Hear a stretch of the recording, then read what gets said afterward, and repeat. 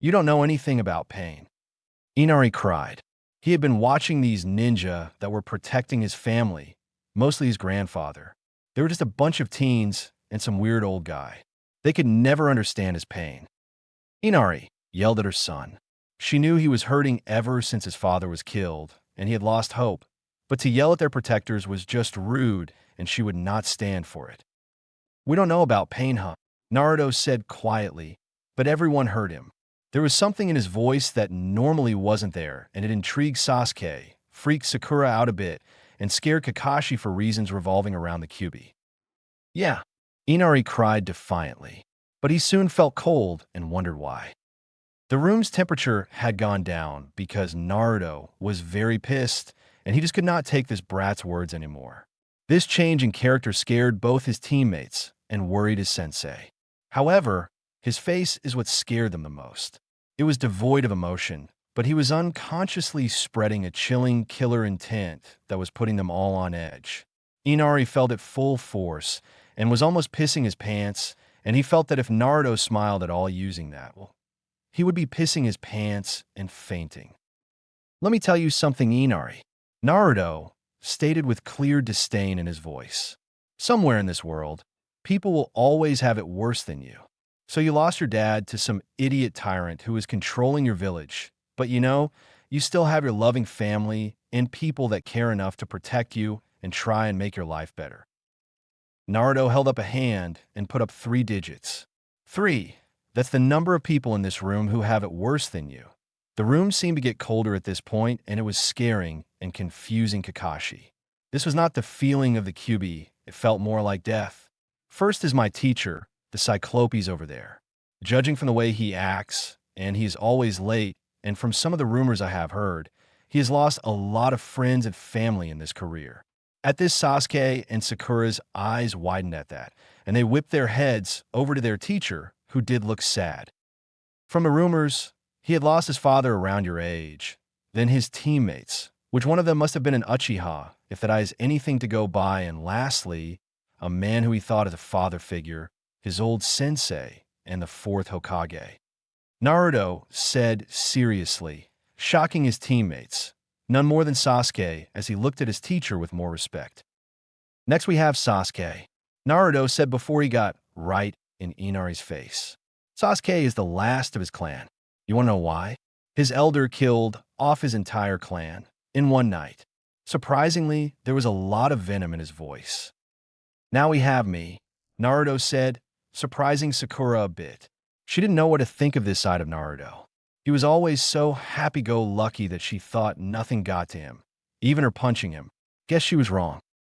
Naruto backed up from Inari, but he had that same blank but scary as hell look on his face. I was an orphan since birth, and you know what? Everyone in my village hates me since then. I was kicked out of the orphanage at 4 and lived on the street for a year until the Hokage, the first person to accept me, gave me my own apartment. Why would everyone hate him at birth? I thought it was just those annoying pranks. Sakura thought. At first I thought it was all just because I was born the night the Kyuubi demon attacked, and the people of my village needed something to vent on, and I was it. No, I recently figured out it is much worse. Naruto replied. All those years of repressed emotions was finally coming out. It was just sad that it was coming out on this boy, his family, and his team. He just could not stand it anymore. I'm one of 9 people with the same problem. I'm not seen as human. I'm seen as lower than that, something that people see as nothing but trash and fear of our power, and it is not like we asked for it in the first place. It was forced on us to create a weapon for our villages. Kakashi's I was a dinner plate at this point. Naruto was literally telling a small boy, and everyone else what he truly was. However, he knew that the Hokage didn't actually see Naruto in that way. That was why he tried giving him a normal life, something that the villagers messed up. He messed up as well, it seems. He also could not stop Naruto. This was his choice after all. He just lowered his head in shame. What would his sensei think? I'm so sorry, Naruto. Sasuke didn't know what to think. All these things Naruto was speaking off didn't go along with what he sees of Naruto. The blonde idiot was like that because the villagers treated him like shit? Now that he thought of it, the academy teachers always had it out for Naruto, except for Irika, who seemed to be trying to repair the damage. Why? Sakura lowered her head in shame. She followed her mother's word to the letter. And for what? Making someone feel this miserable because of a power that she was afraid of? That was ridiculous.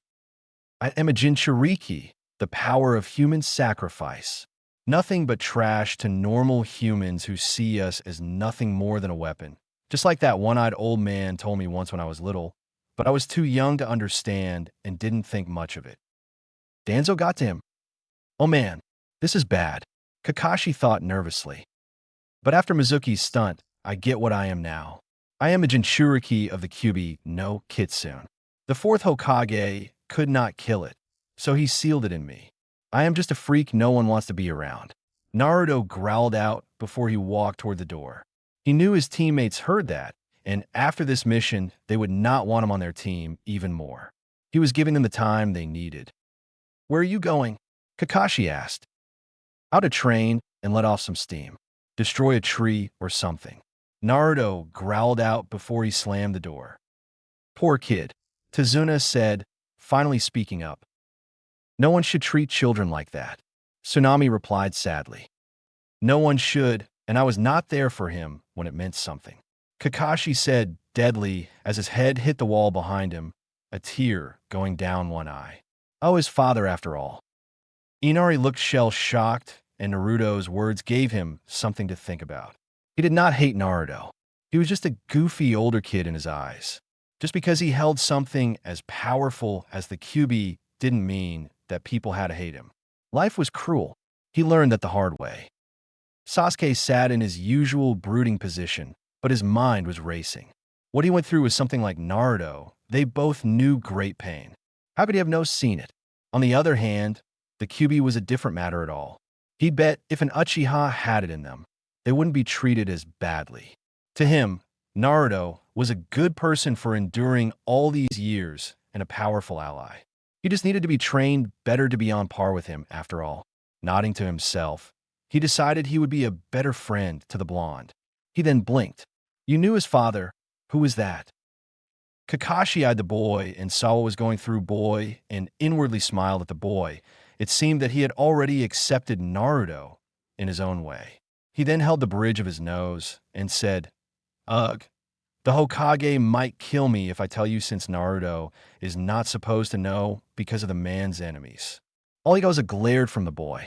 Of course, why would Sasuke care about that? Fine, just don't let him know you know, or the Hokage for that matter. His father is Minato Namikaze, the fourth Hokage, and my teacher. Tazuna's family widened their eyes at that. Hell, even they knew who that man was, and Tazuna slapped his forehead. Yeah, you people fucked up big time. Sasuke's eyes were twitching by this point. So Naruto was a Jinchuriki and the Hokage's heir. Fuck, Tazuna was right. Suddenly there was a thud, and they all saw that Sakura's head was against the wall, and she was crying. Mother, you are such an idiot, and so am I for believing you.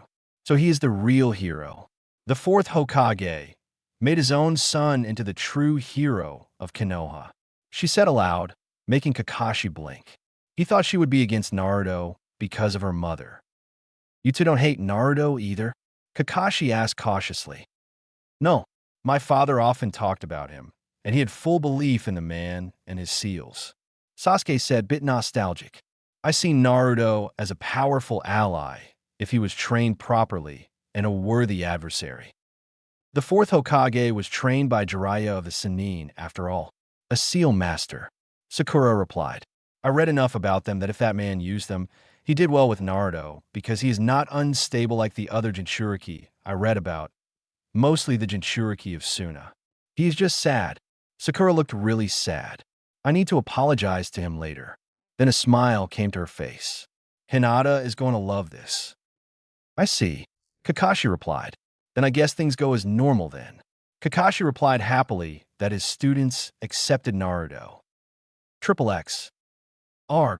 Naruto yelled as he destroyed his current training ground with his clones. He had been doing that for hours with loads of clones.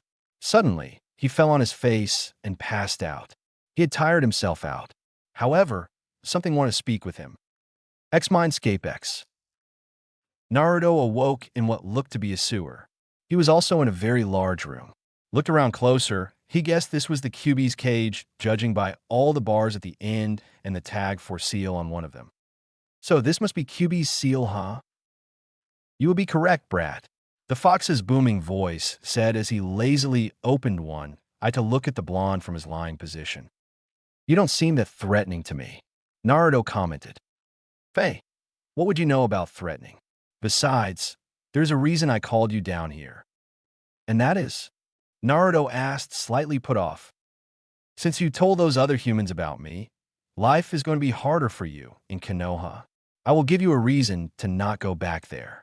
And Naruto's questioning look, the old fox continued. I know who your parents were. Really? How? Naruto asked while narrowing his eyes, looking for trickery. The Kyuubi lazily looked at the blonde and said, How could I not? I was in your mother as well. Her name was Kushina Uzumaki. Naruto's eyes widened at that. His mother was a Jinchuriki, and she managed to have him. Maybe there was hope for him, and it was nice to finally hear the name of his mother. So, I am your second Jinchuriki? Try third, brat. The first Hokage's wife was the first after he beat Madara, who was controlling me. Now, as for your father, you already know who he is. After all, he sealed me into you. Naruto fell to his knees at that. Somehow, I always knew, but this makes the pain worse. Not just for me, but for the villagers as well. He said, making the Kyuubi the boy. It would seem the blonde was going through a change. I am the reminder of lost loved ones, and I look just like him, making it worse for them. How can they ever accept that? Now do you see why you need to leave that place? But where would I go? Naruto asked. The Kyuubi seems to ponder this for a while. Since you know nothing of your heritage as an Uzumaki, I think it could be safe to recreate a powerful Uzumaki I used to run with before he was killed by Madara. The Grim Reaper, as he was called. The giant fox then told Naruto all of his old adventures with the Grim Reaper, their fight with Madara Uchiha, the fight with the Hokage, and finally that night when Naruto was born. Right, I'll go along with this, but this better not be a trick. Naruto replied. After hearing the fox's story, he felt that the Kyuubi was painted in the wrong light.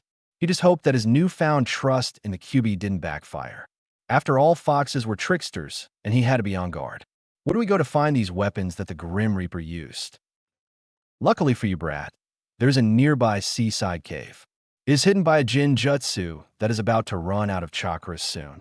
Don't really remember when, but all that you need is in there. The blonde nodded and left the mindscape. The Kyuubi looked at the spot Naruto had been in before he fell back asleep, waiting for the events to come. Triple X. When Naruto awoke, he noticed it was very early morning and that someone was inches away from waking him themselves. Looking closer, he noticed it was a girl that looked shocked. She had beautiful raven hair and a pink kimono. Joe, was all he said. The girl quickly composed herself and said, What are you doing out here? You'll catch a cold sleeping out here. Oh, don't worry about that. I am a ninja. I can handle a little cold. Naruto said proudly. His mood had improved since last night, so there was no reason not to be civil to the girl. Ah, so I was right in assuming that, since you had a ninja headband. I am Haku, by the way. I am Naruto Uzumaki. The blonde replied. Haku smiled. Nice to meet you, Naruto. Tell me, do you have something to fight for? Naruto's smile dropped as he thought about that. The only person he thought of was Kyuubi, but he could fend for himself. In his mindscape, I'm not sure anymore. I thought I did, but recently, I'm just not sure. I see. Haku replied, and he saw it. Their team didn't really act like one from what he saw. Well, let me tell you something. When you're fighting for something important to you, that's when you become truly strong. I guess that is something to think about. Naruto replied. Haku nodded as he stood up and started to leave, but he turned back and said, Oh, and just so you know, I am a boy. Naruto froze in place at that. He could hear Kyuubi laughing in his head. The hell, he is prettier than Sakura. He then composed himself and said aloud as he made his own exit. That's fine, Haku, but I have found a way for both sides to come out of this mission unscathed. I get Zabuza out of this place soon if I wear you. Don't worry, though. You'll get your money. Haku stood stock still before he whirled around, but Naruto was already gone. Well, he had to tell Zabuza about this. Triple X. Naruto, following Kyuubi's directions, found the cave with ease because the Jinjutsu seemed to have run out of chakra to hold it up. Inside, it was dark and cold. Normally, this wouldn't be a problem, but it felt unnatural. Like the darkness was alive, and the cold felt like it wanted to pull you further into the darkness that awaited you. It was unnerving, to say the least. Naruto, despite all this, just walked in like it was nothing, that or he didn't care. However, he was surprised that this cave was so small because he found the back pretty quick. In the back, there's a small chamber with 2 pedestals. On them were weapons. One was a fairly large scythe. It had a plain black handle, and the blade was polished chakra metal. The darkness seemed to be pulled in by this strange weapon. The other weapon was just as strange. It was a chained weapon with hook-like claws on the ends that glowed a dull purple. Kyuubi chose that moment to speak through their link. That scythe is called the Death Scythe, the main weapon of the Shinigami. That strange chain is called the Claws of Hades, named after ancient death god. Take them both to revive the legend in you. Naruto nodded as he placed a hand on each of the weapons and was instantly assaulted by images of the past. A man with spiky red hair and a giant fox by his side as they fought large-scale battles. He was part of a large clan with other red-haired people, and he even had a wife, a beautiful blonde woman. Soon it was over, and he felt the power coming off the weapons. He attached the chain hooks to his belt before. Suddenly, the staff of the scythe shortened, and he attached that to his waist as well, since it was shorter. Nodding to himself, he walked out of the cave to his next destination, Gado's mansion. A few hours later, Naruto found a fairly large building that was obviously Gado's, since it was not run down like all the other buildings in Wave. Oh yeah, that man had plenty of money to spare, because he was not going to be able to use it by the end of the day. Triple X. The remnants of Team 7 rushed over to the smoke-filled area. A large mansion was on fire, or what was left of it after that huge explosion they saw and heard all throughout Wave. Kakashi was inwardly cheering, thinking whoever did this saved them a lot of trouble. That is until he saw something that made his blood cold. Near the edge of the fire was a shredded orange jacket with blood on it. He picked it up and Knuckles whitened. When you said you wanted to destroy something, I didn't think it would be this. Did you get it over your head, Naruto? Sasuke saw it and growled to himself, but stopped when they heard Sakura gasp. They ran over to her to see what she saw.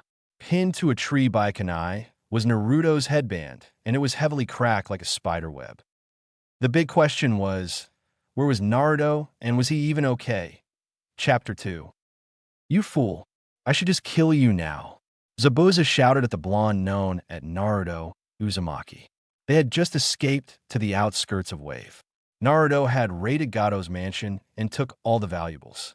He gave half of it to Wave and gave the rest to the now enraged Nuke-Nin and his apprentice, Haku. I did it, and there is nothing you can do to reverse what has been done, Naruto said with a glare before he took out a folder.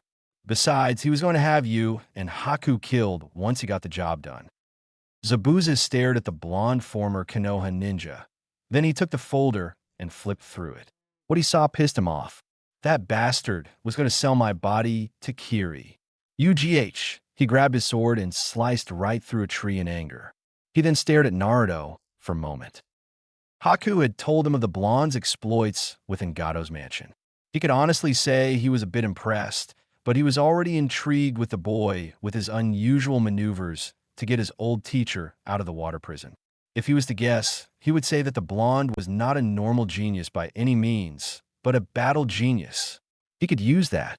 Also, he silently thanked those mercs for shredding that god-awful orange jacket. He needed to get this kid new clothes befitting a ninja. Not that orange crap. That line of thought made him pause. It was like he was already this kid's new teacher. I see your point, brat, but what now? Are you going to go back to those leaf Nin? Zabuza asked while Haku continued to stay quiet. Ugh, he hated that. Most of the time, Haku acted like a motionless drone. It was fine on the battlefield, but not in normal life. Was his training that bad? Ugh. He hoped the blonde brat didn't go back to Konoha. Haku needed a friend. Naruto scowled. No, I bring nothing but pain to them. At Zabuza's questioning look, he continued. I am Naruto Uzumaki, the son of the 4th Hokage and 3rd Jinchuriki of the Kyuubi. Haku actually let loose some emotion at that. It was not fear or hatred. It was shock and hopefulness. Someone had been through pain like him, somewhat. He was sure Naruto had it worse, but he just hoped they could bond over it. Zabuza looked both shocked and skeptical about that. He was shocked that the Yellow Flash's brat was in front of him. The kid looked just like him, but the whisker makes for what made him look a bit different. Also, since when did Konoha have a Jinchuriki? Konoha, for the most part, never seemed like that had a Jinchuriki to start with. I was not even aware of the first two. Not many would, since the first one was the first Hokage wife. Zabuza's I twitched at that. The second one was my mother, Kushina Uzumaki. Zabuza had a mini heart attack at that. In front of him was not just the son of the Yellow Flash, but the hot-blooded habanero. Holy shit. That same chick who saved my ass when I was a kid? Dear God, this kid is a true ninja prodigy. I've got to get him on my side. I see, the man said, trying to look calm. What do you plan on doing now? I hadn't thought that far ahead yet. Naruto replied exasperatedly as he hung his head. Zabuza actually chuckled at that. This kid was interesting. Not all that bright, but seemed to make anyone see the good in him. Konoha obliviously screwed up. He hit a freaking gold mine. It was said that Kushina could change the hearts of her enemies. Sometimes. Man, this kid had it too if he was considering training the boy. Alright then, kid. How about this? While I fully recover, I will teach you alongside Haku. I will make you into a competent shinobi. Not an idiot who relies on luck alone. What do you say? I'll do it, Naruto replied. The stories about this guy are a bit out there, but he was determined to get stronger, even if he had to take the demon of the mist as a master. Haku actually smiled at that. Well, glad to see I'm not alone in the training anymore. Yeah, so do I call you senpai now? Naruto asked with a goofy grin. Haku's smile grew. I would not mind that. I'm older than you after all. Zabuza just let a small smirk grace his masked face as he watched the two interact. XXX. A week later, the small group of Nukenin were in a clearing.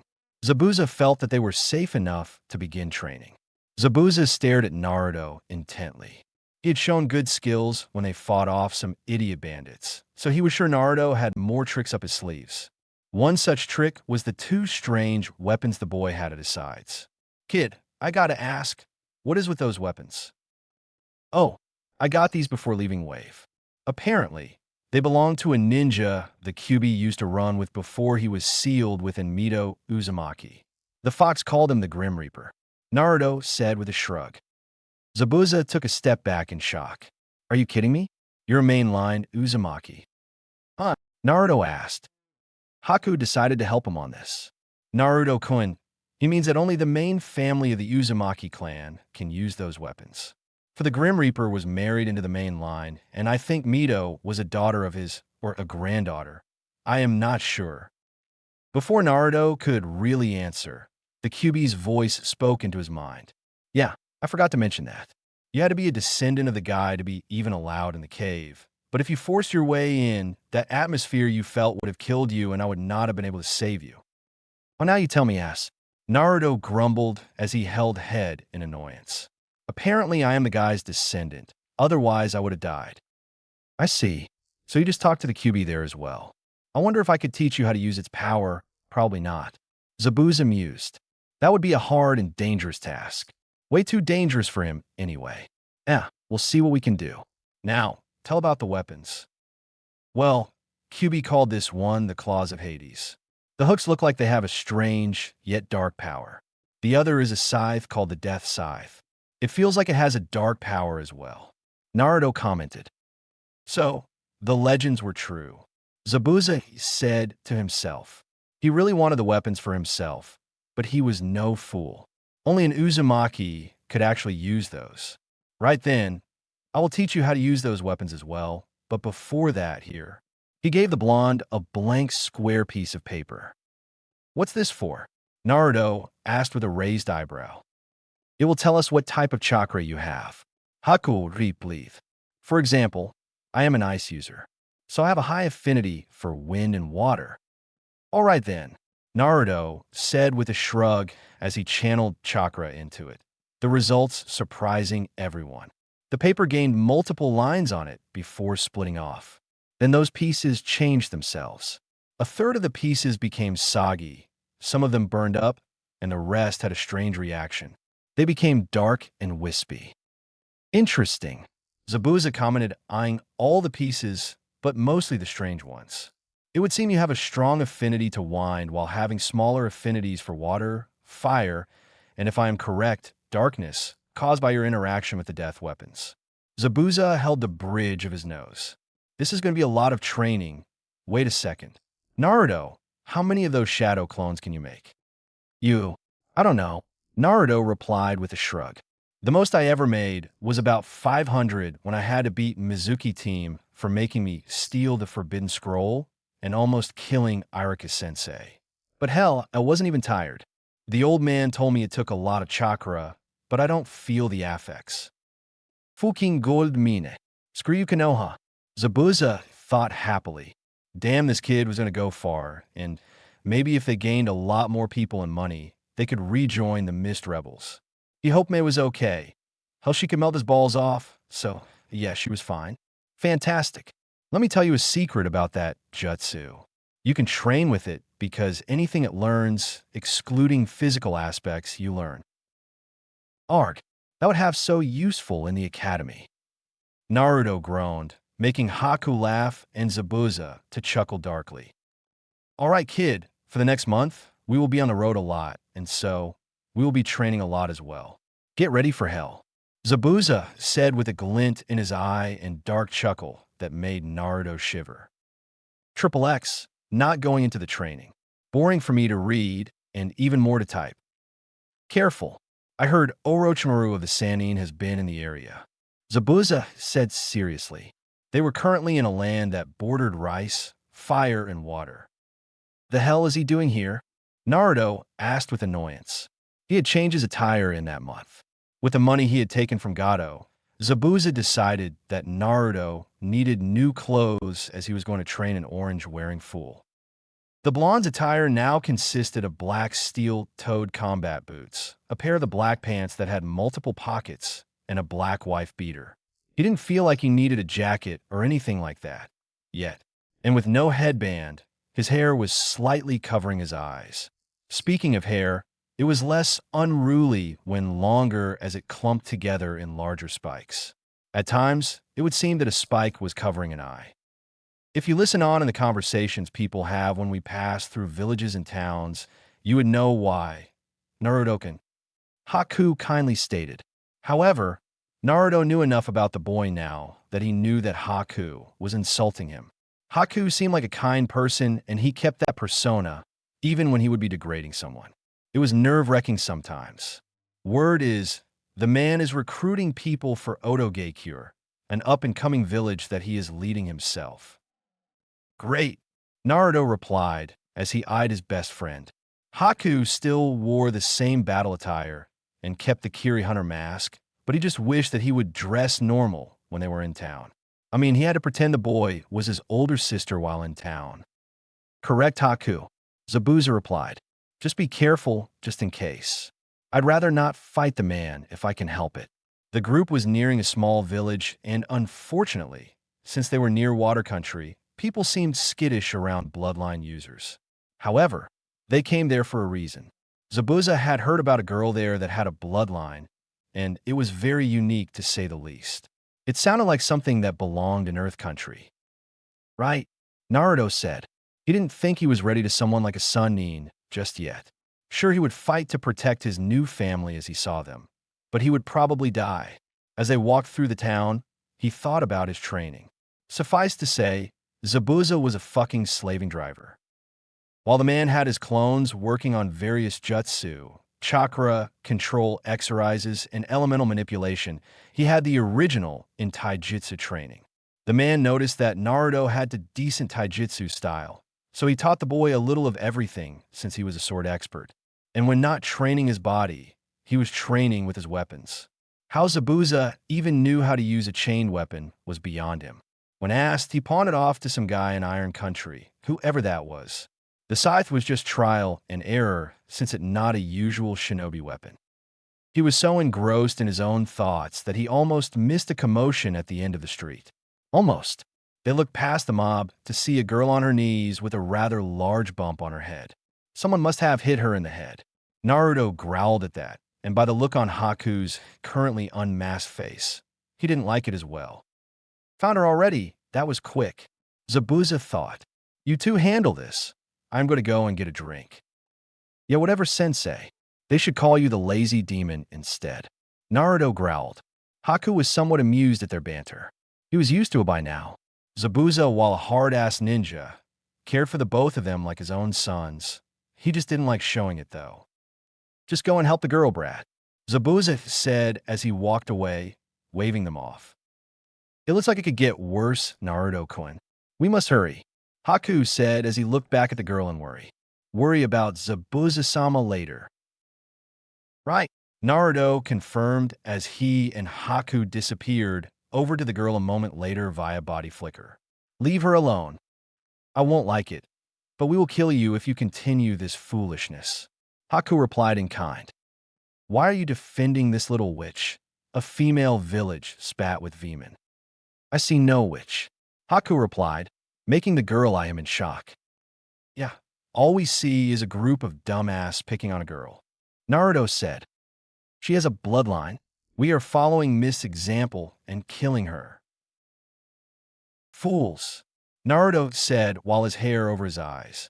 He eyed Haku and nodded to the boy. Haku knew what that meant. They would have to apply a scare tactic they had recently developed with Naruto's death powers and Haku's ice. Naruto silently extended his scythe and showed these people that face. As that was going on, Haku was making the air temperature drop and ice was forming around them, mostly Naruto. The girl behind them was not affected, but she was shocked that random strangers were helping her of all people. Maybe there were good people in the world after all. The crowd was silently freaking out at that two boys in front of them, but Naruto had captured all their attention when his scythe started generating wisps of darkness that converged onto Naruto, seemingly making his skin fade away to show nothing but bleach white bones. You fools. You must have seen ninja before. They showed powers similar to the bloodline users. No, you were just afraid, but you turned that hatred into a never-ending cycle. Naruto said in a hollow voice, Leave now, or I will kill you. It's the Shinigami, the random villager screamed before the crowd quickly dispersed in a panic. The darkness left Naruto's form, making him revert back to normal. The feeling of dread in the air was now gone, and the girl stared at him and Haku in awe, a little jealous of their power. The two boys turned around to take a look at the girl, taking in her features. She had fair skin, dark eyes, and short light blue hair which she kept in a spiky ponytail with long strands of hair framing her face. She wore a teal short kimono with a gray turtleneck and short sleeves with a jade-green rope belt around his waist and red shorts, light purple wristbands, and navy blue sandals. Haku smiled keenly. Hello, I am Haku Yuki, and this one is Naruto Uzumaki. Are you all right? The girl stared at Haku for a moment. While he seemed strong, he looked like a freaking girl. Well, his face did anyway. She then turned her head to the blonde and smirked. He seemed like the stronger of the two, and well, she wondered if that dead-like state was a bloodline. Hell, Haku could have the ice bloodline for all she knew. Yes, I am. Thank you. My name is Gurren Lagann. She paused for a moment and then asked, Why are you here anyway? This village is pretty out of the way. Simple. Our sensei heard about your unique bloodline and your situation. Naruto replied. Hell, is it similar to ours? Your bloodline users as well? Gurren asked in shock. Sort of. I am an ice user, which is bloodline from Kiri. Haku stated before eyeing Naruto, wondering if the blonde would tell his secret. Naruto smiled as well. Yeah, I'm not a bloodline user. I am the Jinchuriki from Konoha. Girin stared wide-eyed at that too. There were people who understood her pain, and they were strong. She liked that. Yes, she heard what Konoha did to their Jinchuriki. It was sad, but it connected them. So, your sensei must pretty strong and level-headed to deal with you and make you strong, and he is looking for another? I am your gal then. Naruto and Haku looked at each other in amusement. This girl, despite the abuse, was pretty full of herself. You hit the nail on the head, kid, Zabuza's voice stated. Said man came up right behind them and put his hands on the boy's shoulders. I've made them strong in my own way. However, they were already strong in their own right. I see that same strength in you, Girin. Haku, my first apprentice, was an orphan boy who had just killed his father during the bloodline purges and still retained his kind nature. Naruto, my second apprentice. He was treated as the thing he holds inside him, and yet he is still a goofy idiot who can change people's hearts. Girin smiled at that. Sure, she knew who this man was and was entirely surprised at his behavior due to the rumors around the man. If what he said was true, then Naruto does have that power. I accept, she said with full determination and a bit of smugness. Now, there is you, Girin, my third apprentice. I can see that despite your own hardships, you have retained a bit of smugness, and if I am not mistaken, a bit of vanity as well. Zabuza stated. Girin blushed at that. You could say that. Then she took on a smug look as he produced a pink crystal and looked at her own reflection. But you do have to admit, I am pretty hot for a 15-year-old. Zabuza said nothing, a bit annoyed already. However, Naruto, being the smartass he is, stated, I agree, and while a beauty such as yourself is now a part of our group, maybe you can teach Haku here how to be a real girl. Haku steamed at that. What was that, Naruto-kun? Well, come one man, you dress like a girl, you have the looks of a girl, and I am pretty sure this beauty can help you be a girl. Naruto joked around with a big smile. Girin was already seeing the team dynamic between these two and was intrigued. However, now came her personality into the mix. She sauntered up to the blonde with a sly smile. My, coming on to me already, a blondie? While I admit Mr. Gurley could use a few pointers, are you sure you want him as a true girl? You know, you could just have me. Naruto froze, stuck in his own prank and with a slack jaw. Zabuza roared with laughter, glad that someone finally got him. Haku smiled kindly, but this time it seemed very creepy. Well, she turned that on you pretty quick, didn't she? At Naruto's non-coherent blabber, Girin laughed. Oh yeah, this will be fun. But don't worry, Blondie, I'm not that into you. I actually think I could go for the girly one. W what? Haku almost shouted, completely off guard. Girin chuckled before walking to the exit of the village. Don't just stand there, boys. Let's get a move on. At Naruto and Haku's smacked expressions, Zabuza smirked as he followed after the girl. Oh yeah, you two are so screwed. The two remained in place for a few seconds before they got out of their daze and ran after them. Their little group had gotten a hell of a lot more interesting. Triple X. Zabuza grimaced at the news he just heard while he and his students were eating at a restaurant a few villages over. It had been a day since they let, and there was already bad news. He had been right about Orochimaru being in the area, and it seemed that he was after Girin. However, since she was not there, the sick man destroyed the entire village before disappearing. Why are things never easy? Oh well, it cannot be helped. Now to focus on their training. He would have to help Girin develop her own techniques, just like he was doing to with Haku and his ice. Naruto, however, was another story. His death jutsu was very interesting, but he needed more variety to his attacks. Nodding to himself, he addressed the kids. Okay, here is how training will go. Naruto, your clones will work on the next stage of elemental manipulation for your elements and work on some of the jutsu that Gato had in his private collection. Those are rightly yours since you killed him and blew up his place. However, I think it would be best if we branch out more. I want you to find something of seals. Your family excelled in those, and I am sure you can too. Naruto smirked. A captain of the bloody massacre, he said with a goofy grin as he used his darkness to manipulate his saluting hand and eyes to go all dead-like, scaring a few nearby customers. Knock it off, dumbass. Zabuza raged at Naruto as he whacked him upside the dead. Now, on to Haku. I want you to work on your speed. If possible, work with Naruto in the Taijutsu department. He has good speed and enhanced strength due to the fox. Also, we need to think up some more jutsu for you. Using the same thing over and over could make you predictable. Yes, sir. Haku said respectfully. Yurin, I think I can help you with your future jutsu. I knew a guy who could do something similar. We'll have to work on that. We will also see about your taijutsu. I also want to try and teach you about poisons since Haku here is into the medical field as well. That way he have a few more bases covered. Zabuza ended. Sounds like a plan, big man. Guren replied. Good Guren, just ask both boys, my training is hell. Zabuza replied with an evil look that made the girl shiver. Triple X. Kakashi sighed as he looked at the memorial stone in sadness. His team had returned about a week ago, and things were not great at all. After finding out that Naruto was MIA, the Hokage was enraged, especially when Kakashi told him that Naruto confessed about the Kyuubi. Now, imagine the elderly Hokage's surprise when he saw Kakashi's remaining students support Naruto and even go so far as to say they would bring back their friend and hero.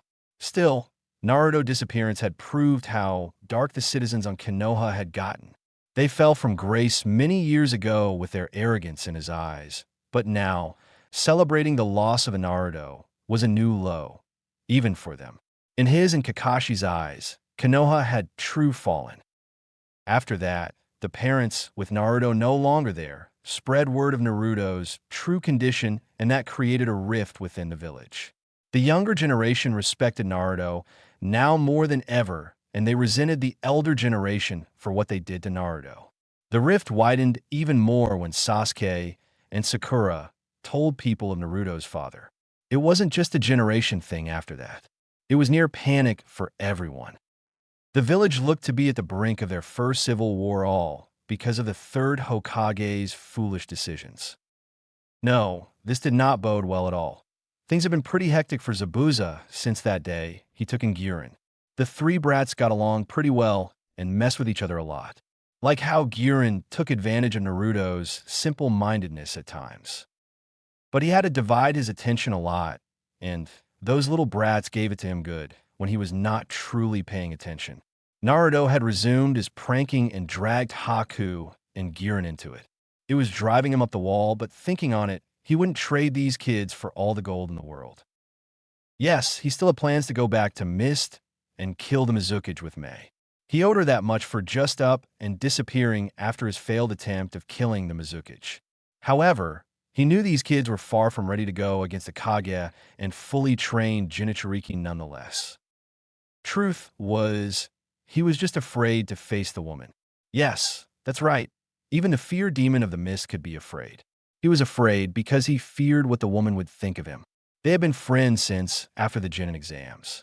They were on the same team before he joined the swordsmen.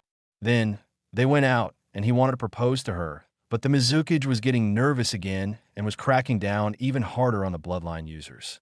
After that, things all went to hell all because he wanted a family of his own. He had a family now. He just needed a loving wife. But life is cruel like that. Thinking about his students, he looked to his newest student, who was teasing the boys. They were currently at a co-ed hot spring, relaxing.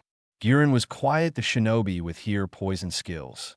Her keen perception of her surroundings and of fights gave her a dangerous mind in battle, and it helped her teammates with their fighting styles. Her powers over the crystal release were impressive. Finally, after a month or so of work on her earth manipulation, she was getting better at standalone earth jutsu, and it was helping with her crystal jutsu as well. Then there was Haku, his first apprentice. He had gotten faster like he wanted, and he often wondered if Haku had a second bloodline. It wouldn't be unheard of, just rare. Now if he did have a second bloodline. He hoped it was the swift release because it would explain Haku's rare bursts of pure speed where no one could keep up with him. In addition to that, Haku had gained a few more ice jutsu. Hell, he was also getting into medical jutsu from a scroll he picked up in town they passed. He was doing well. Finally was Naruto, one of his best students. Konoha was full of a bunch of fools if they let this kid get away. His shadow clone jutsu really sped up his training. He had full mastery over wind and fire. All he needed to do was actually make his own jutsu for those, unless he already did and the demon of the mist didn't know it. Now came the fun part. Water. He was going to take them to the desert for a reason.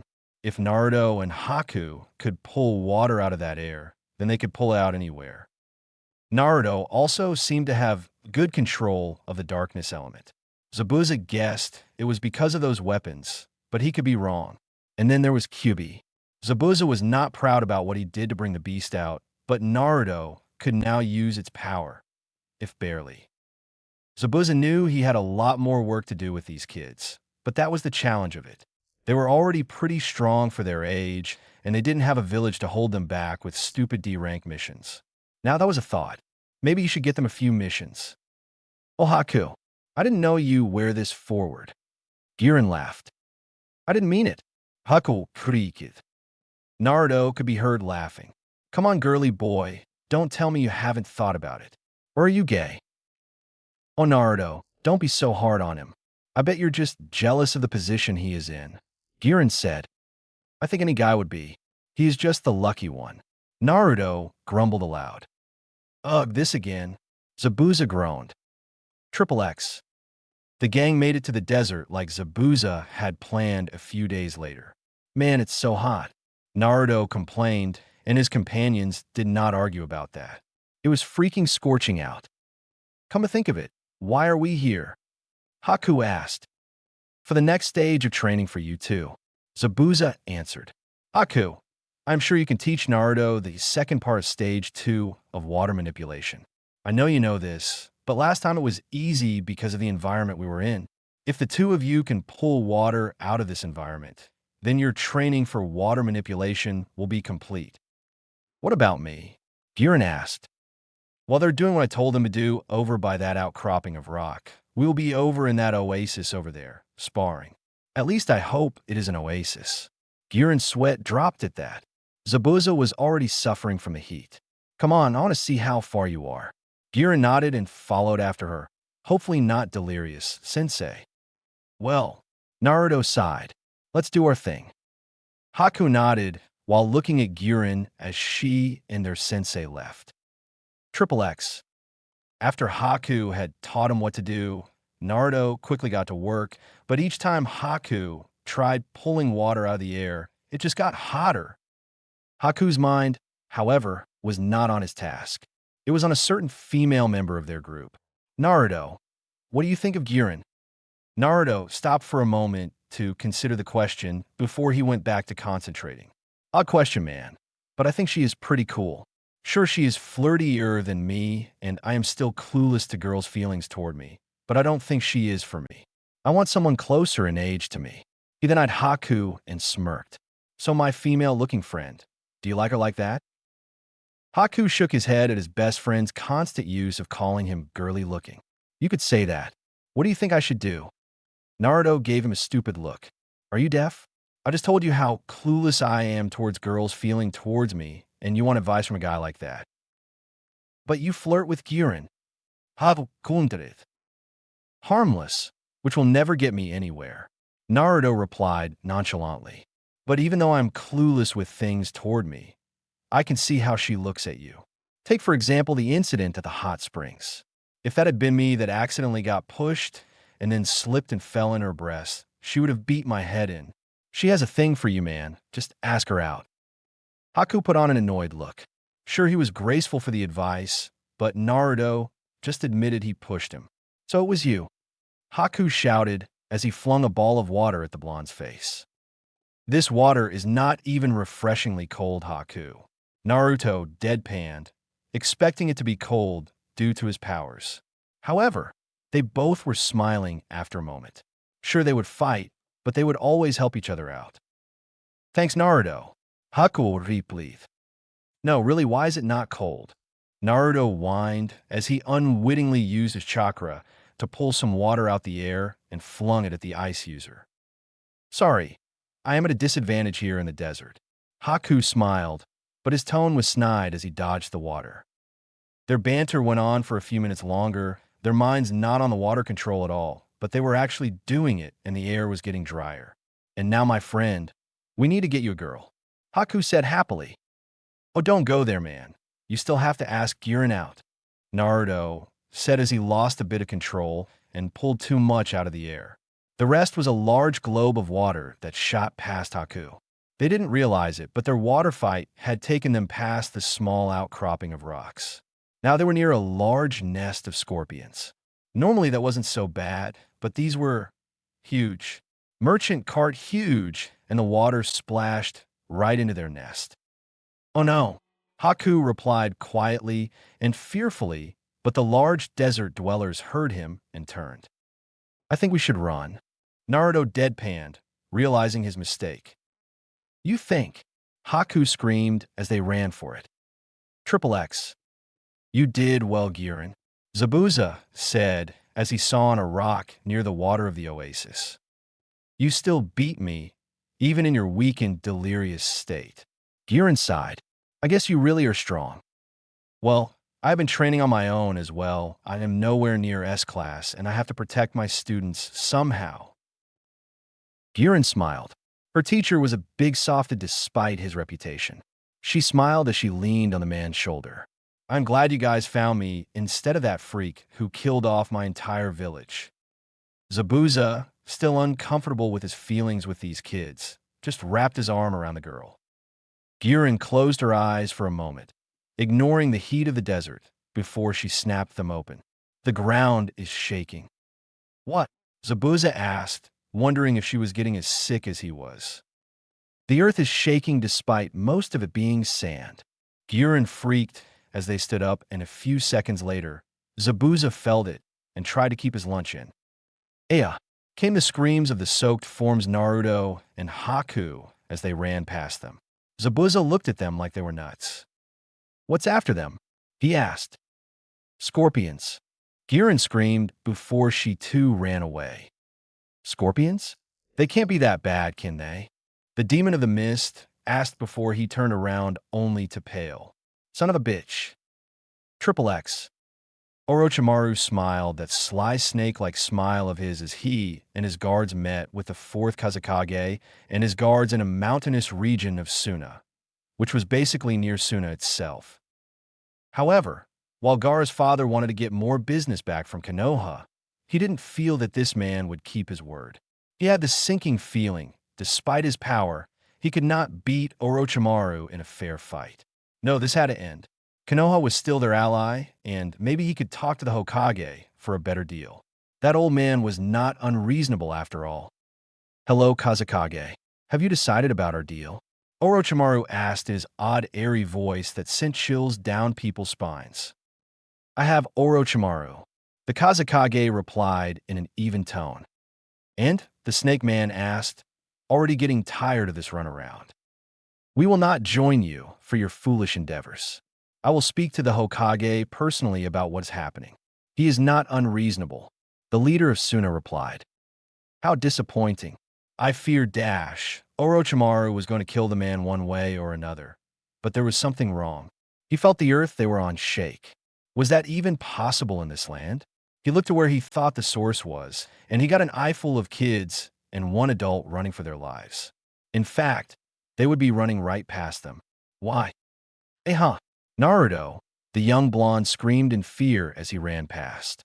His darkness powers acting up and making look like a running skeleton in the desert at times. Why do you always get US in these situations? Naruto. Haku, a girly-looking boy, cried out to the heavens as he kept pace with his friend. You were supposed to keep an eye on that fool, so this shit doesn't happen, Haku.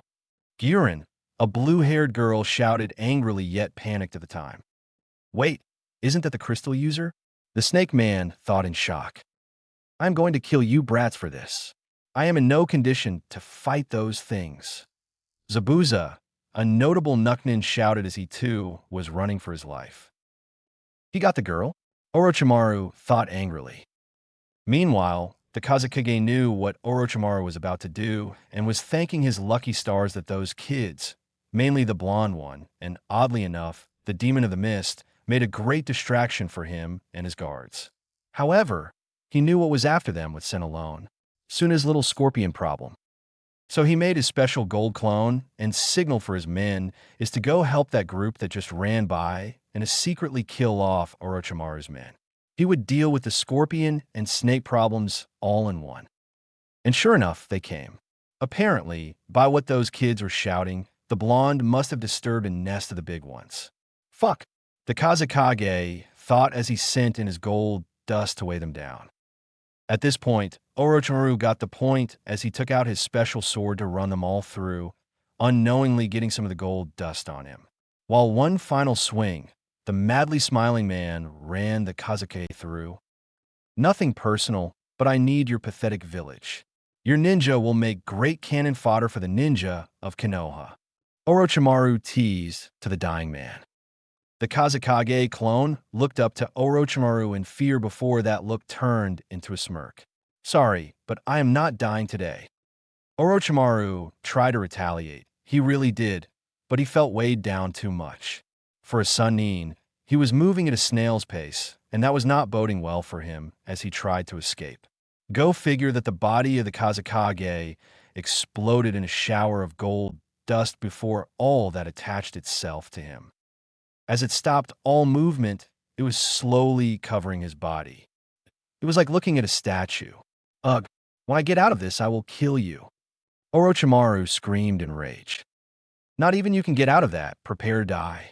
The Kazekage said calmly as he appeared before the man and took his fallen sword. I will be back, and I will kill you all. Orochimaru screamed in rage, but knowing that even if one curse seal was active, he could return.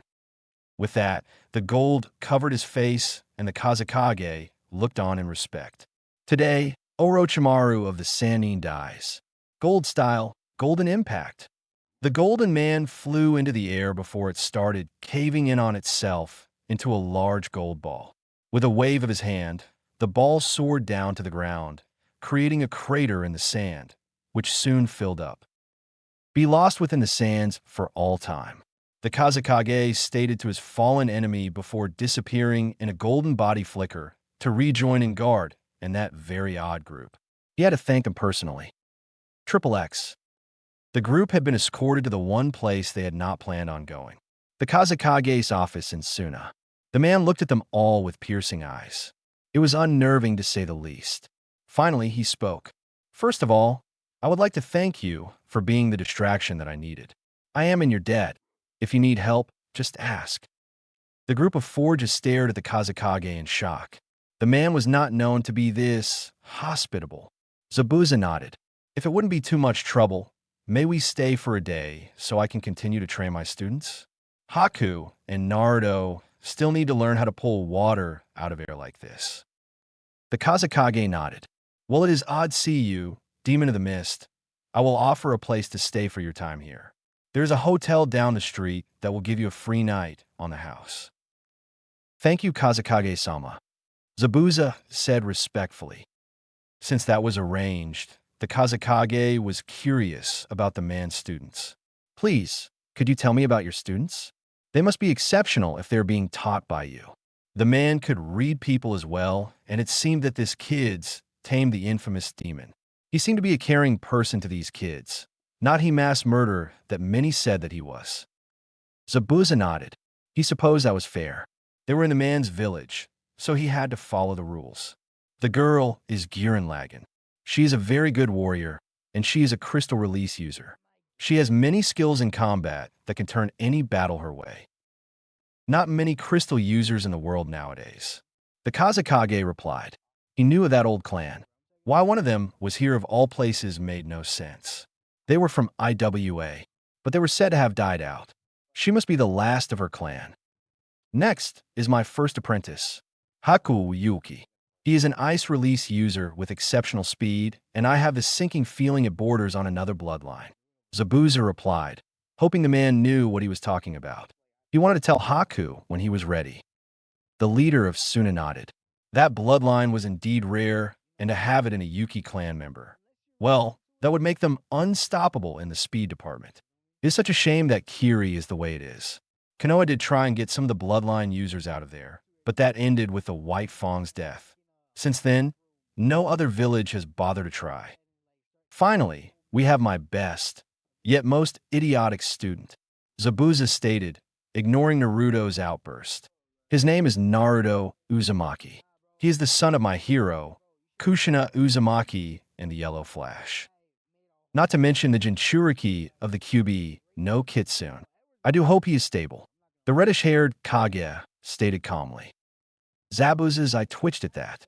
I trust the fourth Hokage's seal making prowess, and from what I have seen, he is more human than any Jinchuriki I know. Good, the Kage said, very relieved as he sagged in his chair. His parents were strong, and with the QB in him and his heritage, he would be near unstoppable if trained right. You seem pretty nervous to know I was stable. Why? Don't tell me you have a shikaku in someone, Naruto said with a roll of his eyes. When the Kage didn't answer and looked guilty, Naruto widened his eyes. No way you did. Who? The Kage sighed. My youngest son. That made the group's eyes widen. I wanted a weapon for Suna, so I used my son, the biggest mistake of my life. Naruto was looking at him strangely, so he elaborated more. Naruto, this is not Konoha, so it is run differently. The council basically runs the village, and I am just a powerful figurehead. While I do have power, I cannot overthrow the council or go against their decision. The Kage sighed again. I have always been torn in the village and my family, which I value greatly.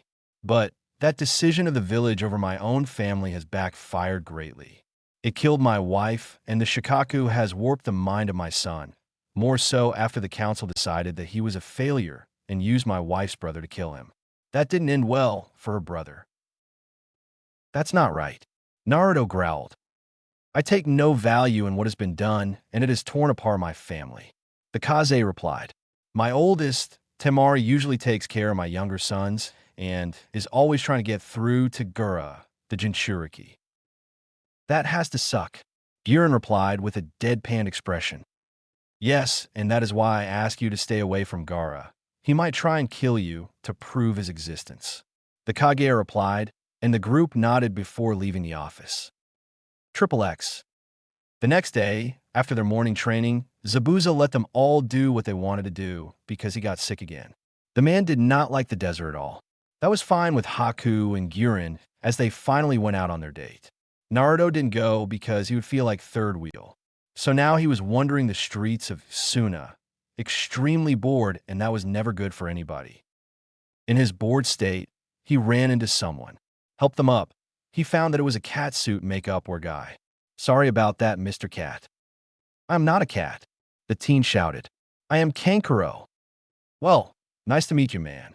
Naruto replied before he noticed they were in front of a bookstore and it was showing off the new issue of Aika Aika. While he was observing the bookstore, Kankuro took a look at the blonde, noticing he was the boy that his father talked about. You don't look like much, but my dad talked about you. Oh, you must be one of the Kazekage's kids. Naruto replied. Yep. Kankuro replied with a small but annoyed smirk. This kid would probably just kiss his ass, not that he knew who he was. However, Naruto's prankster mind made him smile. So, a Kage's kid, huh? I bet you can get away with more than others. You could say that, Kankuro replied, not entirely sure what this kid was getting at. How about we pull off a little prank? What do you have in mind? The older ninja asked. XXX. Okay, I go down there and calmly talk to those kids at the park. You whistle or something when you have the chakra strings attached and watch the freak out, Naruto said with a big shit-eating grin before he jumped off of the building they were on to the park below. Kankuro snickered. This kid is awesome. If this works and we escape, that means we're the best, yeah. He watched as Naruto started talking to a group of kids that seemed to like him. Soon, the puppet user has all his chakra strings attached and whistled. After that, he could not help but laugh his ass off. Naruto had got skeleton, and Kankuro was making him do a dance, which freaked out the kids and made them all run, screaming home. What the hell are you doing? Came a female voice behind the puppet user, making him freeze. Kankuro nervously looked him to see his big sister. Itamari. Reel in that fool, and then get the hell out of my sight. The four-ponytail girl commanded, and the boy just nodded, knowing that this was not a good place to be if his sister was pissed. So he pulled the younger blonde to the roof and then got the hell out Dodge. Naruto reverted back to normal and said, "Yo, where's the fire?" Kankuro didn't even bother answering as he ran away. Naruto, that was never a good sign, and by the tapping sound behind him, he knew they had been caught. Turning behind him, he saw a very beautiful blonde woman behind him. He recognized this older teen from the picture in the Kazekage's office. "Ah, you must be Temari." "You would be correct." The blonde woman replied with a straight face. "What the hell do you and my idiot brother think you were doing?" "A harmless prank?" Naruto suggested nervously. "It is stupid, but oddly comical," Temari replied. "While I admit it was stupid for kids and all that, I was extremely bored." Naruto groaned. "My teammates are on a date, and I am stuck wandering the streets of a village I know nothing about." Temari took pity at that. He was a foreigner, and she knew her brother wouldn't bother showing Kid around. And she did admit that it was a bit boring here. That was why she was always training. Taking another look at the boy her father was interested in, she could not help but think he was cute. And he was not eyeing her up like most of the idiots her age. Maybe I could give this kid a chance. "Fine, I understand about the boredom this place has," Temari replied, and then turned to the side a bit so he didn't see her blush. "I also wouldn't mind showing you around." "Great," Naruto said happily. "It's a date then." "W what?" Temari whipped her head around and was blushing a bit as she was not used to going on any dates. "Yeah, a pretty girl like you showing an outsider like me around this place. I don't mind calling it a date," Naruto replied. Temari smiled at being called pretty. Most of the other guys just ogled her, but didn't dare ask her out due to her being the daughter of the Kage. "Yeah, I would like that," she said as she took his hand and they walked away from the park. A pair of teal-green eyes watching them as they did. "You are powerful, Uzumaki. You blood will fed mother." Right in the middle of their date, Haku and Girin saw that Naruto was walking around the sand village with a very attractive blonde woman about their age. Girin eventually recognized her as the Kazekage's oldest daughter. "The hell is he doing with her?" Girin asked out of concern. While they flirted a lot, she saw the young blonde as more of a little brother. So naturally, she would be concerned if some girl took an interest in him, especially if she was the Kazekage's daughter. "I do not know, but before we left, I remembers of Isama mentioning to keep an eye on him in case this sort of thing happened. The Kazekage didn't look like it, but he was very interested in Naruto." Haku replied. "Well then, I'm sure we can pick up this late later, so let's make sure our little brother is safe," Girin stated. "Right." Haku won Fitamith. He wanted to protect his brother figure, and while he was enjoying the date, they could always pick this up later. However, another part of him wanted to strangle the younger blonde for being such a pain. Triple X. This date was pretty interesting to say the least. As Temari showed him around with a nice smile on her face, he noticed how everyone seemed to look at her with respect. However, the treatment he got was different. Some smiled at him and openly thanked him for helping keep their Kage alive. Others, mostly guys, glared at him. He just assumed it was because he was walking around the village with a hottie like Temari. And, Temari actually had a pleasant personality. Despite being the daughter of nobility, or in this case the leader of a village, she was not snobbish. That was refreshing to him. Temari smiled. If she had been with any other boy, they would probably make lewd comments and be all around assholes. However, not Naruto. Sure, he would flirt with her, but he was not a jerk about anything. He was quite the gentleman. His personality intrigued her as well. He would be really insightful and smart one minute and be incredibly stupid the next. He was an enigma to her, and it was driving her nuts. There was one other thing. He was a Jinchuriki like her brother, and he was incredibly stable. If she could find out how he does it, maybe she could help her little brother. She felt there was still hope for him, after all. She was brought out of her thoughts when someone called her name. Looking at the person, she smiled. It was one of her female friends who had just become a genin. Or was it that she was trying to be a genin? Whatever. "Hey, Temari." "Oh, who is your friend?" A brown-haired girl asked as she came up to them. "Hey, Matsuri. This is Naruto Uzumaki. Temari replied. Hey, have you seen my brother at all? Sorino. Matsuri replied, and Naruto noticed that a few people around them tensed when the boy was mentioned, but the girl did not. Sorry to sound rude, but I noticed something. You didn't seem to tense up when Temari mentioned her brother, unlike some of the passersby. Naruto said, throwing both girls for a loop. I don't fear him like other people. Sure, his personality can be a bit abrasive, and I'm too shy to even talk to him, but I don't fear and hate him like the others do. Actually, I pity what has been done to him. The girl replied. On a nearby building, Gaara looked down and heard what she said. He honestly didn't know what to think to that. Ever since this new blonde came to town, Shikaku seemed to be interested in him, and not in the usual way yet. Hearing things like that made him think. I see. Naruto replied. I'm glad you answered truthfully. Right, Temari said, not really knowing how to respond to that. Well, we better get going. I still have shown Naruto around the village and then get something to eat. As they kept on walking, Naruto decided to ask a question of his own. Temari, what is Gaara like, and what do you think of him? Temari smiled. Gaara is like Matsuri described, but that is because there have been multiple assassinations on him. I'm sure father told you about that. But the one that got to him the most and made him what he is today was the one from his own uncle. Harsh. Naruto grimaced. I don't hate my brother either. I actually hate what has been done to my baby brother.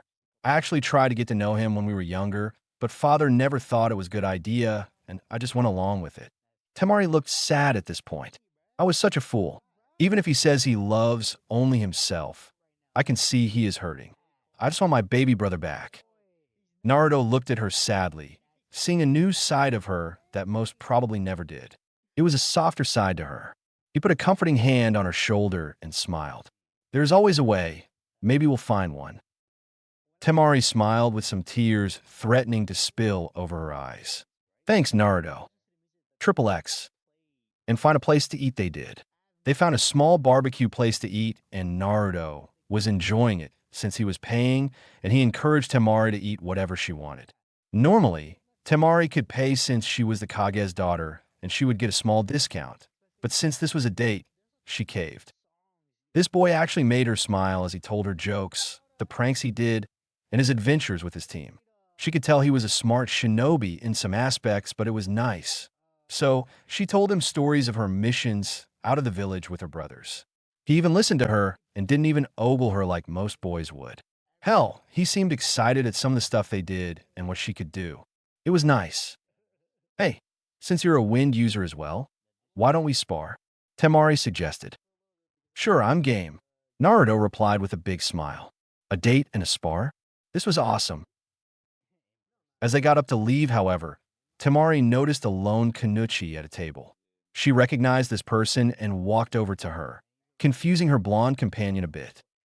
When they got there, the woman looked at them and smiled at Temari. She had green hair, which she tied in a bun on top of her head with a hair needle running through it. She also had 2 locks of hair with orange tips framing each side of her face. She also had brown eyes. Her attire consisted of a sleeveless, backless top and short tight pants, with 2 lapels on the front and the back. She wore an obi around her waist, as well as purple arm warmers which extend up to her shoulders and has bandages around her tights and ankles. Temari, what can I do for you? I thought you were on a date. The woman replied with a sly smirk. Pakura, I just wanted to say hi to a friend since you were all by yourself again. Did you fry someone again? Temari asked with a small blush on her face. Pakura had a red face at that, and she looked angry. That idiot called me a slut, so I taught him a lesson. Fair enough, Temari replied. This is Naruto Uzumaki, by the way. Naruto, this is Pakura, our resident Scorch Release user. Naruto blinked at that. He had not expected to be pulled in the conversation once Temari didn't immediately answer the woman's question. Scorch Release. Don't think I have ever heard of it. Anyway, nice to meet you, Pakura, he said as he shook her hand. Triple X. What is she playing at? Introducing him to all these hot-ass women. Girin asked herself aloud. I think she is just being nice. Hako deeply honestly. After all, that is what it seemed like to him. That's what they want you to think, Haku-chan. You may look like a girl in some aspects, but you defiantly don't have the mind of one. Giran replied, making the ice user's eye twitch. Triple X. Pakura smiled. This one actually seemed like a good guy. Too bad he was too young for her. And with Temari. She took the hand and shook it. Yes, nice to see that Temari found a guy that doesn't ogle every girl he sees. Not openly, of course. A quick once-over is good enough for me. Naruto counter in his mind. To answer your question, Scorch Release is a type of bloodline. It uses extremely hot fire to attack one's enemies. I think the elements are strong fire and wind affinities, which you seem to have. The woman replied. What? How did you know that? Naruto asked in shock. Pakura smiled. I can also read people's chakra through skin contact. You are very interesting. Thanks, Naruto replied while rubbing the back of his head. Then a thought came to mind. Would it be possible to replicate the results of a bloodline through hard work? Pakura seemed to consider that for a moment. I think it could be possible, but it would be extremely hard to do. Thinking about being another Scorcher. Maybe. I've been wondering if I could combine elements, and now that I know it is possible, I'm going to try and replicate my teammate Ice powers first. Naruto replied, and he swore he heard someone yell out, copycat. Oh well, probably just his imagination. Triple X. Shut it. Do you want us to be noticed? Giran asked in a hushed whisper, taking this recon thing way too serious for Haku's taste. And with her hand over his mouth, he settled for giving her a deadpan look. Triple X. Well, good luck with that. Pakura chuckled. She didn't even want to think how much work that would be. Well, I've taken up enough of your time. You two should get back to your date. She laughed to herself as they quickly exited with small blushes on their faces. Yes, she could tell they had a thing for each other. Now I go to find someone who is not an asshole. Triple X. For the past hour or so, Gaara watched his sister and the one called Naruto spar. Either with just ninjutsu or taijutsu. He could tell that his sister was impressed with the blonde boy. However, none of that actually mattered to Gaara. The words from earlier were still ringing within his mind. Yes, he loved only himself, and that was what made him strong. However, Naruto told his sister that protecting those precious to you is what makes you truly strong. It was conflicting to his mind. And the words of his sister and that one villager was eating away at him. Pity and love. All he knew was hate. Those emotions were foreign to him, and he needed to stop this. Kill them now then. The boy is a Jinchuriki like you. Kill them, and you kill their tenant, and we will be stronger. I will love you for it, son. Shikako madly cackled to his container. Yes, if Gaara could get rid of the QB, then they would be one step closer to be the strongest. The balance would be upset, but he didn't care. He was mad. Yes, mother. Gaara ground out his gravelly voice before he disappeared in a sand shunshin. He then reappeared between them. Mother wants her blood. Naruto Uzumaki. What the hell? Naruto asked aloud as he dodged a column of sand that came his way. Joe, what did I do to you? You cannot change me, Uzumaki. I am what I am, and I will show you that my way is stronger. Fight only for yourself. Love only yourself. Gaara shouted madly. Stop this, Gaara. Temari shouted in fear for the blonde and her own brother. She didn't know how this battle would go. However, he just ignored her, but shot a stream of sand at her. That stream hardened around her, forming a cocoon around her, leaving only her head free. If you think your strength comes from protecting others weaker than you, show me. Defeat me, and I will free her. If not, she dies. Shit, Naruto growled. This Gaara was really getting on his nerves, but if this is what I took to open his eyes, then so be it. Fine, just me and you then. I will open your eyes, Gaara. Wait, let us help, Haku shouted as he and Giran appeared. No, this is a battle to prove whose ideal is stronger. This is something I have to do and see if the path I am taking is the right one. Naruto said with conviction in his voice, and they saw the determination in his eyes. They knew he was doing this because he too was a Jinchuriki. He had something to prove. Just don't die, idiot. Girin shouted before they jumped over to Temari to make sure she was okay. You think Naruto will win? I am not sure. Temari replied honestly. She just hoped they didn't hurt each other too badly.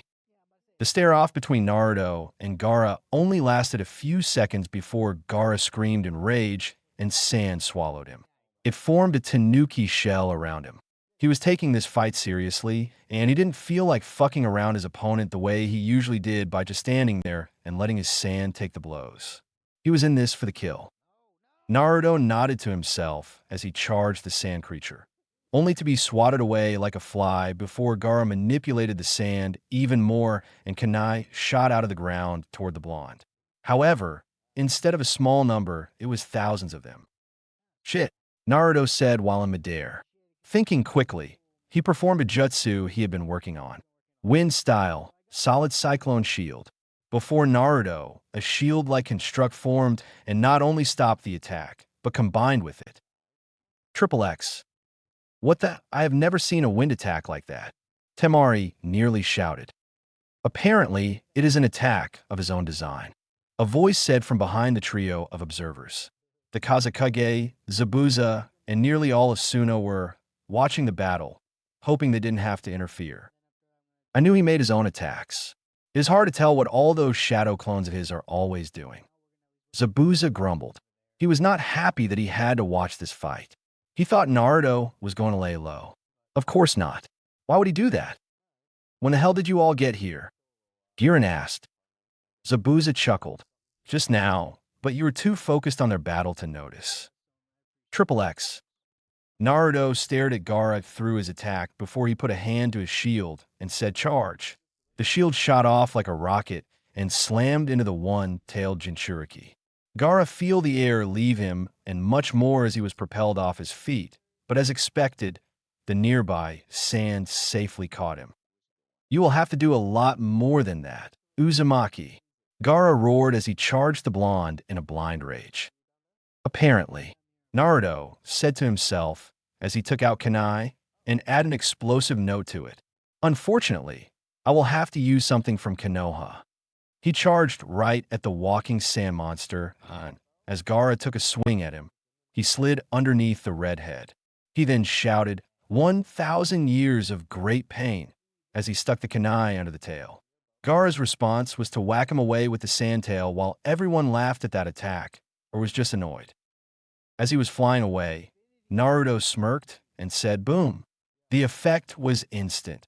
A massive explosion overtook Gaara, breaking the integrity of his sand cloak. It just poured right off him. Seeing this, Naruto didn't let up. He created around a 200 shadow clone to beat Gaara. Naruto Uzumaki Infinite Combo. Gaara felt the unrelenting punches and kicks as all the clones kicked him up into the sky and then punched him down to the ground.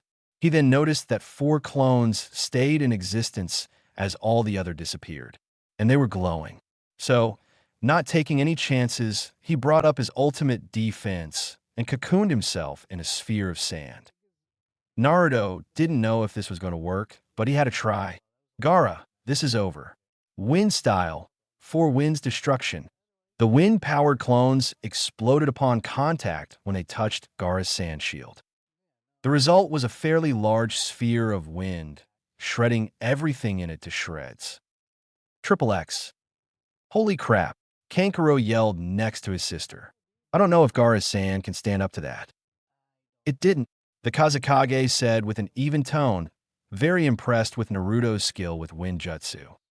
What do you mean? Temari asked weakly within her cocoon. Normally she would be dead by now, but it seemed that Gaara did care for his sister somewhat.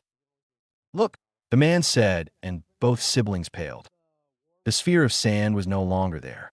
The hardened pieces were all over the place, and they were quickly dissolving. In the middle of the impact zone, Gaara lay on his back, and anyone could clearly see that he had multiple gashes along his person. Oh shit, Kankuro said with fear. No one had ever gotten past Gaara's second defense, which was his sand armor, and now this kid comes out of nowhere and makes his brother bleed. It was amazing and scary at the same time. Temari looked on in fear, hoping he was okay. Okay, he pulls out the ultimate ass poke and now he has another new wind jutsu that completely shreds everything in it. Sure, that makes sense. Giran shrugged. It was kind of funny, though. Haku replied, getting a roll of the eyes from his friend. However, Zabuza didn't say anything. This fight was something else, and those moves interested him. A true battle genius indeed. Triple X. What is this feeling, mother? This hurts worse than those punches and kicks. There's also this warm feeling. What is it? Gaara asked aloud to the beast within. He raised one of his aching arms and saw a horrific sight to him. He was actually all cut up and was bleeding. Blood! My blood! Gaara screamed in horror as the surrounding sand exploded all around him. Naruto actually fell on his ass as the column of sand rose up. It was so unexpected to him that he didn't know what to think. Soon, the column of sand began to take shape. It was the shape of the one-tailed demon, Shikaku. Oh, craptastic. I will not let you erase my existence. Naruto Uzumaki. Gaara shouted in panic before he let the demon take over for him. Yeah, he was that desperate. Finally, I am free. Shikaku yelled in delight before his massive head turned sharply to Naruto. Huh, and now I have the first person I want to kill in my sights. Goodbye, Kyuubi. Not going to happen. Naruto said aloud as he took out his scythe and ran up the beast's forearm as it reached for him. Fire style, death's fiery touch. The blade of the scythe was immediately set ablaze as he channeled the fire chakra through it. However, due to the scythe's connection to death, the fire was not just red, it was black as well. Naruto then stabbed the fiery blade into Shikaku's forearm as he ran up, carving a fiery path as he ran. The effect was instant because it was superheated, the path and all the sand around it turned to glass. However, Shikaku didn't seem all that bothered by it as he used his other hand to grab the smaller blonde and chucked him away. Triple X. Well, that's not good, Haku said as he saw the sand demon throw Naruto pretty hard and far. This fight is far from over. Zabuza replied, catching everyone's attention. Are you nuts, man? Kankuro shouted. I doubt anyone can survive that. There is one jutsu that I know he made, and it is the perfect time to use it, Zabuza replied. He asked me one day if I had ever seen any of the fourth Hokage's signature attacks. I said no, but I knew someone who ventured out of the village one day and saw both attacks being used. I told him about it, and I have a feeling I know what he did. That seemed to confuse everyone but the Kazekage, and he looked on in excitement. If anyone could derive a jutsu just from hearing about an original one, then they were a true genius in his books. Triple X. As Naruto was flying through the air, Naruto barely managed to make any hand signs at the speed he was going, but he made it just in time. Thinking of the jutsu he had wanted to try for a long time, he shouted, Rasen Engo. Before Naruto hit the ground hard, he was surrounded in a fairly large sphere of spiraling pure chakra. The sphere hit the ground and split the sand all around it, and as far as anyone could see, Naruto was just fine. Shikaku growled at that. Why won't you die? Wind style, drilling air bullet. Oh shit, Naruto said, knowing his spiraling protection was not yet strong enough to take an attack of that magnitude. Everything went in slow motion for the blonde. He saw the massive wind attack coming at him and desperately thought of a way to escape this, since he also knew he was not fast enough to get away either. Suddenly, he looked at his scythe, the blade more specifically. There lay strange symbols that made him think it might work. Flashback. Sensei, there are some strange symbols on the side blade. Any clue what they mean? Naruto asked as he showed Zabuza what he was talking about. He couldn't ask the Kyuubi at the moment because it was being an ass and sleeping. Zabuza looked at the blade in careful detail while also not touching in the blade because only Naruto was allowed to do that. He recognized the symbols and said, I had a friend once who was a summoner, so I'm going to say that they are summoning symbols. I'll be back in an hour. I'm going to try it, Naruto said before running off. Zabuza had a deadpanned expression on his face. Dumbass. He'll be back because he doesn't even know how to summon yet. In flashback, nodding to himself, he knew he had to summon something, and he knew just what to summon. Quickly biting his thumb, he spread blood on the blade before slamming the handle of the weapon on the ground. Summoning Jutsu, Gluttony. Triple X. Okay, what the hell is that? Kankuro looked on annoyed and disgusted at the same time. For in front of everyone to see was a giant humanoid monster. Naruto was on top of a giant and fat guy that had its ribcage burst open with a giant eye in it. One of the 7 deadly sins, gluttony. Zabuza said, Naruto has an odd summoning contract with that side of his. He is able to summon the god of death, and by that way, he is able to summon the 7 deadly sins and the 7 virtues. Very odd, the Kazekage replied, not knowing what to think. Triple X. The large wind attack was easily eaten up by gluttony. All right, it is time to take the Shikaka down, and since you can basically eat any matter, eat him. Yeah, the large sin screamed in delight as they charged Shikaku. What the hell? The sand demon shouted as he saw that he was being eaten, so he did the natural thing, reformed from the surrounding sand and fought back. It was like watching a gruesome battle between 2 titans. Finally, Shikaku had enough and bashed the duo away. Fine, I'll use this. It managed a backflip, in which Naruto finally saw a sleeping Gaara on his head. However, that is not what really caught his attention. The Shikaku had expelled a massive amount of chakra in the air before it formed into a large ball, shrinking, and then Shikaku ate it. Now this had Naruto and a lot of people nervous. Naruto was not sure this was something gluttony could take, but there was not time to do anything about it, because the sand demon expelled the energy in a massive blast of energy. One-tailed beast ball.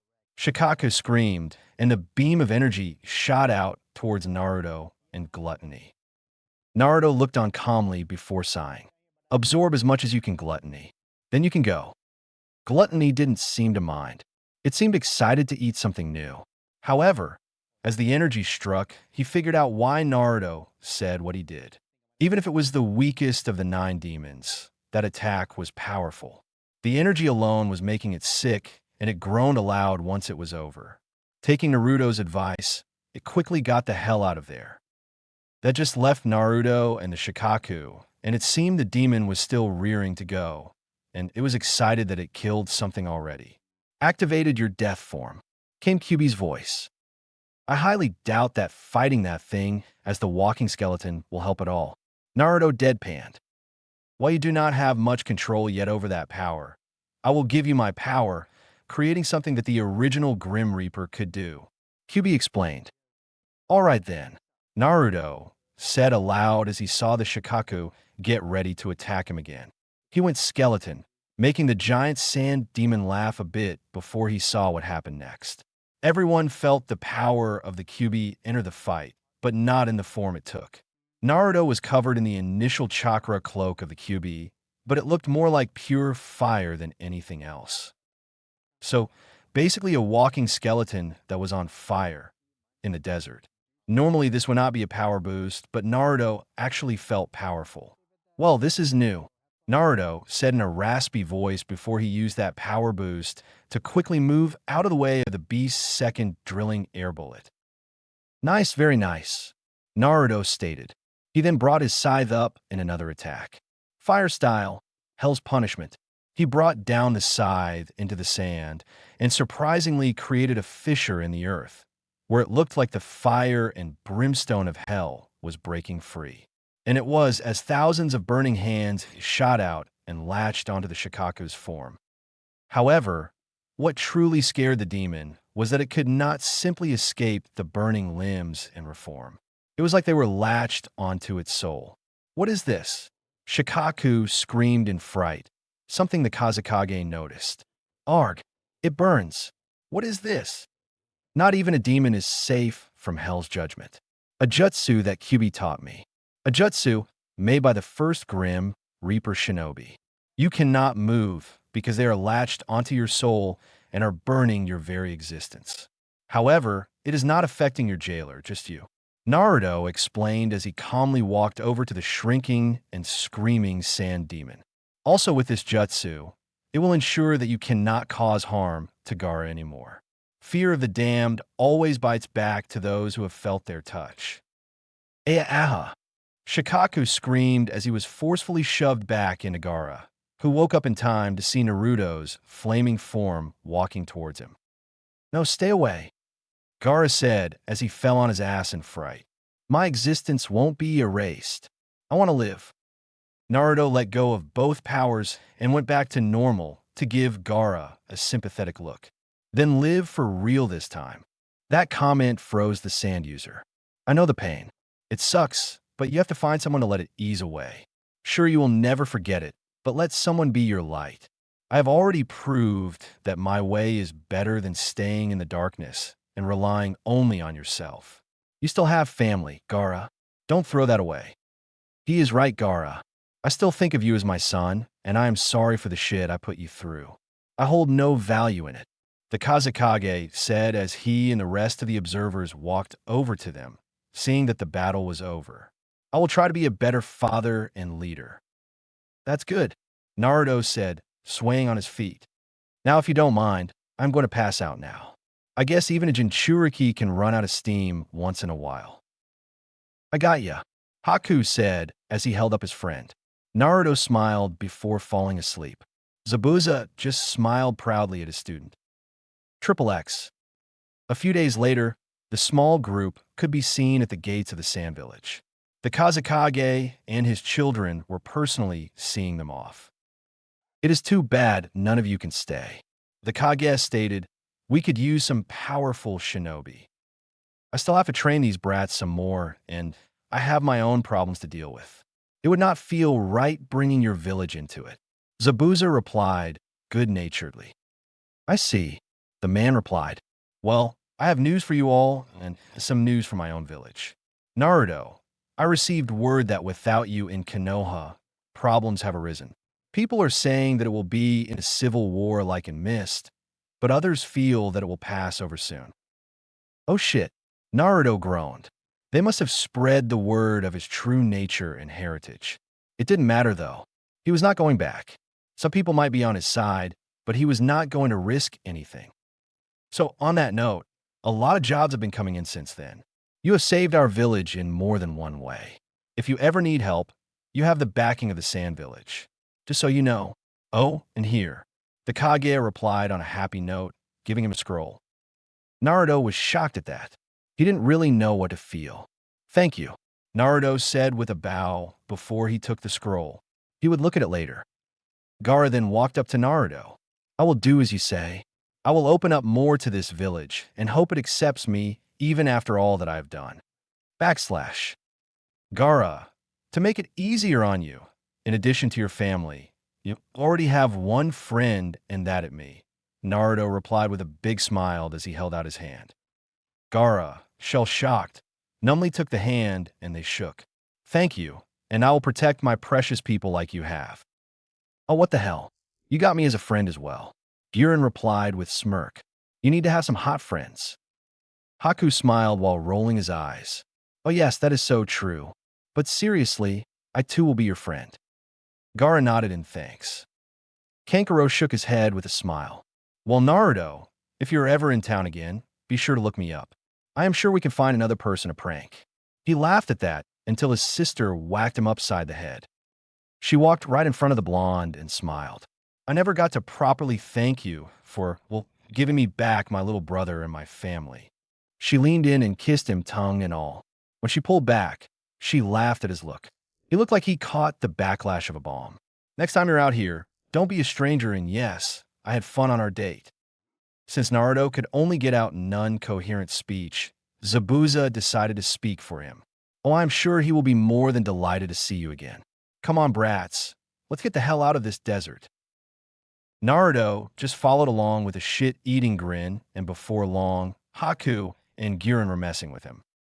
The Kazekage, however, looked at the disappearing blonde, then at his daughter, and underneath his veil, he smiled. Before long, Zabuza looked back at the village behind them and chuckled. Man, just 13 and you are already a lady killer. Huh, I don't want to kill women. Naruto replied, and there was a collective sound of forehead slaps. Chapter 5. Somewhere is the land of rivers. So, he recreated the attack as a defense? An older voice asked, and he did it only using the stories I told you to tell him about? Impressive. Barely. While he may have pulled it off to cushion the impact, he truly does not have the jutsu down.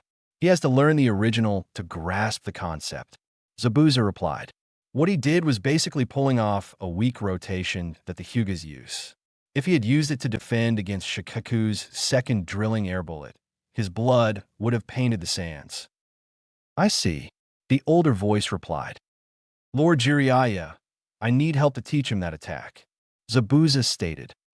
Jiraiya of the Sannin. He was a man of many so-called talents. He was Konoha's top spy master, a talent that Sarutobi used to track down Naruto.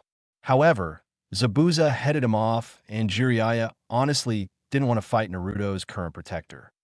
No, that would be harsh and selfish. Sarutobi finally relented and told him what Naruto's life had been like, and he understood why he left. He would have as well. But, as his godfather, who had done nothing for the boy all his life, he had no right to enter the boy's life now.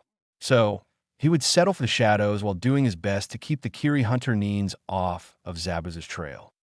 Instead, he gave Zabuza jutsu for all his students and info about Naruto and Konoha in general.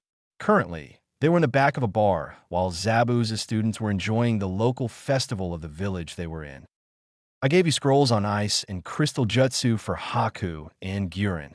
Now you need jutsu for Naruto. True jutsu, not the simple crap I have been providing you with. Jiraiya sadly laughed at that. I was going to teach the boy when he was ready, but that is out of the window now.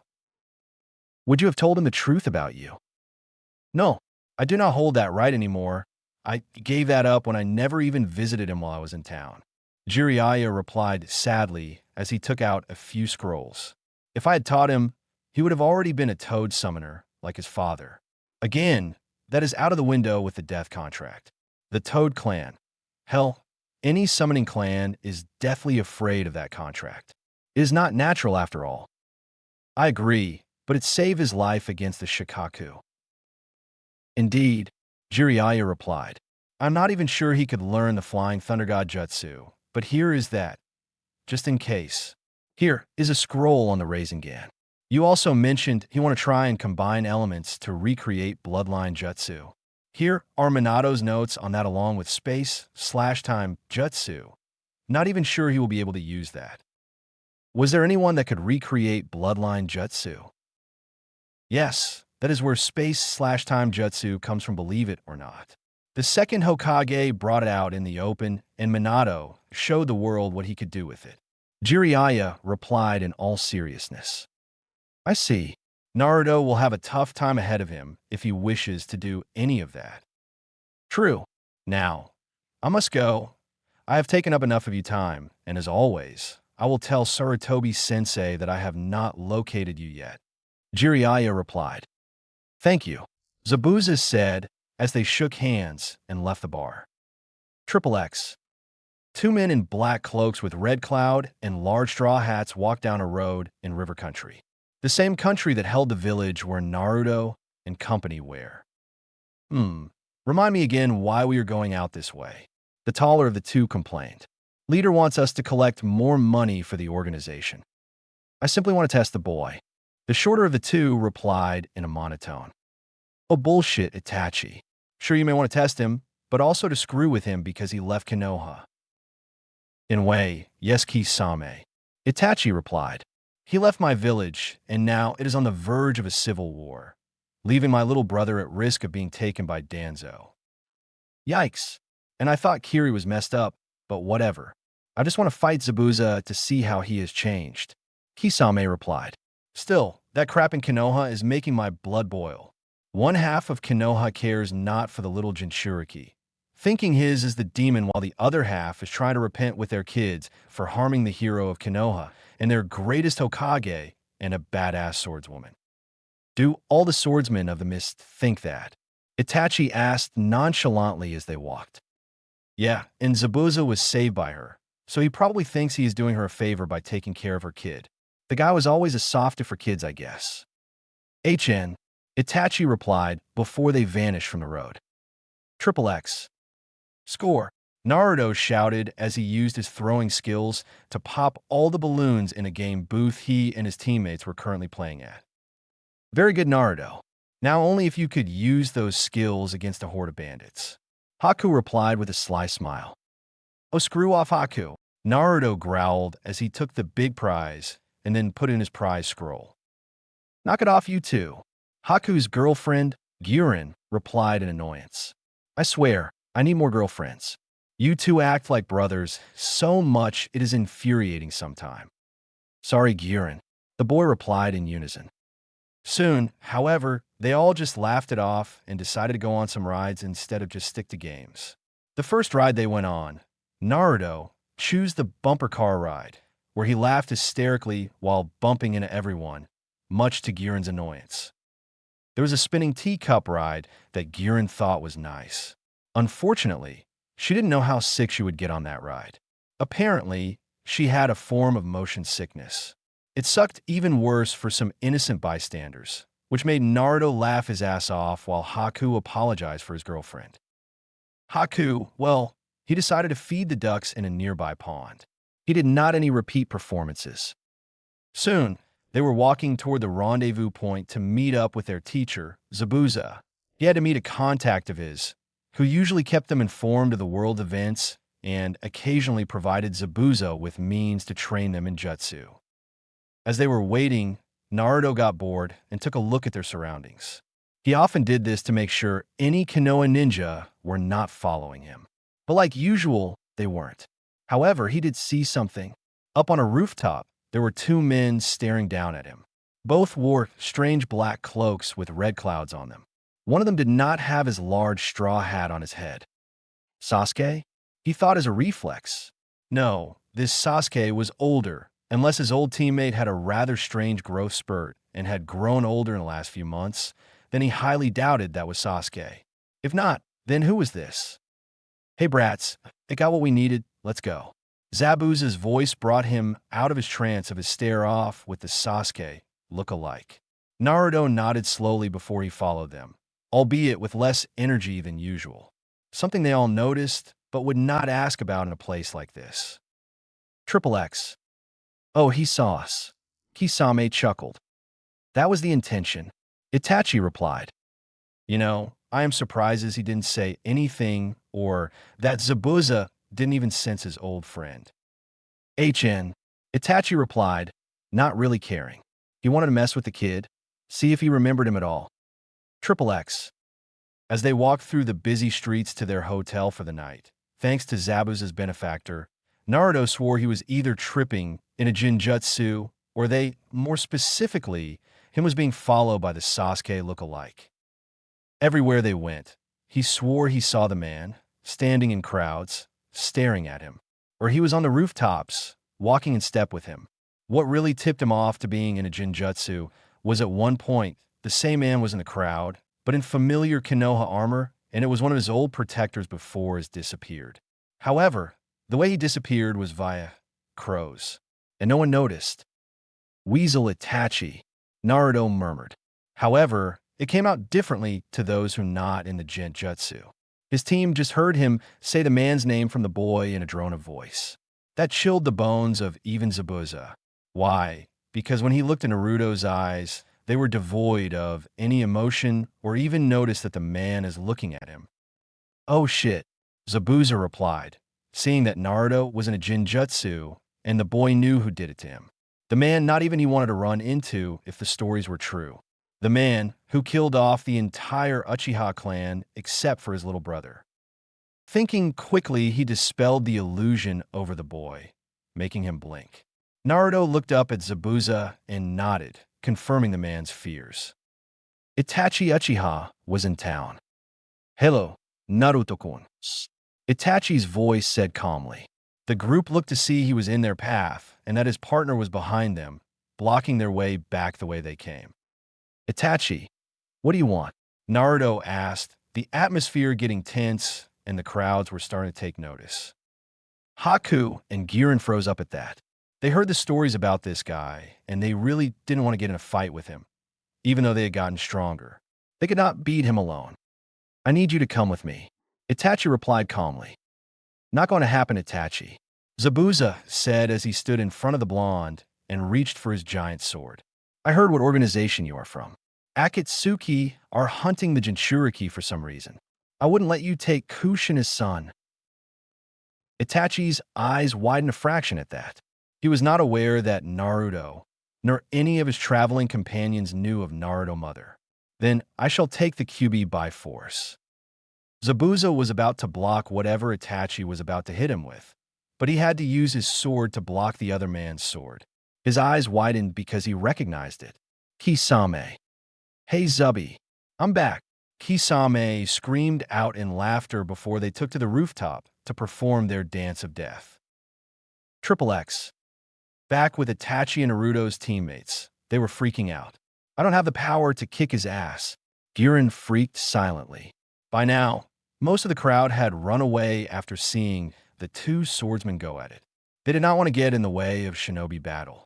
They tended to get destructive. We can take him. Naruto growled.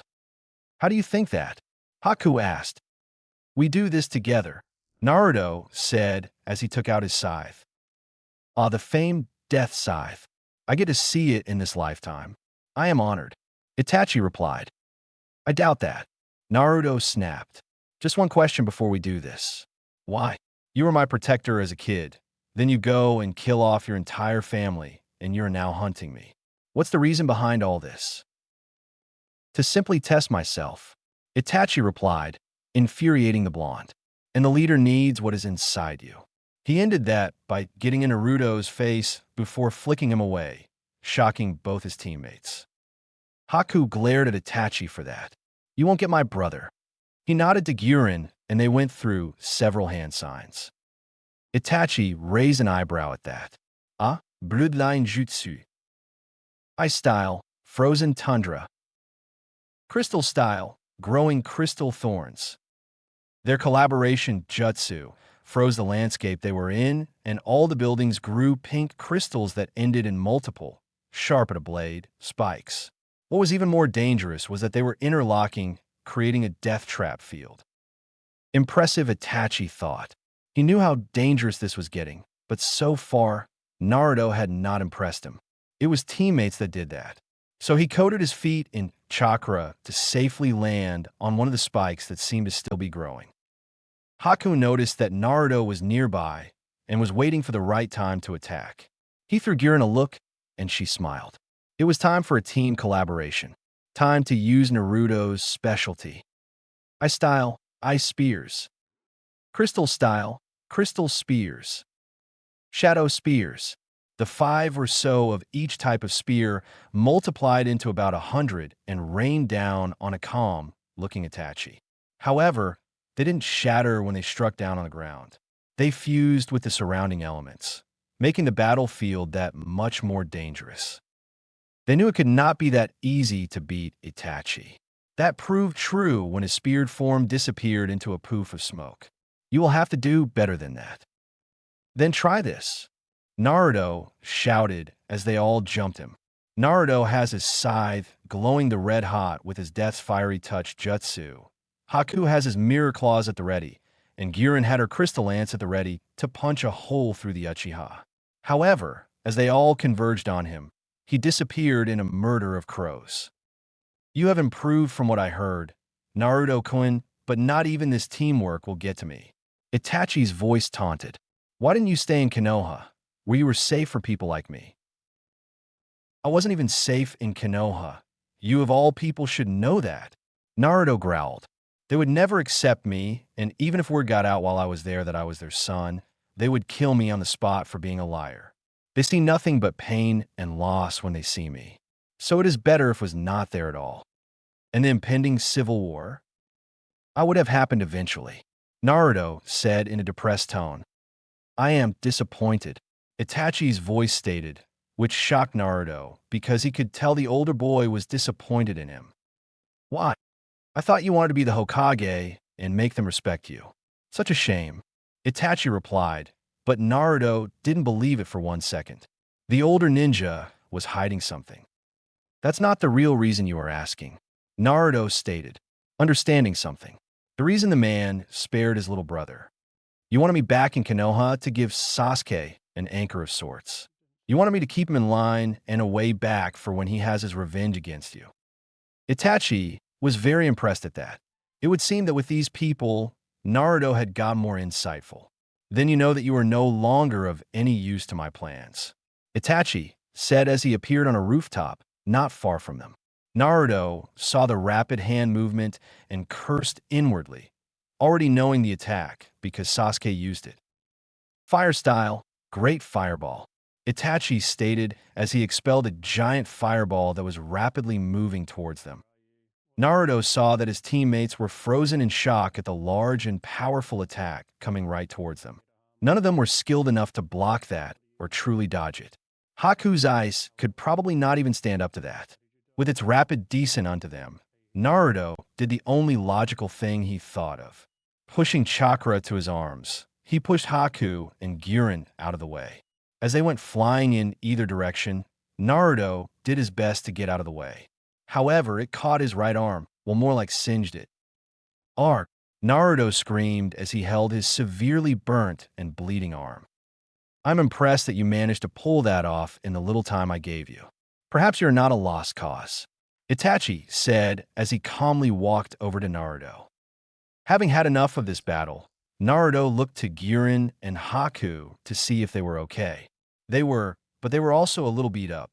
Naruto knew, even together, they stood no chance against this man. He was just too powerful. The arm was proof of that. So, in a last-ditch effort to get out of this alive, Naruto waited until Itachi was right in front of him. He knew this probably would not work, but he had to try. With a face full of pain, Naruto removed the claws of Hades from his waist, and with skills taught by Zabuza, even if they were a little rough, he sunk them into the Itachi's chest. Itachi had seen this coming. How could he not with his Sharingan eyes active? He was testing the boy after all, testing his resolve. He still believed that Naruto would be Sasuke's anchor, his light. He was right to still believe in the blonde. That is why he sent in a shadow clone to take the hit. However, he was not prepared for the supernatural effect that the claws of Hades provided. For when the claws sunk in, he himself felt the piercing bite. Sure, the clone felt it too, but it did not dispel. It just stood there in shock and absolute pain. A pain they both felt and now fear, because Itachi had a feeling he knew what this was. Those claws, the claws of Hades, did not merely attack the flesh. It also attacked the soul of the victim. Not that for the first time in his life, but rarely now, so in years, he was afraid. But his major question was, how was it affecting him as well, and not just the clone? Then it hit him. He remembered the description of the shadow clone jutsu when he was given permission from his father to learn it. The shadow clone jutsu evenly splits not only the chakra of the user, but the soul as well. Where Naruto had gotten this soul-harming weapon, he would never know. Naruto grimaced as he pulled with all his weakened might, and just like that, the piece of Itachi's soul was pulled out of the clone, but it did not stop there. It went into Naruto himself. So, this is what it felt like to die. Itachi felt part of him die the moment he felt part of his soul was truly gone. In that moment, Itachi actually felt immense anger. If he was to die for real, it would be by his brother's hand. He owned him that much. But for Naruto himself to do it, that was not on his agenda. For a moment, forgetting all that he came here to do, he charged the blonde in anger. A nearby sound came, and out of the corner of his eye, he saw Zabuza come flying into a building. That did register in his mind as something wrong, because a moment later, Kisame was sent into another building. However, he continued on, not really caring at all. He took out a hidden blade from within his cloak, a blade he used from within the ANBU, and struck Naruto down. More specifically, he sliced off Naruto's right arm, the one he burnt to a crisp. The right to kill me does not belong to you. Itachi spat before he noticed what he did and calmed down. Although inside, he panicked. How was the blonde supposed to help his brother now? How was he supposed to defend himself against the Akatsuki? Finally, he came up with an answer. Nodding to himself, his Sharingan eyes took on a new form. The form of a three-pointed shuriken. His Mangekyo Sharingan. Tsukuyami. A few seconds later, he let go just as someone entered the scene. His bleeding eyes widened at the sight, and he knew he had to flee. Quickly moving over to Kisame's recovering form, he hastily said, "Now is the time to flee." Kisame warily looked at his and Zabuza's attacker and groaned. Yeah, one hit is enough for the moment. With that, the two Akatsuki members disappeared from the scene. Just what hell is going on here? A woman's angry voice shouted out. One part of the city is flooded all to hell, and this one has ice and crystal all over the place. Zabuza blinked away his shock, not from a woman who entered the scene, but from Naruto's severed arm. Then he looked to the woman and knew why the Akatsuki members had left. Jiraiya, the Toad Master being in town, was bad for them, but for Tsunade, the Slug Princess, to there as well. Well, Itachi must have known he could not have taken them on when they both came at him. Yes, Tsunade of the Sannin was in town, along with her apprentice Shizun and pet pig, Taunton, and they did not look happy. Not at all. Just my luck. Zabuza stated out loud. Chapter 6. Zabuza rushed to Naruto's side despite the fuming Sannin a few feet away. Haku and Girin rushed over as well. You fool! Why'd you do that? Girin shouted. She really didn't care that some angry woman was bitching at all of them. Despite his recent fog from the Tsukuyami that Itachi forced on him, he weakly smiled at his teammates. That's what teammates do. Idiot, Haku replied while trying not to cry.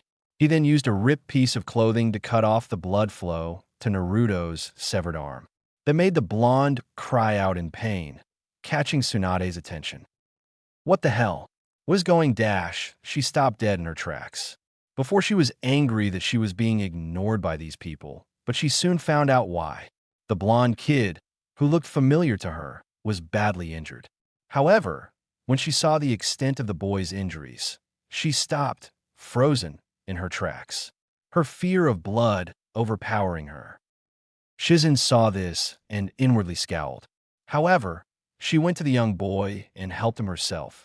To her surprise, the wound was closing, albeit slowly, itself. Shaking the strange thoughts away in her head, she looked at the blonde and smiled. Hello, my name is Shizun. What's yours? Naruto knew what she was doing. She was trying to keep his mind off the pain and the eventual grief of losing a limb. So he smiled weakly and said, Naruto Uzumaki. Shizun froze at that. She knew that name. That was the name of the Jinchuriki of Konoha. Now, that explained why the wound was closing up on its own. It also confirmed the rumors that were flying around that she heard. The boy left Konoha and was the cause of unrest in her old home. Now, she did not hate him for that. As far as she was concerned, the civil war surrounding him was a long time coming. Sure, she heard about the rumors and took them to heart, but when she tried to tell Tsunade about the boy in Konoha in general, the woman just waved it off, saying she did not care. How could she not care about someone that was related to her? Nice to meet you, Naruto. Now, I'm going to do my best to help you out here. She then turned to the feminine-looking boy and smiled. It would seem that you have some medical skills. I want you to watch what I do and help me. Haku just nodded dumbly as he watched her work. While that was going on, Naruto was looking at the woman that was traveling with Shizun. He absently knew who she was. How could he not? After the display of power he saw in the last few seconds that Itachi attacked him, he saw her punch Zabuza and his opponent into a few buildings. This woman was Tsunade of the Sannin, someone he actually learned about in the academy when he paid attention. She was the granddaughter of the first Hokage. If that was true, then she was also the granddaughter of the Mito Uzumaki, the first Jinchuriki of the Kyuubi. Also, she was part of his family, a fellow clansman. And with her not being there for his family, or even stepping in to help him. That just pissed him off. So he exploded. The hell are you just standing there, Granny? Naruto growled, rolling through the sudden jerk of pain. Zabuza listened in on this with shock. He didn't know the kid had the balls to yell at a ninja far stronger than him. Yeah, he was just going to sit there and listen. No way was he getting in on this. Shizune froze in shock when she heard Naruto, but this speech that she felt was coming was a long time coming. So she calmly did her work while rooting for Naruto. Despite her fear of blood, Tsunade sent a menacing glare Naruto's way, to which he just ignored. What did you call me, Brad? You heard me, Naruto shouted in rage. I heard about you from the academy lessons back in Konoha. You were a great ninja, won the Sannin, the frickin' princess of Konoha, and you left, never to return. They never really mentioned why, so asked the old man. He said, you lost people close to your heart, like your brother and lover. Shut up, Tsunade snapped, not wanting to hear this. No, so you closed your heart partially and left Konoha with this nice lady, Naruto continued, gesturing to Shizune, who was smiling softly. You may have lost some of your family to wars and fighting in general, but to blame Konoha for you misery, that is just stupid. He paused there. He might be a hypocrite for doing the same, but he had a good reason, right? You had people there willing to help you get through your pain. You had the old man, who looked at you like a daughter, and other friends. Your teammates, Jiraiya and Orochimaru, the latter of whom went nuts and is now dead, but you still had them. Then there is you family. You may have lost a lot of them, I understand that, but you still had them. Your grandmother was Mito Uzumaki, the wife of the first Hokage and the first Jinchuriki of the Kyuubi. So that means you are an Uzumaki, like my mother. Kushina Uzumaki, the second Jinchuriki of the Kyuubi. By this point, Tsunade could not take it. She was on her hands and knees, silently crying as she listened to his sharp and truthful words. She knew he was right. She had been a fool. This boy, who reminded her of her little brother, was right. She had been selfish.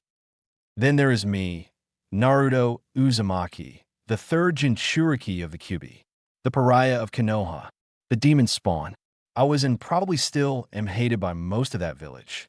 I was alone, wondering if I even had any family, if anyone even cared for me. The old man would not tell who my parents were, probably to protect me from their enemies. Only recently did I figure out who they were. My father, the fourth Hokage, the yellow flash and hero of Konoha, Minato Namikaze. My mother, the hot-blooded habanero, Kushina Uzumaki. It was then I knew why Konoha hated me more than I thought. I not only have the beast that killed thousands inside me, but I also look like my father. I am nothing but a reminder to their pain. There was silence for a few seconds. Girin didn't know what to think. Sure, she was hated for being different in her village, much like Haku, but it seemed that Naruto had it worse. She was just glad that she and Haku were there for him. However, I only had Old Man Hokage and the Ichirakus to keep me from darkness. I had no family. Naruto said, if you had gotten over the past, which I admit is hard, then I might have had some family. I'm sure there were others like me out there. If I find them, I will make sure their pain is gone. Tsunade, having heard enough, calmly walked over to the blonde, Shizune quickly getting out of the way. She hands glowed as he touched the spot where his arm used to be. She knew that the burnt arm was not going to be reattached anytime soon. When she was done with what she wanted, she stopped and gently kissed his forehead. I am sorry and you are right. She paused for a moment and then said, I made it so that if you want, you can use a prosthetic arm. Zabuza, by now having gotten over his shock, said with a thoughtful look, that won't be necessary. What do you mean, sensei? Haku asked, a bit angry that Zabuza was just going to abandon Naruto. I have an old friend in Iron Country that owes me a favor, and with their technology, I am sure we can give Naruto something better than a plastic arm. Zabuza replied. Oh, Haku said with a blink, making Girin chuckle. So, on to Iron Country then? She asked. On to Iron Country, Zabuza confirmed. Wait, Tsunade ordered. What? Naruto asked. I'm coming with you. I want to get to know a part of my family before I set out again. and I want to help them with your am. The legendary medic replied, so, I won't always be there, so I might help Haku with his medical training. Haku's eyes widened by that. He was going to get medical training from a legend? Badass. Very well, Zabuza said as he took Naruto on his back, and they set off. However, what he and his students really wanted to know was what happened with him at Tsukuyami. Triple X. Ugh, it will be a while before we reach Iron Country, Zabuza stated as they took a rest in a clearing near Earth Country. They actually had to go through Earth Country to get to Iron Country. That was either going to be a good trip or a horrible one. Tsunade, while setting Naruto down by a rock, saw Zabuza's apprehension. You need not worry of a Wagakure. What do you mean? Haku asked. He knew that the hidden village of stone probably still hated the fourth Hokage, and most likely Naruto as well. I was there a few years ago, Tsunade replied, shocking the group. They had a small plague, and I had to get rid of it. There I learned that most of the fourth Hokage haters were either dead or have become missing ninja. Inoki and most of the village don't care anymore. They knew war was going to take a lot of lives, and those who died have paid that price. Now, Inoki does respect power, and he knew that if the fourth ever had a kid, they would be powerful and he would not be against having a ninja like that. Wow, Naruto said weakly. He had lost a lot of blood due to having lost an arm and was weak. Zabuza stared at Naruto with a serious look. Now is the time to ask Naruto about what Itachi did to him. Even though the boy was in a weakened state, he had to know. Naruto, what did Itachi do to you in the Tsukuyami? He said outright, alerting both Tsunade and Shizen. All right, after Itachi cut off your arm, he called out a strange attack. The Tsukuyami, or whatever, Girin said. Naruto sighed. He knew they were going to ask sometime. Looks like that time was now. Nothing harmful. He just told me the truth. The truth? The group asked all at once. Can explain what you mean? Shizen asked in concern, and Naruto nodded. Flashback. What the? Naruto asked aloud as he looked around. After Itachi had uttered that single word, everything had gone dark, only to be replaced with the seal room. Only, it was not complete. The caged area was there, and so was Kyubi, but the sewer was long gone. In its place was the creepy landscape of the Tsukuyami. Now we have time to truly talk, and I'm sorry for overreacting and slicing off your arm, Itachi said as he appeared within the ultimate Genjutsu. Naruto gave the older Uchiha a deadpan look. What do you really want, Itachi? To tell you the truth. The truth? Naruto asked. Yes, about a great many things, Itachi stated before he looked at the Kyubi. Did you tell him about what prompted you to attack Konoha? If it could, the Kyubi would have sweat dropped. Not really. It must have slipped my mind. I see. You know, I wanted to know that. Naruto replied. Very well, I shall tell you. Itachi replied. On the night of your birth, a man claiming to be Madara Uchiha, a man who is supposed to be dead, attacked. Through subterfuge, he managed to release Kyubi from your mother and take control of him. You know the end result of that. Naruto nodded to that as he glanced at the Kyubi. It would seem that the Kyubi was not good with mind control, or whatever that this Madara did to it. Now, on to other happenings within the village years later. Jiraiya of the Sannin contacted the third Hokage about a group called the Akatsuki that are hunting the Jinchurikyu. At that time, I was reporting about a possible coup for my own clan. They wanted to take over the village because they thought they were the rightful leaders of Konoha. Naruto nodded to the man, telling him that he was still listening. I was a Konoha shinobi first, and I did not like where this was going. Neither did the elders and the Hokage. So, the four of them came up with a plan. The Uchiha needed to be put down. I was tasked with eliminating them all. However, during that night, I was confronted by the man claiming to be Madara. He took glee in the fact that the ones who betrayed him were dying, so he killed off most of the clan for me. However, while I was able to kill my parents, who understood why I was doing this, I could not kill my little brother.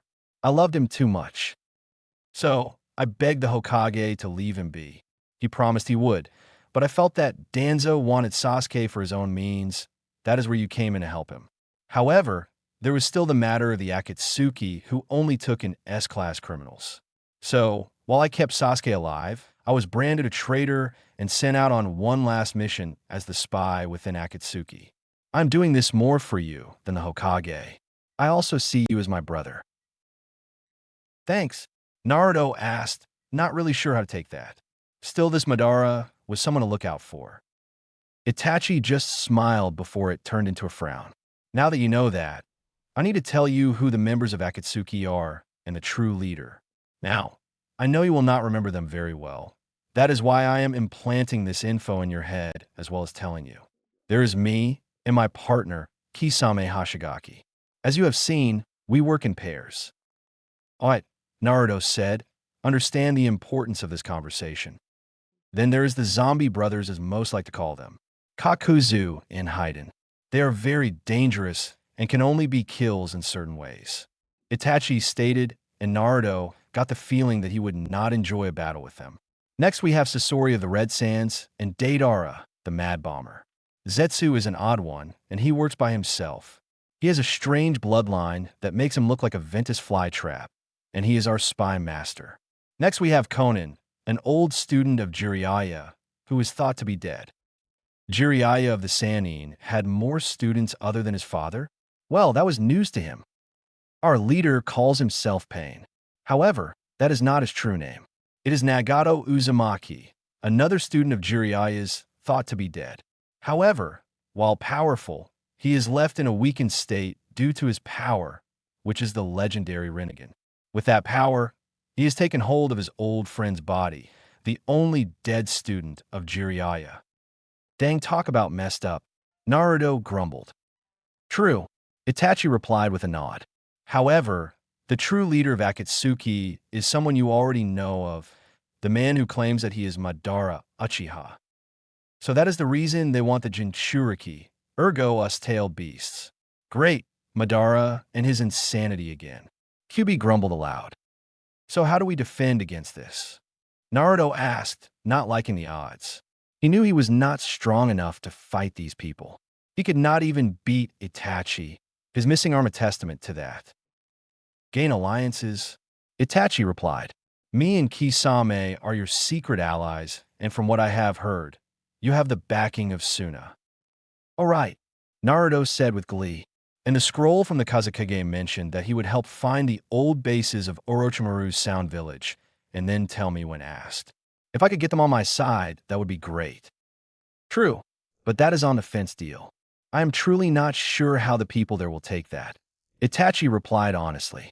So, do more good things while on the road, and you will have your defense. Naruto nodded, then said, what about Nagato? He is family. I think I should try and get him onto our side before it is too late. Itachi shook his head. The man has a serious god complex thanks to his power. If you try that, you would have to nearly kill him to wake him up. I see, Naruto replied before he waved it off. We'll burn that bridge when we get there. Very well, Itachi stated as he walked up to the blonde. Now, I wish to discuss what you did when you took part of my soul. Naruto looked sheepish at that. Yeah, sorry about that. I honestly didn't know the claws of Hades would do that. Kyuubi didn't mention that little tidbit. He glared at the fox. The giant fox shrugged in a non-caring way. Swimming. Itachi chose to ignore the small fight. It matters not. However, you now possess a part of my soul, and in doing so, I think my powers as well. The blonde gave an intelligent answer. Huh. The Sharingan. Add chakra to your eyes. I want to confirm. Itachi ordered, and Naruto did so. The blonde felt an itching in his eyes as the Dojutsu activated, making Itachi nod. It seems that I am correct, the Uchiha stated. He was troubled. If Naruto had the Sharingan, he would also have the Mangekyo Sharingan as well. He could go blind. He did not want that. He had already crippled the boy. Thinking on it, an idea struck him. I was going to give this to you later on in life, to protect you from Madara and if Sasuke gave into the darkness. Now I give it to you for protection against the harmful effects of my power. Itachi stated as he walked closer to the boy, both hands glowing with small orbs. With the Mangekyo, you will lose sight a little bit each time it is used. However, there is a way past that. It is called the Eternal Mangekyo Sharingan. Yours will be different, however. I will give you the Sharingan of my friend, Sure Sui, and the Sharingan of a long-dead Uchiha. Obito's Sharingan was nurtured by my clan after it was partially crushed. I'm not sure how they got it to Mangekyo form, but all I know is that they were planning on using it for something bad during the failed coup. Itachi said as the eyes shifted into two crows and flew into Naruto's mouth, shocking the poor boy. For a moment, Itachi was able to see the eye's future form. An impressive seven-sided shuriken with Kakashi's pinwheel interlocking with it. Ugh, that was nasty, Naruto shouted, not really understanding as he tried to get the taste of feathers out of his mouth. Wait, how is this going to work in an illusion? Itachi smirked. You're more perceptive than I thought. Let's just say this battle has been a cover for this. He paused and then said, you will not be able to activate the final stage of the Sharingan for quite some time. What? What? Naruto whined. Because I have locked it. This process is a dangerous one for a non-Uchiha, but since you're an Uzumaki and therefore a branch of the Senju, this will work. Know this, only when you see a precious person die and feel great sorrow and grief will this power activate, and I honestly hope that day never comes. So for now, I would get used to your new Sharingan. Right, Naruto replied. Now, we must get back to the real world, where I have slipped a scroll in your pocket for, if you ever do, get that power. Itachi stated, making Naruto nodded and this disappear. While the QB and its seal was disappearing, the fox swore he heard, protect Naruto, QB, not just from his enemies, but from the power of the Sharingan. You should know what I'm talking about. Very well. The fox replied it didn't like it, but having a Sharingan on its side for once might do some good. Itachi stayed there a minute long and sighed. I may have created something powerful. Uzumaki/Senju and Uchiha. What can come from that? In flashback, which was very long. The group just stared at the blonde in shock. While Zabuza was inwardly freaking out about the mentioned Akatsuki members, Girin was staring at Naruto in disbelief. Bullshit, you don't have the Sharingan. Well, it is possible since we do not know the power of the Claws of Hades. There is only one way to tell. Naruto, if you would. The blonde boy shrugged, not really caring if he had them or not. It was not like he was going to rely on a bloodline, right?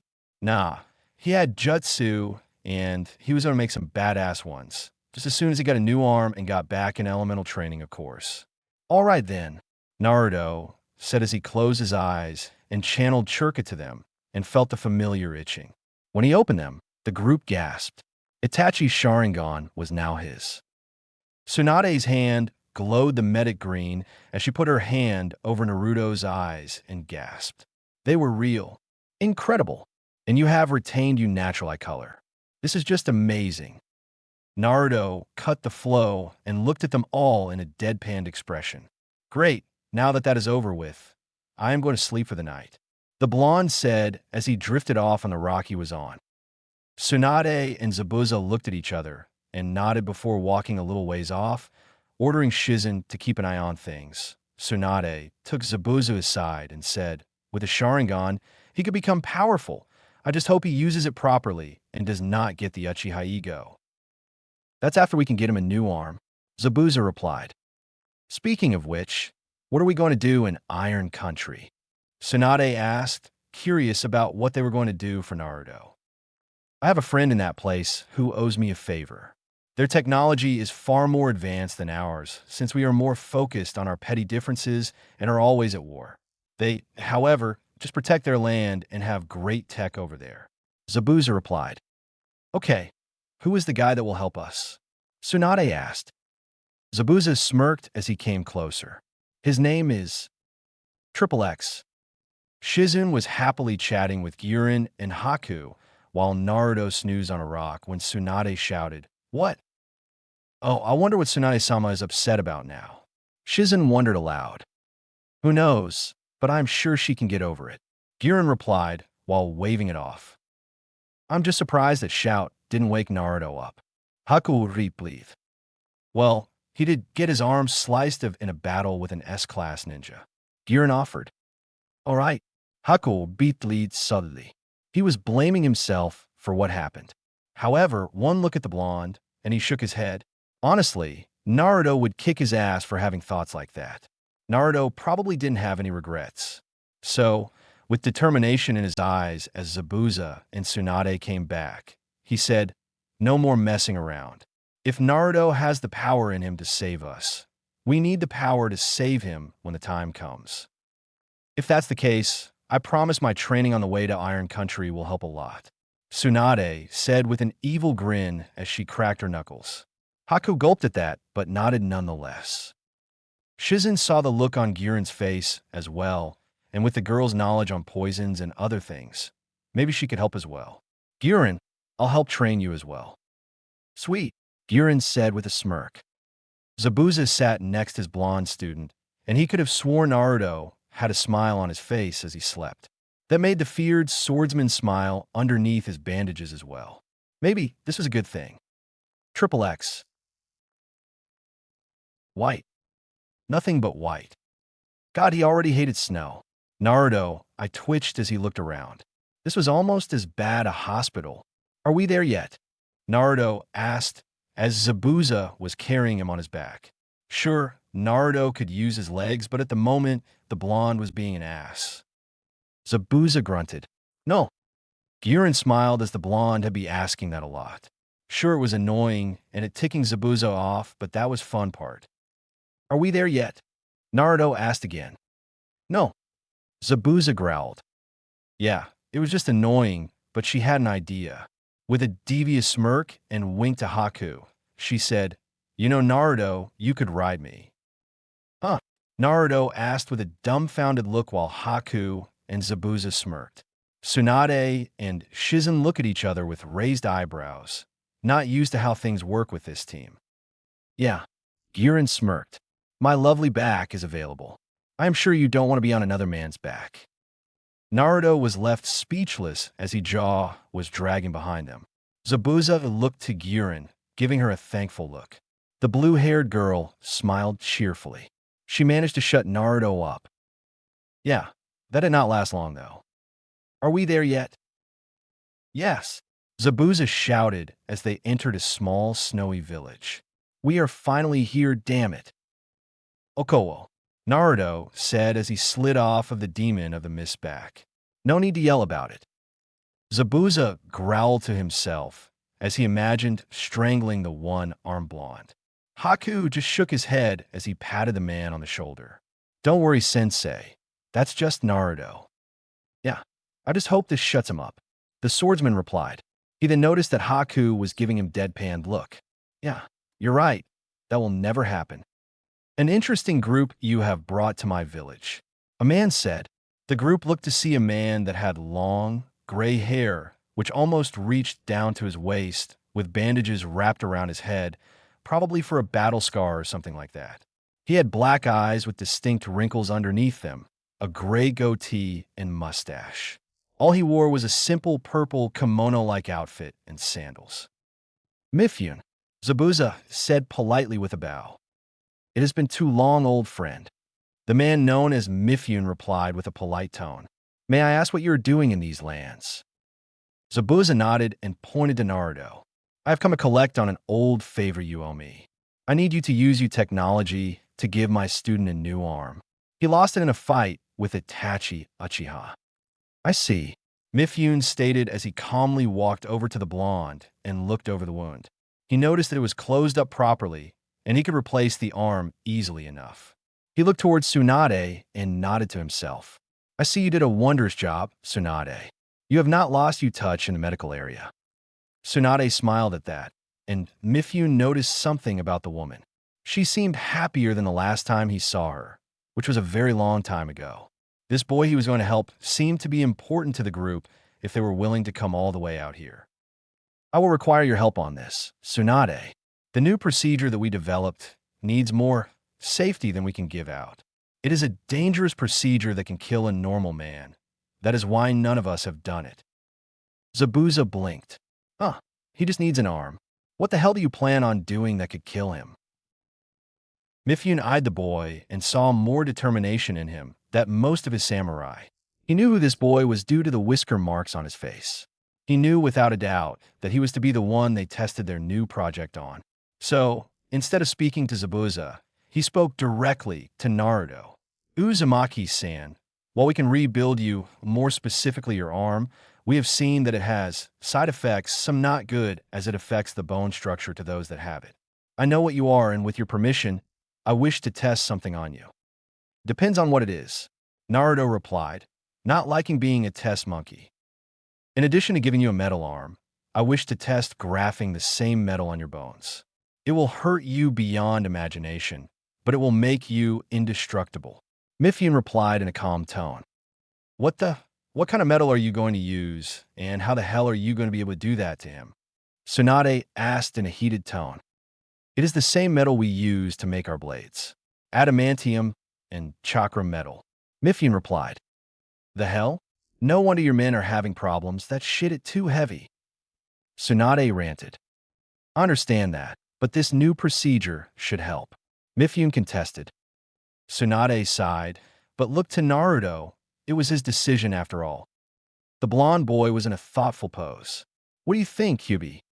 Well, it is dangerous, and I will say there is a possibility that you will die due to the extreme pain.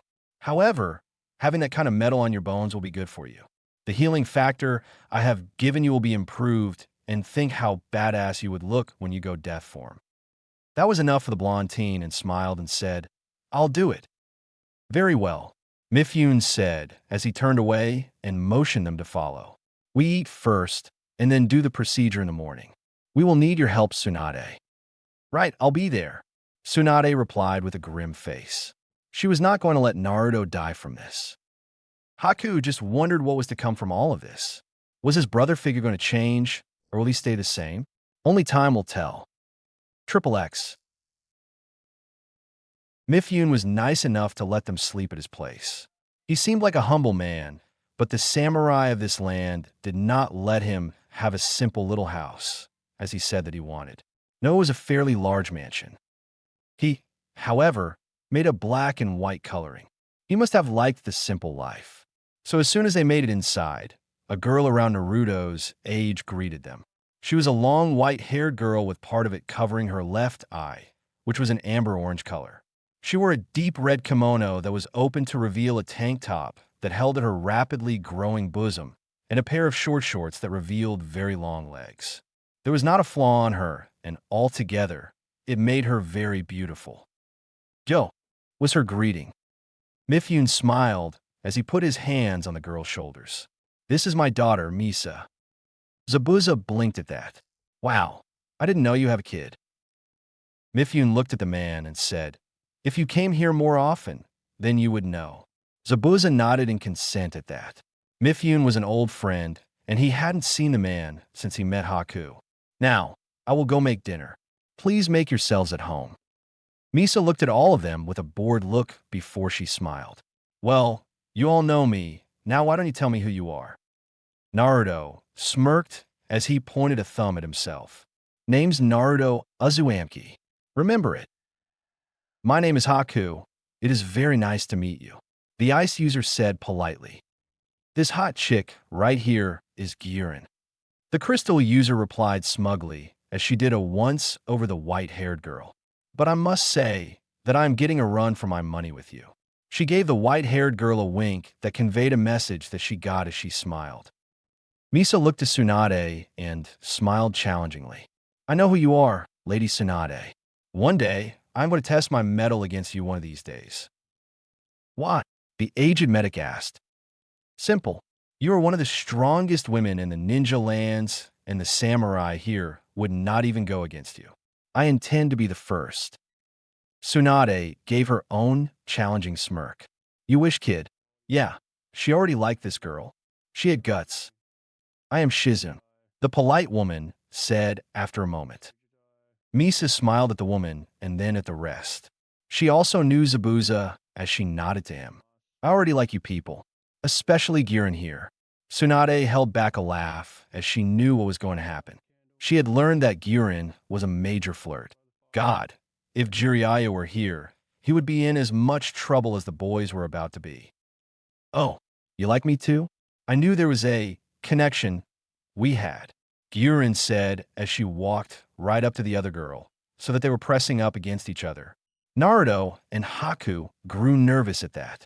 Was there a fight in the making or what? I'm sure it is more of an attraction than a connection, Misa replied as their breasts pushed against one another.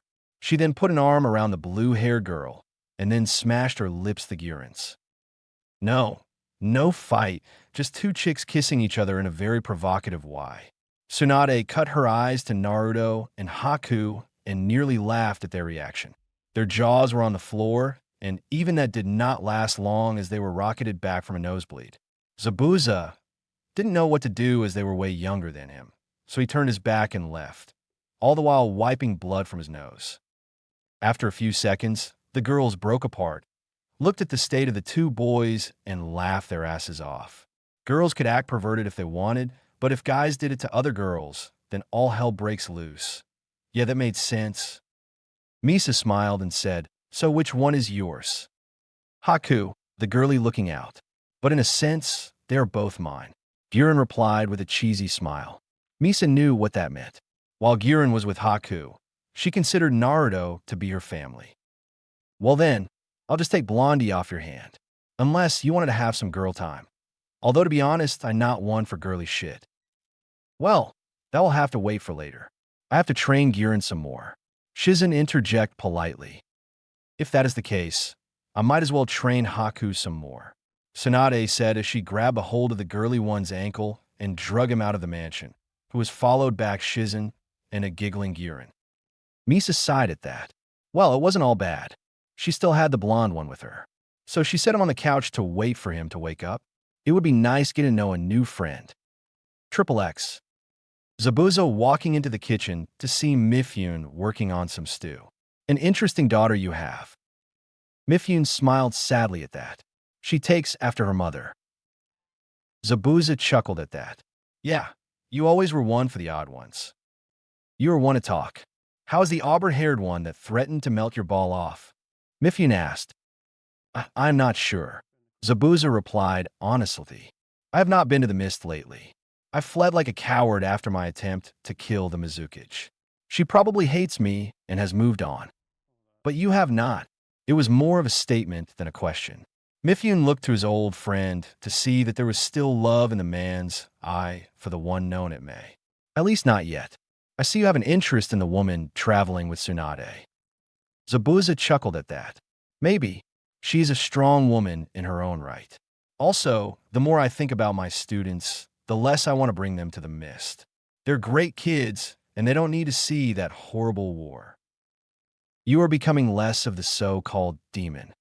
Mifune noted. "Just do what your heart desires, and you will be happy." Zabuza nodded at that. He also noticed how quick his old friend changed the subject of Misa's mother. He could only think something bad happened. So what happened to Misa's mother? Mifune stirred the pot of stew slowly with a sad look.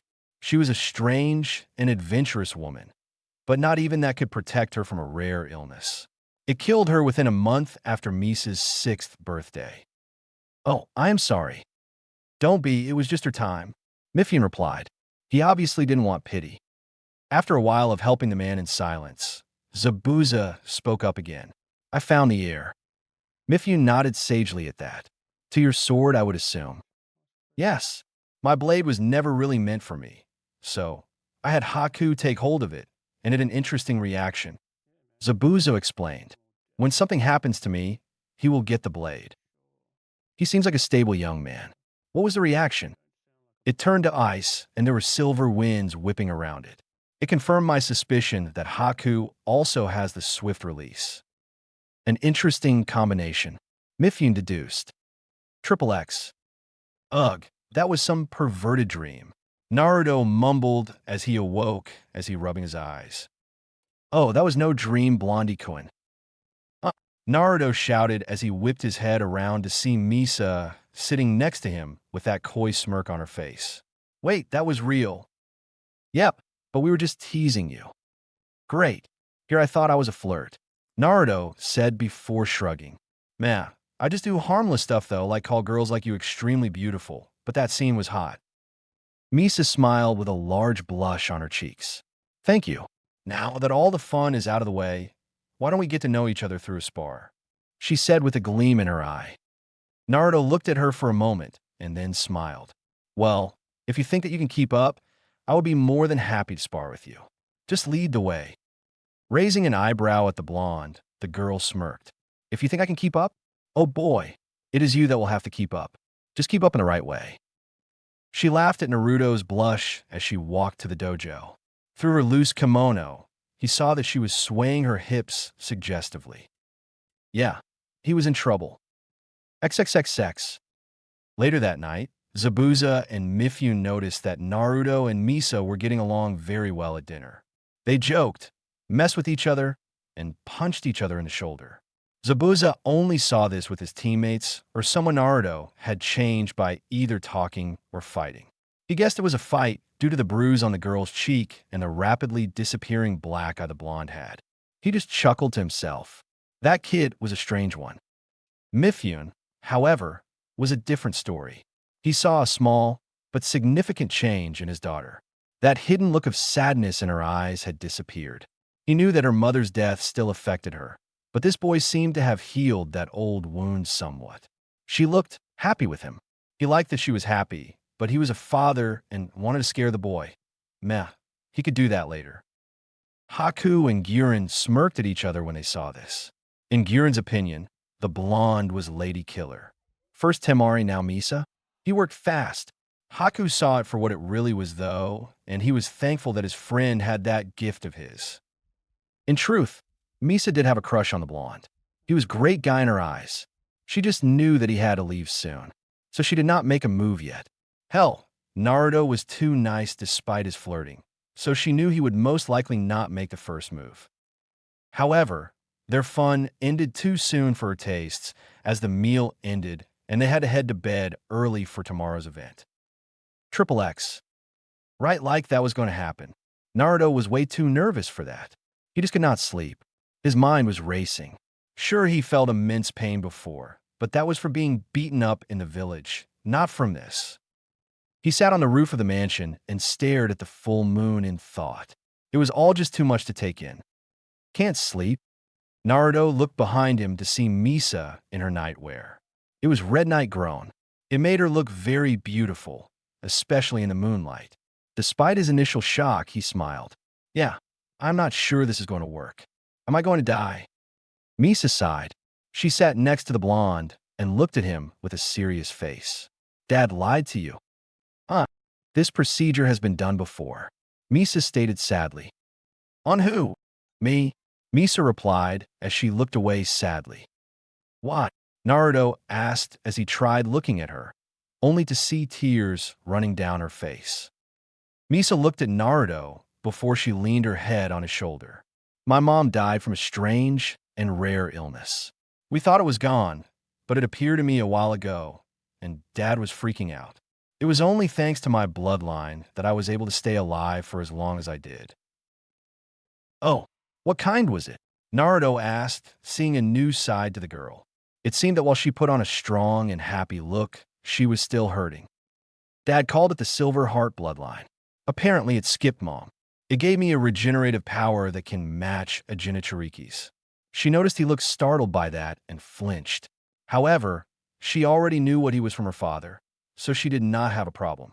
And it was thanks to that I survived so long, but it was nearing its end and Dad was getting nervous. So, he set up the procedure you're about to undertake. What happened? I died, she stated simply. What? Naruto freaked. Yeah, but it did work. Despite all the horrible pain, Misa said while shivering at the horrible memory. Naruto noticed this and put an arm around her in hopes of shielding her from past pain. She smiled with a small blush in thanks. Despite that, it restarted the regeneration ability, but I had to die in the process. But they did not do it with the metal you're going to get. They did it with pure silver. Wow, must have been horrible, Naruto whispered. It was, but there was a light to all of that. Misa replied, gaining the blonde's full attention. In addition to living, I also got to see my mom, one last time. Naruto smiled sadly at that, but noticed the girl's eyes. They were sad still. You were close. It wasn't a question. Misa nodded. Yes. She cried. Dad is awesome and all, but he could never replace Mom, just like how she could never replace him. There are certain things you do with a certain parent that would just be weird for the other. My mom, she was the best thing in my world. I miss her so much. Naruto nodded quietly as she cried into his shoulder. It pained him to see this strong girl, no woman, crying. She'll never really be gone, Naruto said as he wiped her tears away. She'll always be with you in your heart. That's what the old man said about my parents, and I believe him still. Misa hiccuped/laughed as she gave Naruto a hug. He was right. Her love for her mother will never die, and that was what she took to heart. She pulled away to look at the blonde boy. They both looked at each other in the moonlight, and it had a powerful effect on them. As they stared into each other's eyes, they came together again, but this time in a passionate kiss. She reluctantly broke it after a while and stared at him with a smile. My mother gave me a mission to find someone that makes me happy. Naruto was speechless for a second before saying, I don't know when I'll even be back after this. She knew he was being honest and punched him on the shoulder. I know that. I just wanted you to know how I felt. You make me happy. She then kissed him again. When she pulled away again, she smirked. Oh, and if I can take the pain, so can you, Blondie. Naruto laughed at that. I suppose you are right. He then stood up and helped her up as well. Well, I better get some rest then. Yes, you should, Mr. Grim Reaper. Misa replied before walking off with a seductive sway to her hips. Wow, was all the blonde managed to get out of his mouth. Triple X. Ugh, this is going to suck. Naruto mumbled aloud as he got in a tub of water. Yeah, instead of describing it this time, just go watch the Wolverine movie, same room, and everything on how the room looks. Mifune nodded to himself. Yes, I know this will hurt unlike anything you have ever felt, but think of why you're doing this. Just keep to those thoughts, and you'll be fine. You know, somehow, that does not make me feel any better, Naruto replied as he eyed the drill like needless all around him. There was also a metal arm on the side. It seemed like they were going to attach that at the same time. Anything I should know about the metal arm? If you survive, I'll tell you all about it.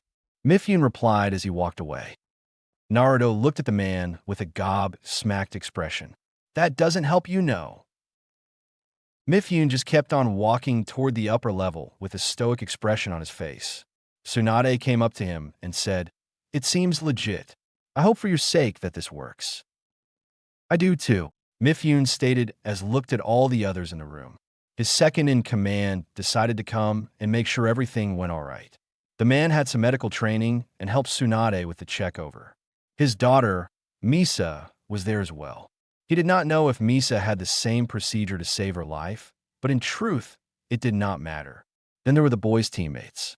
They all looked nervous and fearful for the blonde. Did he look like that when he did this to his daughter? We are ready, Mifune-sama, his second-in-command stated. Right, the samurai leader replied before turning to Naruto's position. We're going to start now. Just remember what I told you. Seeing the blonde nod, he pushed the start button. With that, the platform Naruto was on lowered into the water. Thankfully, they had put a rebreather on his face, or this won't really work. Then the drill started and came down on the blonde, along for the one to create the hole for the new arm. Naruto felt them on impact and instantly regretted doing this as he writhed in agony. Tsunade looked away from the younger blonde, not wanting to see him in pain. Shizune did so as well, but hid her face in Zabuza's chest. Girin gripped the railing, watching with no emotion on her face. However, her mind was racing a mile a minute, hoping her little brother lived through this. Haku just watched on in sadness. He hated seeing his precious people in pain. And Zabuza himself just held on to the woman, letting her cry out the sadness for them both, for he was crying. He would admit that he had gotten soft, but these kids were his world now. Naruto's mind was screaming just as his body was, but he was determined to take Mifune's words to heart. He thought about why he was doing this. He was doing it so that he could protect those he held close to his heart. Zabuza-sensei, Haku, Guren, Tsunade, Shizen, Tanten, Gaara, Temari, Kankuro, the Kazekage, the Hokage, the Ikarakus, Mifune, and Misa. They and so many more were what he was doing this for. While that was going on, Kyuubi was working overtime to make sure that Naruto, and by extension, himself, did not die. He growled to himself that he did not stop this from the start. But no, he was curious as to how this would go. Soon, however, he remembered that chakra metal was in the mix of this metal. Seeing the benefits of this, he forcefully drew out Naruto's chakra, along with his own, to mix with the metal to make it stronger and to condition it to make sure it could handle the training that Naruto went through. Also, with a devious smirk, he added something else to make sure this new addition to Naruto was worth it. As the procedure was nearing its end, both Naruto and the Kyuubi felt a pull towards death. They both knew this was going to happen thanks to Misa's story, but they were not prepared for what was on the other side. Triple X. The two opened their eyes to see a room of pure white. So white it was almost blinding. Naruto looked around to see that he could see himself and the Kyuubi, who was standing next to him. What shocked him was that the Kyuubi looked younger than he last saw him. What's going on? I'm not sure, Kit, but I kind of expected there was nothing on the other side for us. Now I would not say that. Kurama, a man's voice called out, and they looked to their left to see someone they did not expect at all. It was the Sage of Six Paths. Father, the fox, now known as Kurama, shouted in disbelief. The man just smiled. Yes, it has been a while, he said before turning to the blonde. So you are my true heir. I must say that fate chose right. The sage chuckled lightly. Don't worry, child. I'm sure you will know in time. Turned back to the fox. Kurama, come. I wish to speak to you. Let Naruto speak to those that came for him. The fox nodded and walked away from the blonde, but did look back and nearly growled. Standing right behind Naruto were none other than his mother and father, Minato and Kushina. One look at them. Naruto brought them in a tight hug as he cried. Triple X. An hour later in death time, the sage and Naruto's parents had to go, but they were not done yet in this world. For another man was now standing before them. They could tell he was an Uzumaki due to the long red hair he sported. He didn't wear much, other than a long black cloak with the hood down, so they could see his withered but youthful face. The Kyuubi's eyes widened as he recognized this man. Shiryu Uzumaki, the original Grim Reaper. That is correct, old friend. The man replied with a sad smile. You were there when I died. What are you doing here? What? I can't see an old friend and the one who is my successor. He joked with a smile, but that soon died away to a serious expression. I have come for that and more. What would that be? Naruto asked. One is a warning. Some of our family have fallen. The man said before his look grew sad as he looked at Naruto. I need you to find a spirit of my daughter. She has not passed on yet. Mito's spirit? Naruto asked, and that put a dark look on the old Reaper's face. Not. The older sister that died before Mito met Hashirama. I had 3 children, and I know what happened to 2 of them. I just don't know what happened to Toki. I find her. I promise. Naruto said with a determined look. Good. The man said, a bit relieved. Kurama, take care of him. He has a big destiny ahead of him. I will. Good. After that, the two felt another pull and knew they were being brought back to life. They said their goodbyes and faded away. Triple X. Naruto. The first thing the blonde heard when he woke up was someone shouting his name. However, he was too groggy to care as he got up, ignoring the fact that the wires and whatnot were snapping off of him. He didn't even notice the metal hand on his face. Ugh, I feel like a train hit me, Naruto mumbled out. That got a deep laugh from his sensei, Zabuza. Kid, it looked worse than that, but at least you're alive. Can't have one of my best students really dying on me. Yeah, I feel so loved, Naruto grumbled because he was brought in a hug by his teammates. Don't do something stupid again, Guren choked out. Not making any promises, Naruto said sadly as he hugged them. I guess it was worth it since you have some degree of control for that new arm. Haku said, what is with that anyway? Shouldn't you have little to no control? I can explain that. Mifune cut in. Due to being a Jinchuriki and having metal already on the bones, he has good control due to the new and improved healing factor. Nice, Naruto said as he moved the arm around to get a feel for it. Then he remembered something. Hey, Kurama mentioned something adding something. Mifune nodded. Indeed, the fox made constructs of his chakra to create bone-like structures in your arm and went as far as manipulating the metal arm as well. So from what I have seen, I think he created katars in your arms. Sweet. Now I have 3 weapons to choose from, but the katars are going hurt coming out, aren't they? Like you won't be believed, kid, Zabuza said as he patted the boy's back. Misa finally made herself seen and walked right up to the blonde with a sad look. Glad you made it. So do I, Naruto replied in kind. Then Misa's expression changed to curious. So who did you meet? She asked, getting questioning looks from everyone but Mifune. Well, Naruto started. Like you, I met my mother, but I also met my father, the original Grim Reaper, and the Sage of Six Paths. Everyone started at him in shock, wonder what was going on. However, most had one thought, and it was that the Sage actually existed. What? Triple X. A week later, we see the group on the outskirts of town, ready to go. Thank you again for helping with my arm problem, and giving me some of those extras for the arm as well. It was my pleasure, Mifune stated with a bow. Naruto turned to Misa next. Thank you too for giving me that advice, and for being a new friend. Misa smiled gently before giving the blonde boy a hug. No problem, she whispered. Maybe later we can be more than friends.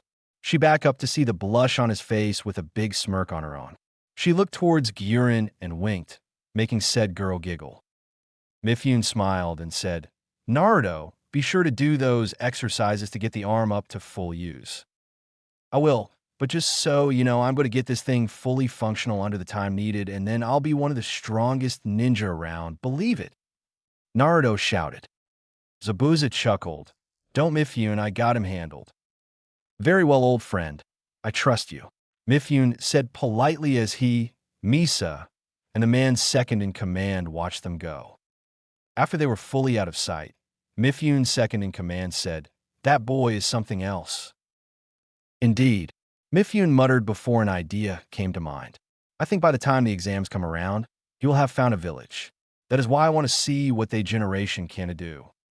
Dad, Misa asked curiously. For that to be done, I think we will host the exams this year, Mifune stated before turning to his second in command. Let the villages know. Yes, sir, the man said before trudging off. Misa smiled brightly. Naruto, we may be seeing each again very soon. Triple X. It has been a month since the gang left Iron Country and traversed more of Earth. In that time, their training skyrocketed and now they could hold their own. Maybe not against S-class ninja, but a good number of high-class ninja. In fact, Naruto progressed very well despite his need to get full functionality to his metal arm. He even learned how to use the claws, as he put them to good use. Haku made a few special moves that were quite deadly. Zabuza even had an experience of his own. Sure, he had gotten closer to Shizen, but during that time, they had become a couple, and to everyone's surprise, Shizen was actually expecting. So yes, Zabuza had gotten over his old girlfriend and found love with Shizen. Tsunade had almost killed him when she found out, but thankfully Naruto and Shizen managed to calm the enraged woman down. Now, however, Zabuza was putting Naruto and his team to work. They had been on missions when they found town. While there, Tsunade and Shizen would help anyone they could, and Zabuza would find work for the team. It was through a port town that Haku was able to gain a summoning contract for payment. Although Haku barely ever used it, he did say the name if it. Leviathan. Right now, Zabuza had set up an odd mission for them. It was more of a treasure hunt than anything else. They had to get a strange jewel called the Demon's Eye. All the client wanted to know was that if the jewel existed at all. It was an odd request, and Zabuza was acting strange, but they took it anyway. However, they had to meet a partner of sorts since they were not the only ones to accept the job. Naruto was leading his friends to the meeting point, and, as expected, they saw the person they were looking for. They didn't know her name. She wore an orange clip in her short, spiky mint green hair that matched her eye color, which was also orange. Her ninja outfit consisted of a short sleeveless white midriff shirt with fishnet armor underneath, long white armlets, and fishnet shorts with a short white apron skirt over it. Her forehead protector was worn on her right arm, which showed that she was from Taki. She also carried a cylindrical object in red wrapping on her back. Naruto, being Naruto, just walked up to the girl with a smile. "So you are our partner for this, set? Cool. Name's Naruto Uzumaki. The girly boy behind, Himi is Haku Yuki, and the real girl is Girin Lagan." Suddenly, he was smacked in the back of the head by the crystal user. "I can introduce myself, you know." "I know, but I was just being nice," Naruto replied nonchalantly. The girl from Taki chuckled to herself and said, "Don't worry, I appreciate. I am Fu, by the way." She then looked a little nervous. There's a reason I am by myself, and I hope you don't hate me for it. My village just avoids me. I am the Jinchuriki of the Seven Tails. I just want to be upfront with you." Girin's eyes gained a twinkle in them as she looked from Fu to Naruto, and a devious smirk appeared on her face. Haku just smiled brightly, and Naruto, he had a look of awe on his face. The reactions were just confusing the girl.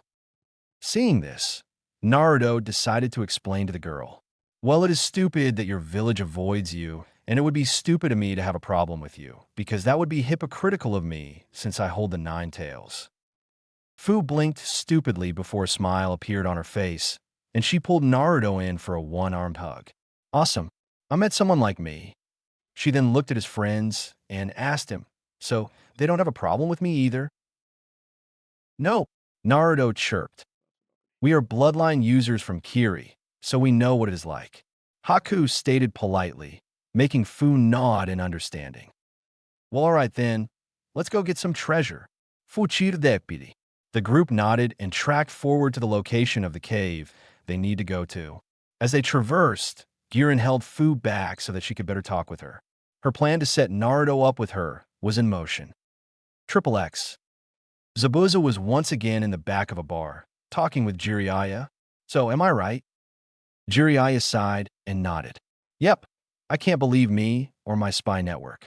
That mission was a ploy to bring you out to them. The kids are just going to be distracted by the fake treasure hunt. You're supposed to go to them, or they will use the kids to get to you." "Damn it," Zabuza growled. "The cowards. Listen, they never said you couldn't go alone. Let me help you with these hunter nin," Jiraiya offered. Zabuza sighed. "No, I knew this day was coming. I just hoped it was later than sooner, especially after I finally found happiness." He paused and then said, "If they should succeed, please look after them, especially Naruto and my unborn kid." Jiraiya blinked. Now that was something he didn't know. However, as to who it was that was carrying the man-kid was easy. Tsunade was too old and was still hung up on Dan to care for another relationship. So that left Shizun. "I didn't expect that from you. I guess those kids really did soften you up, but very well, I will look out for them the best I can. I know Tsunade will not be happy to see me, but oh well." "Where do you think they will go?" Zabuza asked. "Tsunade will join them since Naruto is family to her now, but probably the nearest hidden village," Jiraiya stated. "IWA," Zabuza stated. "Oh yeah, and Sensei will be pissed, I think," the Toad Sage said with grimace. "I guess this is the last time we meet." "Yep," Zabuza replied. "But I will fight. I'm a bit better now than I was with Kakashi." "Yeah, good luck," Jiraiya said as he got up to leave. Triple X. "So, this is it?" Naruto asked as the group looked at a very bland-looking cave.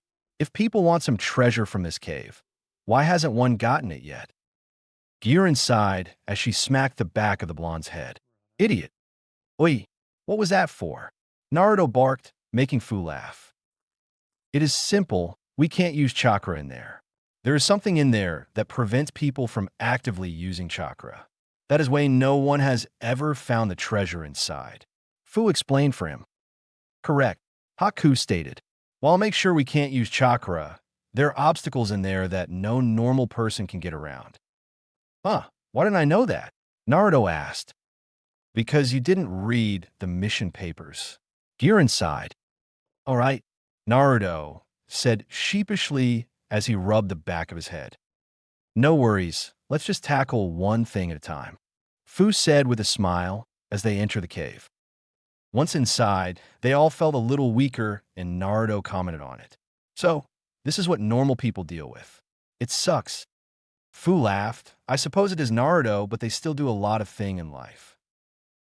As the two Jinchuriki chatted, Girin and Haku observed them from behind as they kept moving forward.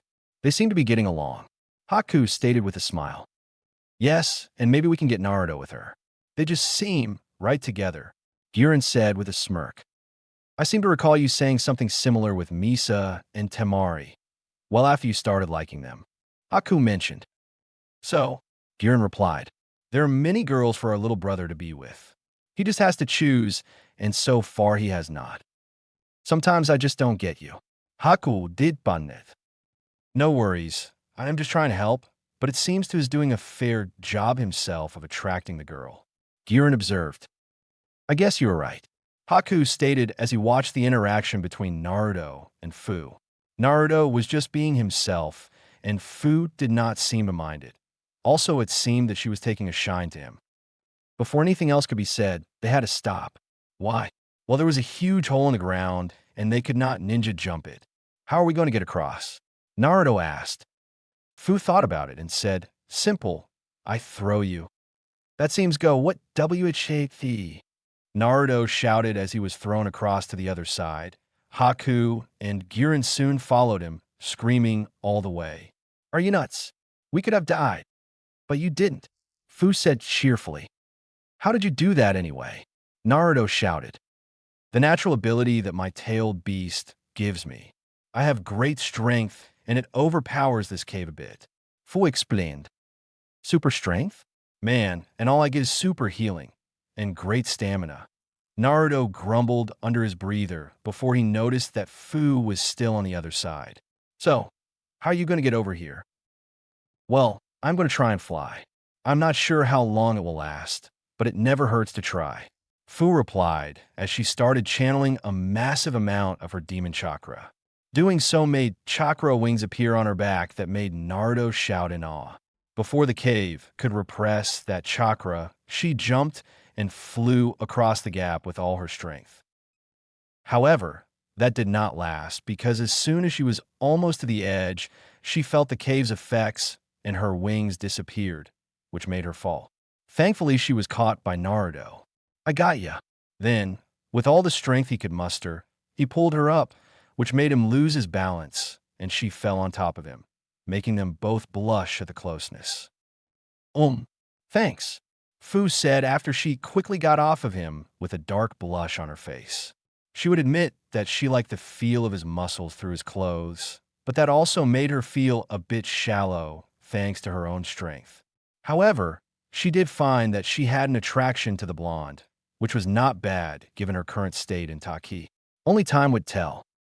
And no problem, Naruto replied with an equally sized blush. He had to admit that he liked the feel on her body on his, but he was not about to admit that. He didn't know how he felt at the moment either. While he knew there were a lot of girls going after him, he did feel a connection with her. Ugh, this shit was just way too confusing for him. While the two Jinchuriki were having their inner monologues, Haku had noticed something odd going on with Naruto's currently folded up scythe at his side. It was glowing darkly, and it seemed to be reacting to the air around them. That caused something dark to happen in the form a nearby skeleton to speak. Do you seek the treasure? However, it was said in a language that only Naruto could understand. That did not stop Girin from screaming about it, though. Talking skeleton. The blue-haired girl screamed as she grabbed onto Haku, who looked freaked out a bit. Fu looked no better as she paled considerably. Naruto just looked at the stationary top, half the skeleton, in wonder. Yeah, we seek the treasure. Are you saying that it actually exists? Yes, but you'll have to do something for the Pirate King. And that would be, Naruto replied, getting odd looks from his friends. I do not know, but the crew from the Great Blue will call upon you for help," it said before going quiet once more. "Well, that is interesting," Naruto said. "What?" Fu asked. "Apparently, after all the traps we will have to face in there, we have to do something for the dead people guarding the treasure." "Well, that is interesting," Haku repeated, making the blonde laugh as they went deeper into the cave. Gurren and Fu just looked at each other before following after the two boys. Triple X. Zabuza sat in the middle of a clearing, meditating. He was reviewing his life thus far. He knew he was lucky to be alive still after what he did back in Mist. He knew he was living on borrowed time. After his failed assassination attempt with the fourth Mizakage, Yagura, he had been running ever since. He failed to kill a Jinchuriki with full control over its powers. He failed the rebellion. He failed Mei. Then he found Haku, and things started to get better. He knew that if he went back, he would either be killed by Yagura or Mei would for leaving her to deal with the rebellion. Still, Haku brightened up his day, so he started to teach the kid. Then he found Naruto through sheer dumb luck, and the same could be said for Gurren. They made his life great and turned him around. However, while he wanted to help with the rebellion before, now he didn't. He knew they were not ready for that, and Yagura would just kill them if they failed. He was not about to let that happen. Then there was Shizune and Tsunade. While Tsunade was a hard ass in the medical department, making sure Haku learned what he needed, she was still a good member to have on the team. Finally, there was Shizune. Now, Zabuza was sure he could never get over Mei, but Shizune was there for him and never threatened to melt his balls off. She was a kind woman that he could not help but fall for. They were even going to have a kid, but he didn't know if he was going to be there for it. He had been caught by Kiri, and now he had to face the music. But you decided to come instead of run. Smart. We were just going to kill those kids if they made it out of that cave. Now we don't have to, a voice said as 4 Kiri Hunter ninja dropped in. However, Zabuza noticed something off and sighed. Fuck, these were no ordinary hunter nin. They were Yagura's personal guard, his toughest shinobi. Yes, I do still have honor. Whatever you say, man. With you dead, the rebellion will take a major blow to their moral. I am surprised that they're still hanging, let alone winning. The man said. He was awful chatty, but Zabuza knew better. He knew who this was and knew he was in for the fight of his life. So, you gonna come quietly, or are you gonna fight? I have a family to protect. I will return to them. So you'll have to come with everything you have. I will do the same. Zabuza stated as he took a hold of his blade. Before their eyes, Zabuza exploded with power. Chakra was visibly rolling off his body, and his blade looked like it was aflame with blue fire. Because I have something I am fighting for. Well, bully for you, the lead hunter nin said gleefully as he and the others rushed the swordman. Triple X. A ship, Gurren asked when they entered the main chamber of the cave. It was huge with a lake inside. On the other side of the chamber, there seemed to be an opening of sorts, but only open just so. All right, the dead guy did say that the owners of the treasure were a crew from the blue. Naruto commented as he looked at the ship. It was a brig sloop type of ship, and boy was it old. It looked so decayed that it could fall apart at any moment, but it still stayed afloat on the lake. The ship had a dead lawn on its deck, complete with a swing and a slide, as well as an observation tower for a crow's nest. The sails on the mast were ripped and had a lot of holes. It also has a strange lion head at the front. I wonder what it was called. Fustated. Well, if we're going to help them and get the treasure, we might as well hurry up and get to the ship. Gurren stated. I thought Toy were still scared of it. Haku asked. I am, but we should just hurry up and be done with it. I want to get the hell out of this place. The blue Annette replied. The group nodded and dashed across the water and up the hull of the boat until they were on the deck. Okay, so what now? Fu asked. Naruto shrugged before he extended the scythe, since that was what made things happen before. As soon as it hit the deck, it sent out a wave of dark energy that rocked the ship a bit. That was when things got strange for them. Time seemed to reverse for the area, but it also took on a transparent look to it all.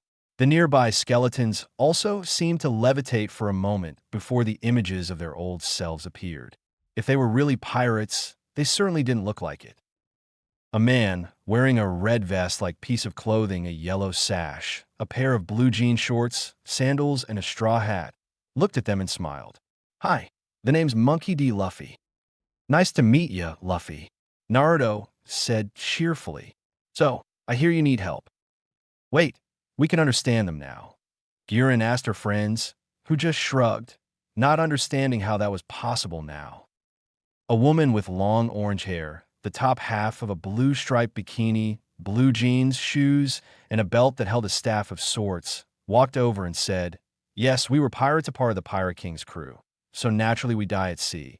But there is something about this cave that makes us stay here. We need to leave and sail the dead to the locker." "I'll do what I can," Naruto said.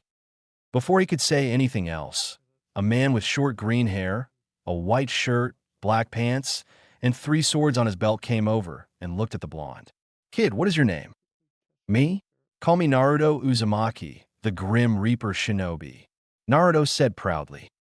Luffy and the orange-haired girl had wide eyes at that as they looked at each other and then back at Naruto.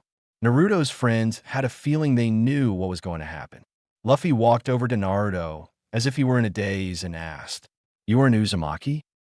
"Yeah," Naruto stated, looking at the man oddly. The woman smiled and hugged the blonde, making him freeze up because he could somehow feel it. "I'm so glad that our line still exists." "Huh," the blonde replied intelligently.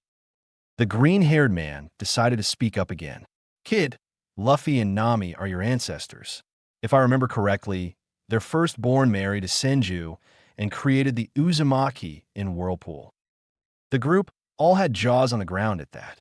The Uzumaki was descendants of the Pirate King? Cool. Still, Naruto wondered how they were stuck here. "I'm glad I've met some more of my family. I still wonder why and how you got stuck here." "I can answer that," a humanoid reindeer said in a squeaky voice. "This place was one of our hideouts since the old world government didn't know this place existed. However, the people here was not friendly to us at first, and to hurt Luffy and Nami's kid, they trapped us in here. The cave-in killed us, and it takes one of their blood to open the stone doors." "Oh, so how do I open them then?" Naruto asked, wanting to help his dead family out. "Yeah, it was complicated." "It is actually simple," another woman's voice replied. Her attire was kind of odd like the others. She wore an all-purple cowgirl outfit. "All you have to do is call to open. We can't do it because we are dead, and it has to be someone that is alive and a descendant of Luffy and Nami." "That's it," Fu asked. "That sounds way too simple, but hopefully it works." Before Naruto said anything to free the dead or that Girin could protest about not getting any treasure, Nami spoke up. "Wait, I want to give you guys something before you go. I know it is not in my nature to be so giving like this, but this is a special case." Luffy nodded and nodded to one of the others. A long-nosed guy nodded, disappeared, and then came back with a trunk of sorts. "Naruto, this odd jewel is what we kept. We found it, and we knew it was worth a lot, but never did anything with it. It is called the Demon's Eye." Naruto nodded and took the jewel. It was a reddish-orange jewel that was shaped like a perfectly cut diamond. However, there was strange black marking in the center that looked demonic, like Naruto's red eyes when he goes Kyuubi. He felt power with it and knew this was something to keep. The woman from earlier, the one that looked like a cowgirl, walked up to Haku and said, "I sense that this mask will be of use to you." The mask was pure white, but it had a depiction of a pair of eyes looking at you with softness. However, it gave off an eeriness as well, especially with that creepy smile on it. Haku did notice a strange sealing array on the back of it and decided to check that out later. Nami walked up to Girin and handed her the staff that was at her side along with another staff. "I will give you 2 staffs. Well, this one is more like a spear. The end is covered in diamonds, and it seemed to have a strange effect to those with earth powers. The other is called the Climatact. I'm sure you can figure out how to use it." Girin smiled and thanked the ghost, still scared shitless of her. The long-nosed one went up to Fu and said, "I am Usopp, the great pirate king." Fu took one deadpan look at the guy and said, "Bullshit. making the crew laugh while Usopp hung his head. Here, I made these, but never got a chance to use them. They were 4 armbands and a necklace. They give you the ability to create pheromones to influence targets' emotions as you desire. They're great for the kind of things ninja do. At least I still think that they still exist on this land. Thank you. Fu replied, thinking about a few missions she could have used them. Naruto looked at all his friends and then at the dead crew members. Okay, I will do this for you, and again, I'm glad to have met you all. He took his scythe in hand again and slammed the end of it on the deck while yelling out, "Open!" dramatically. When noting happened after a few seconds, he felt like an idiot. However, the grinding sound of stone on stone sounded and the stone doors slide open and bring in a current. The ship started to move and the ninja jumped onto the water. They watched as the ship sailed away with the crew, giving off their trademark goodbyes. Soon, the lively images of the dead faded away, leaving the team all by themselves. Somehow, they felt that that image was significant. That as soon as they exited the cave, the group knew something was very wrong. Why? Because the air was saturated with so much chakra, it was scary. However, they knew this chakra to be the chakra of their sensei, Zabuza. It was a lot more massive than usual, and it was fading fast. They did not know why, but they had an idea. Haku was the first to rush off, fearing for his sensei's life. If Kiri had indeed come, he needed to make sure he survived. He was quickly followed by Naruto, then Guren and Fu. They were not alone in this endeavor. It seemed that Tsunade and Shizen had felt the power radiating in the air and joined the kids about halfway to the man. What they found was not a pretty sight. Half a mile out, they saw signs of a massive battle. Apparently, whoever Zabuza had fought had been strong because the scars were deep, so deep that most of the land was destroyed, and it did not liven up the mood at all for the group. And they were right be afraid for the man because it just got worse the further they got to the epicenter of the fight, where Zabuza was lying on his back and looking like a bloody mess. There were deep gashes on his torso, and his arm looked mangled, but the people he fought looked way worse. There were pieces of ninja all over the place. No one was left standing. Sensei, Haku, Guren, and Naruto all shouted. Shizen numbly walked up to her lover as silent tears ran down her face. She immediately started her work trying to heal him. What she found was horrible. "Tsunade," she cried, hoping to get her help. Said woman was looking around in horror. All the blood and gore was overwhelming. She might have fought in a war or two and lost her own lover and her brother to one of them, but this was horrifying. However, it was thanks to Naruto that she got over her fear of blood, but this brought some of it back. She quickly made her way to the swordsman and sighed at the deep wounds that would be hard even for her to heal. Making her hand glow green, she began her own checkup, and it horrified her.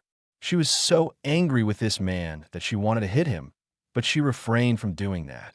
"You fool. This was something I had to do on my own," Zabuza rasped out. "You cannot beat them alone with your normal power, fool. So why resort to this?" Tsunade screamed. Zabuza was quiet for a moment as he weakly looked at them all. "Because of you all. If I had not faced them, you all would be forever tormented by them because of my past mistake." He paused for a moment to catch what little breath he had left. "My students and children did not deserve any of that. My love and unborn child and my medic friend, I could not let them go after you." "Sensei, no, father. Please hang on." Haku breathed. Zabuza smiled weakly at the ice user. "Haku, you were my first student. I only treated you as my tool due to my want for revenge. But that changed as I trained you, and the kicker was the blonde boy you brought with you one day. I will always see you as my son. Take my blade. It is rightfully yours." Haku nodded with tears running down his face like a waterfall as he took the giant blade. However, as big as the damn thing was, it was not at all heavy for him, something that Zabuza knew as well. Zabuza then turned to Guren and smiled. "Even though I still don't think I'm cut out to be a father, I am glad we took you along. I am glad to have a daughter like you. Protect your family no matter the cost, like I did if you have to." "Yes, father." Girin choked out. In all reality, she did see the man as a father. He took her away from that damnable village and took care of her. He might have been a little rough around the edges, but she liked that. Hell, her own father probably wouldn't have been as good as this man. Naruto, Zabuza rasped out. You were a pain in the ass, but you were my best student, believe it or not. Konoha was stupid to have thrown you away as they did. You were also like a son to me. However, I could never replace the man that was your real father. I could see your eyes. I can always settle for the uncle position with you. He chuckled painfully at that along with said blonde. You are also the strongest student I have. So I want you to protect them with all you have. You have them to protect you as well. So always be with them in that endeavor. I will, Naruto said determinedly. Zabuza then turned to a crying Shizune as she kneeled next to him. I am sorry. I know. I love you, Zabuza replied. I love you too, Shizune replied again as she leaned in to kiss him. She wished she could be mad at him, but he had made her happy. But now he was going to be gone. Slowly, Zabuza smiled within the kiss, content. With that, there was stillness, and the former demon of the mist was dead. Triple X. In the next few days after Zabuza died, things were depressing. Sure, they managed to bury Zabuza's body, but it was still very depressing.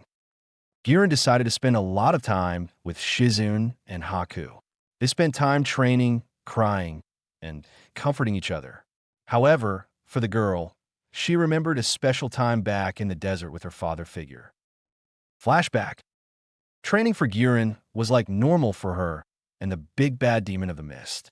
However, right now, all they were really doing was throwing rocks. Zabuza had just beaten her again in a spar. You did well, Girin, Zabuza said as he saw on a rock near the water of the oasis and decided that it was good enough to throw. You still beat me, even in your weakened, delirious state. Girin sighed. I guess you really are strong. Well, I've been training on my own as well. I am nowhere near S-class, and I have to protect my students somehow. Girin smiled. Her teacher was a big softy despite his reputation. She smiled as she leaned on the man's shoulder. I'm glad you guys found me instead of that freak who killed off my entire village. Zabuza, still uncomfortable with his feelings with these kids, just wrapped his arm around the girl. Thank you, Dad, he heard her say, which put a big smile on his face. She was about to fall asleep when she felt the earth move. The earth is shaking. Flashback end. That time was special to her. It was when she finally said the man was a real father that she never really had before. It was a time that she would always remember. She looked up at the woman holding her and smiled with a determined glint in her eye. For Zabuza, she would protect the woman she would call mom and her unborn child. Shizune looked down at the girl in her arm and smiled. Girin was a nice girl, and she thought the girl would make a great sister. Yeah, sister. The woman inwardly chuckled at the thought of being a mother, and despite the fact that her child would not have a father, it would have a great family, a family that was set up by her lover and kept together thanks to a certain blonde. If she ever met Kushina in the afterlife, she would have to thank her for the redhead son.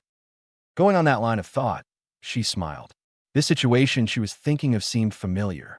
Looking over to a sleeping Tsunade in their hotel room, Shizune smiled at the memory of how Tsunade took her being pregnant. It was sort of like when the woman found out Kushina was pregnant.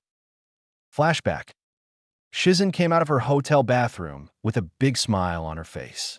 She honestly thought this day would never come because she always was traveling with Tsunade and keeping her healthy, along with keeping her company. Yes. Ugh, keep it down, Shizune. Tsunade groaned as she sat up in bed, nursing her mind splitting hangover. What are you excited about this early in the morning? Tsunade-sama, it is noon. Shizune deadpanned. My point, Tsunade replied with a straight face. The young medic just sighed before smiling brightly again. Tsunade, I'm pregnant. And just like that, the hangover was gone and the room went deathly quiet. And who's the father? Zabuza, of course. Zabuza, Tsunade screamed. Triple X. Down in the lobby, said man spit out his cereal when her heard Swanda's voice. Oh shit, now what did I do? That day, the ensuing beatdown brought down the hotel and created many jokes courtesy of Naruto. Flashback end. Haku knelt next to Zabuza. His tears had all but dried up, and he just stared at the grave with a blank face. He felt lost without his father's guidance, but he knew he had to move on. Father, I wish you didn't have to die, but this is our life. We are ninja, and death is a natural part of our life. Still, if I ever get the chance, I'll take out the fourth Mizukage for you. Flashback. Haku, there is something I have to tell you. Zabuza voiced as he finished training the ice user. He had to go to Naruto next to see if he was okay. What is that, master? Haku asked. At the master word, it made Zabuza wince a bit. Haku, I am sorry for the way I treated you before. You're not just a weapon, a tool. I realize now, thanks to Naruto being here, that you are a person, and I'm sorry for the way I treated before. Haku just looked at the man with a deer in the headlights look. So, from now on, I want you to stop calling me your master like I own you. You can call me sensei, but know this, I have come to see you as a son. Haku's eyes watered a bit before he flung himself at the man, giving him a hug, something the man was awkward with as he just patted the boy on the head. No problem, father. Yes, this man was way better than his old father, who basically tried to kill him for having a bloodline. Oh, and Haku, I know I am not strong enough to take out the fourth Mizukage, and if I die, you might have a chance, but don't throw your life away trying to kill him. Haku just nodded in understanding. Flashback end. Haku nodded to himself. You may have charged Naruto with protecting us, but is like a brother to me, and I know how reckless he still is. If anyone needs protecting, it is him, and will do so. He is my brother, and the rest of them are now my family. No one will hurt them. If the Mizukage wants them, I will kill him if he gets close. That is my promise. He said that with such determination that the world seemed to quiet down around him just to listen to the usually kind boy's words. The sword on his back also seemed to heed his words as it began to shine with an ice glow before it shifted into its true form that belonged with him. When the glow died down, it looked see-through thanks to the ice it was now made of. However, this was not normal ice. It was some of the coldest ice known to man due to the face that it seemed to freeze the air around it, giving it a misty look. It was still a huge blade, but now it seemed to curve like a crescent moon. This was no longer the executioner's blade. It was now the glacier slicer. So he put on his new mask and quietly made his way back to the hotel. Triple X. Naruto lay on his back in a field on shore grass. Surprisingly, there was grass in Earth Country. You just needed to find it. As he lay on the grass, he stared at the passing clouds, a pastime he picked up from Shikamaru when he was still in Konoha. Laying next to him was Fu. After the death of Zabuza, she should see that Naruto was in a lot of pain and decided to stick around for a little longer. This doesn't change a thing, Naruto suddenly said. What do you mean? Fu asked, not understanding what he meant. That fact that my goal is and will always be the same. I will protect my family. Zabuza sensei. I wish I could have been there, but I know there was nothing I could do. I'm not strong enough yet, but I am getting there. I think if he waited so we could work together, we might have won, but I know that is a lie. Why is that? Because that field was like a war had been wagged. If we had been there, he would have been holding back to protect us, and that would have gotten us all killed. No, there are just some battles you have to fight on your own. Zabuza sensei will always have my respect, and for that, I will keep my word to protect my family. Even you, since you're one of my friends. Fu smiled brightly at that remark. Good, because I have never had many friends, even though I protect my village, she said as she rolled onto him so that she was straddling him. But maybe in the future we can be more than friends. Fu, what are you doing? Showing you what I want, and taking your mind to the depressing atmosphere, she replied as she leaned in and kissed him. Lime warning, because I want to. If I don't get contacted to take it down and shit, I will probably bring back the others for my other stories. As soon as he got permission for his tongue to enter her mouth, he heard her moan. Note the reason for that was because of his erection that she was now rubbing herself against. Fu inwardly smirked as she moaned again. It seemed that one of her new bracelets were working perfectly. She was influencing his sex drive, or it was the fact that she was on top of him. Either one worked. She wanted him, but not yet. She did not want to get pregnant. Well, not yet. As she reached into his panda to stroke him a bit, she gasped at how he was for his age, and he would only get bigger as he grew. We are Jinchuriki, who should stick together. I want you, but we can do it later. Instead, let me show you something we could do a lot of in the future. Fu smirked as the blonde blushed hard when she pulled down his pants. Taking out his member, she marveled at the size and then put it in her mouth, bobbing her head up and down on it. Arg! Wow, that is amazing! Naruto growled out as he put a hand on her head, making the girl smirk. After about 5 minutes, Naruto had enough and gave out a cry, and he came in her mouth. Wow, it was not expecting that, Naruto said with a blush as he watched her swallow his load. Well, I want you, and maybe later we could be together, Fu replied before she leaned in again to kiss him. Triple X Lime End. A few days later, we see the group on their way out of town. Fu had already left, saying that she was needed back in Waterfall. She was their protector after all. So, where are we even going now? Haku asked. That is the question, now isn't it? Girin replied. Naruto looked thoughtful for a moment before he glanced at Tsunade and then to Shizen. IWA. What? Haku asked. I say we head to IWA. It is the nearest hidden village, and I don't think Shizen needs to be walking around for very long. And the road is no place to raise a baby.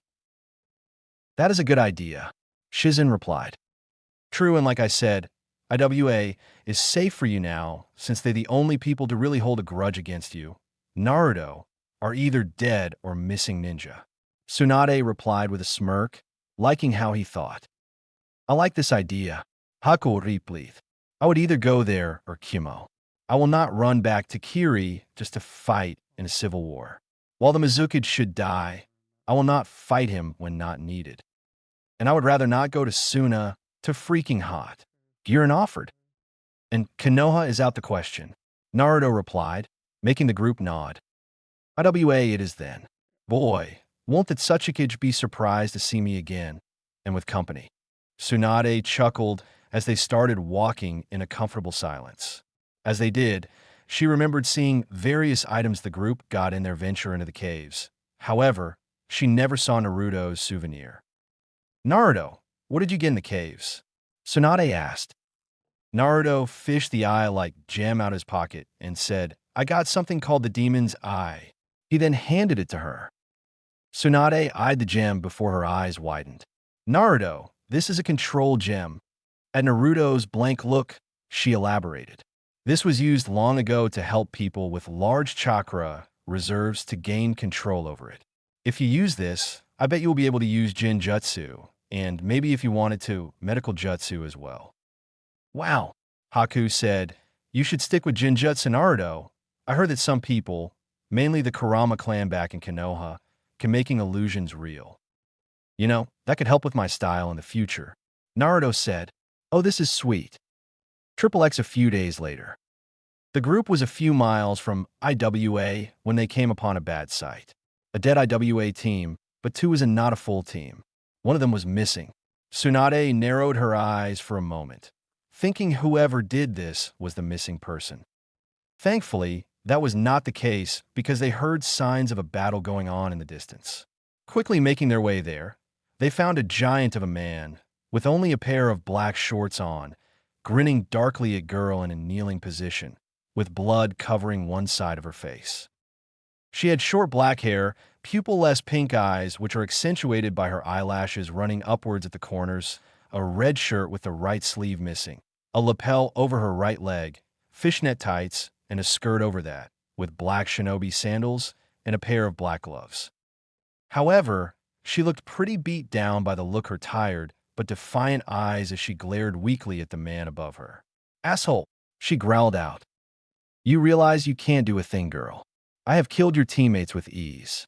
And I'm going to kill you, that should make that old fool grandfather of yours to actually come out and get killed by me in no time. The man said with a cruel grin. What do you have against my grandfather? The girl growled. That old fool should have made me the next Suchikage. Then I could have taken out Konoha with ease. The old fool should have struck when word about the QB became known, but what does he do? He just sits in his office, saying it is not his problem and that I should let what happened in the war go. I won't do that. I lost everyone in that war. Now I will make him pay by taking everything from him. No, leave her alone. A voice called out calmly. The man snapped his head in the voice's direction, and he saw red. I don't fucking believe me luck. Let her go, Naruto said again. Sure, I would rather kill you instead. The man roared, not noticing the gem on the boy's hand glow and the girl pass out from exhaustion. He just charged the boy recklessly and brought both of his mammoth fists down on Naruto's head. An explosion of black smoke met the giant man when his fists met the young blonde's head. What the hell? He asked, bewildered as he looked at the smoke. He then grew enraged. So playing those annoying games, just like your father. Pathetic. So, you seem to know who I am, but I have no idea who you are. The voice of Naruto said. To the man, it seemed that the voice was all over, but then he noticed the smoke converging in on itself, and a mouth was smiling at him. Ak, Iam Kengan. I am the last of the great clan called Chikara. We held the strength release. We are decided from a man overseas, a great man called Hercules. Last. Yes, during the war, you father slaughter us all. I was merely a child back then, but I vowed to kill him, but then he gets him and his rumored wife killed by the beast known as the QB. Kinjin roared but then laughed. So I decided to rebel against that stubborn old man. He said war was war, and we should just forget the past, like people in this last can forget that shit. The last 3 wars are proof of that. Never mind, he lost his own daughter to the war. So I was going to kill his own granddaughter when you showed up, son of the Yellow Flash. Naruto reformed and said, you could try if you want. Fine. The giant man roared. Strength style, earth shatter. With a name like that, that was sure to be trouble for anyone, especially the unconscious girl. So just before the man struck the ground, Naruto turned to smoke, taking the girl with him. And he was smart to do that because the area around Kinjin literally became a giant fissure of sorts, and that was bound to have attracted some attention. He needed to finish this soon. Well, that was interesting, Naruto said, kneeling next to the girl. The man just stared at him in shock. How the hell did you escape that? You're not very bright, are you? Naruto deadpanned. Ugh, just tell me well. Fine, it is called real Jinjutsu. The man just looked lost. Man, you are dumb. And that is saying something because I am not the sharpest kunai around. Anyway, I found a special item that lets me do Jinjutsu, but at the same time make it real. So, I made a few 100 clones to help me practice it, and so far, I have not gotten that far with it. I can only make me in whatever I am touching part of the Jinjutsu. However, I have found it useful in combat because I cannot be touched. The man just glared at him. Kinjin knew how Jinjutsu worked, but this was different. It was more dangerous. So what? You can attack me with it as well. No, Naruto said sheepishly. I have not gotten that far with it yet. But his gaze grew sharp as he turned into his smoky black fur and hovered around the giant man. Imagine I could put my whole smoky hand down your throat, make it solid, and choke you from the inside, or do something far worse. By now, that man was freaking out. This kid, he may look like the Yellow Flash, but even he was not that crazy. He just gave you a quick death. His son is a little sadistic. Ikinjin was so freaked out by this that he never even noticed Naruto's group. Oh, and there is something you need to know before you die. Naruto whispered. What's that? Do you honestly think I travel alone? Realization hit the man too late, it seemed, because just as he figured out that even though Naruto could not attack while in his smoke form, that didn't mean someone else couldn't. Nitro Kunai. Crystal Spears.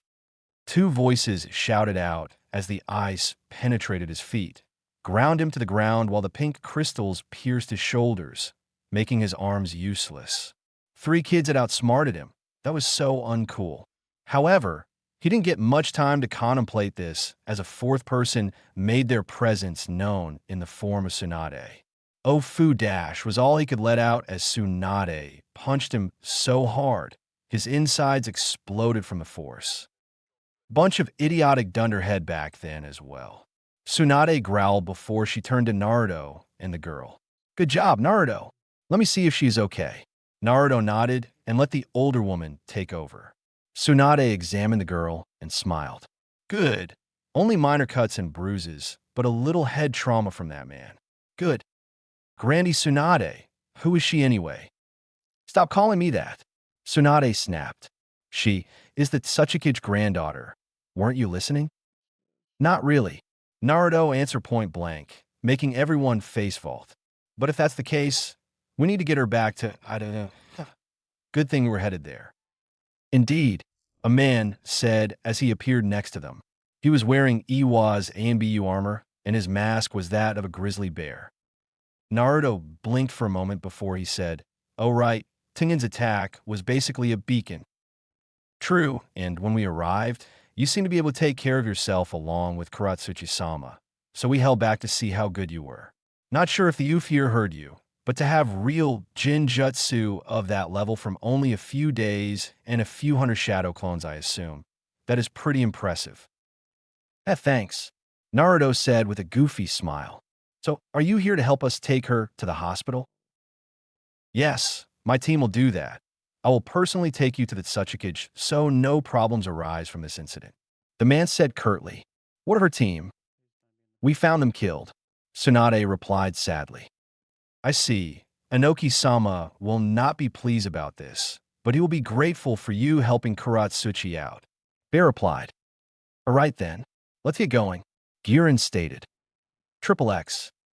Inoki was an old man, yes, but he was a living legend, just like Hiruzen Sarutobi. He went toe-to-toe with Madara Uchiha and lived.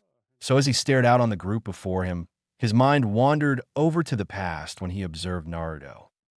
He had actually met with Minato at one point and found that the man hated war and only fought it because that was his duty. The more he learned about that man, the more he respected Minato. That's why he did not hold a grudge against Minato or Konoha. War was war. It never changes. Naruto looked at the old man with annoyance. Why are all the powerful dudes old? Old man Sarutobi was old, and he was labeled the god of shinobi, and this guy is old and short. Great. Inoki was a very short, old man with a triangular beard and a mustache that has angular corners, a big red nose, and thick eyebrows like Guy and Lee. The top of his head was completely bald, although he had long white hair on the lower half of his head, which is styled in a traditional Chamage haircut, the back of which is tied with a yellow ribbon into a top knot. Inoki wore a green and yellow coat with a red collar. Underneath, he wore the traditional Iwagakure outfit consistent of flak jacket, mesh armor. He, however, has both his sleeves of his shirt, but kept the single lapel on his right side. Along with this, he wears sandals. First off, thank you for saving my granddaughter, but I want to know why you are in my village, though I did not expect to see Tsunade and her apprentice with you. Inoki stated. Kid helped me out, so I'm sticking with him. Tsunade smirked. I see, but why are you here? Inoki asked. Oh, since our teacher is dead and Shizune-chan will be having a kid, I thought we should join a village so we are not caught off guard with the world events. Smart for young people. Inoki commented in his condescending way. But why my village? Well, I'm not going back to Konoha, that's for sure, and I'm sure you know the reason behind that. At the old man's nod, Naruto continued. Then after what happened with Zabuza, we don't plan on going to Kiri. Suna is too far away. Same for Kyumo. Besides, Tsunade said you did not hold a grudge against my father, so I was hoping you would help out. Inoki started at the young blonde intently. It was true that he told Tsunade that, but there was another reason behind that. War was horrible, and it was true that he lost his daughter, but ironically it was not to the Yellow Flash or anyone in Konoha. It was through a different village during that war. Inoki finally nodded. Very well. I shall let you become ninja of my village. But what about you, Tsunade? I already vowed I would never return to Konoha, and I will not now, especially with a civil war on the horizon. I will join too, just to piss them off more for what they did to my godson. Tsunade said seriously. Very well, Anoki replied before he looked at all of them. He knew of Tsunade's skill with medical jutsu, and perhaps he could let her do what Saratobi did not. And her apprentice could help her out until the baby of Zabuza came. Oh yeah, even he could guess that. Then there was Zabuza's own apprentices. He knew of the Yuki clan's bloodline and always thought it was useful, but this boy seemed more capable of a shinobi than any of his clan that he had met. Girin's clan used to be part of his village before the first decided he didn't like that for some reason and cast them out. He would let them back in just to spite that man. Plus, that bloodline could be useful. Then there was Naruto, the boy people having nicknaming the Grim Reaper. Powers unlike any other, and Jinchuriki that seems to get along with his bijou. Jinchuriki, he already had two of those. One was an old friend who at times was just as stubborn as him. But for some reason, the Rashi liked to drink a lot. There was other things, but Inoki could tell the man was good and a loyal shinobi. The other was a young man that was extremely tall. Han was always so calm and reserved. The boy was interesting, once saying that because his bijou, he felt insecure with himself around normal people, to the village did not have a problem with him. Now was Naruto, Jinchuriki to the Kyuubi. This boy was the Yondaime Hokage's son, and Konoha basically treated him poorly. Faye, so much for the greatest village around, treating people different than you poorly, but whatever. Sure, the village he ran was a little greedy, but they live out in the middle of nowhere. What did you expect? Still, this boy was different, and his death powers made him an interesting Jinchuriki if the rumors were any indication. I will need to place you all in something for my village, Inoki stated. Tsunade, I will let you do the one thing that Saratobi never let you do during the war, something we could have used. I give you free reign over the hospital, and if you wish to train people in the medical arts, then just let me know, and I will see what I can do. Tsunade had a big smile on her face at that. Thank you. Just let me know what you're getting too old for it. Inoki replied with a snarky smirk, causing the woman's eyebrow to twitch. Shizune, for the time being, I would like for you to help Tsunade in this endeavor. At the raven-haired woman's nod, he continued. He looked at the three young ninja and sighed. I'm going to have to break you up into two teams. Huh? What? Girin asked while holding Naruto back from shouting, but she wanted to shout that their team would have to break up. However, she was not stupid enough to yell at Akage. Simple. Kinjin was not alone. For some reason, a few of our missing ninja have returned just to kill us. My granddaughter's team is dead, and another team has lost a member of their team. So that is why I'm doing this, but don't worry, you all will be working together a lot. Oh, that good then. Haku replied with a relieved smile. Okay, Akatsuchi's team is missing one, so Girin I would like for you to join his team. Your crystal release will work well with his golem technique. Plus, I bet Suzumabachi would love to have another girl on the team. I'll have you report to them later. Interesting setup, Tsunade stated. A B user with two Earth users. I could work. Indeed, Inoki said, proud of himself. He then stared hard at Naruto and Haku. I'm going to give this one more chance, so don't fuck this up for me. At the boy's questioning look, he continued. I once had an apprentice and a man named Deidara, but he let his art get the better of him and went rogue. He was a good student, but he left. Kuratsuchi might not like this, but I am taking you three at my team, my personal apprentices. Everyone just stared at the man with big eyes. Is it possible that they were the next Sannin? Triple X. Wow, Naruto said as he stared at the ceiling of Kuratsuchi's hospital room. The small old man had sent them there to let her know what his decision was when she woke up. She hasn't yet. I know, hard to believe. Haku replied, a little shell shocked himself. We'll do our best. Naruto replied with determination. Zabuza trained us into the ground for this sort of thing. Now we must get even stronger for him and our friends. For Zabuza's unborn child. Haku replied with a small smile and a nod. He then thought of something. Naruto, me and Girin changed a bit when Zabuza died. What about you? You still seem the same. The same idiot who just wants to keep us safe. Naruto sighed. I did change a bit. I gained more power. Huh. It was just before Fu left. She knew I was holding something back and helped me through it, and after that, Kurama confirmed that something had changed. My Sharingan is now unlocked to what Itachi did to me. Oh, let me see. Haku stated, clearly curious about Naruto's QB enhanced Eternal Mangekyo Sharingan. He remembered the story, but was still hard to believe for him. If it was indeed real, that he would believe it. All right, Naruto said with a shrug. He closed his eyes in concentration before he snapped them over to reveal the strange design of the seven-pointed shuriken design with Kakashi's pinwheel.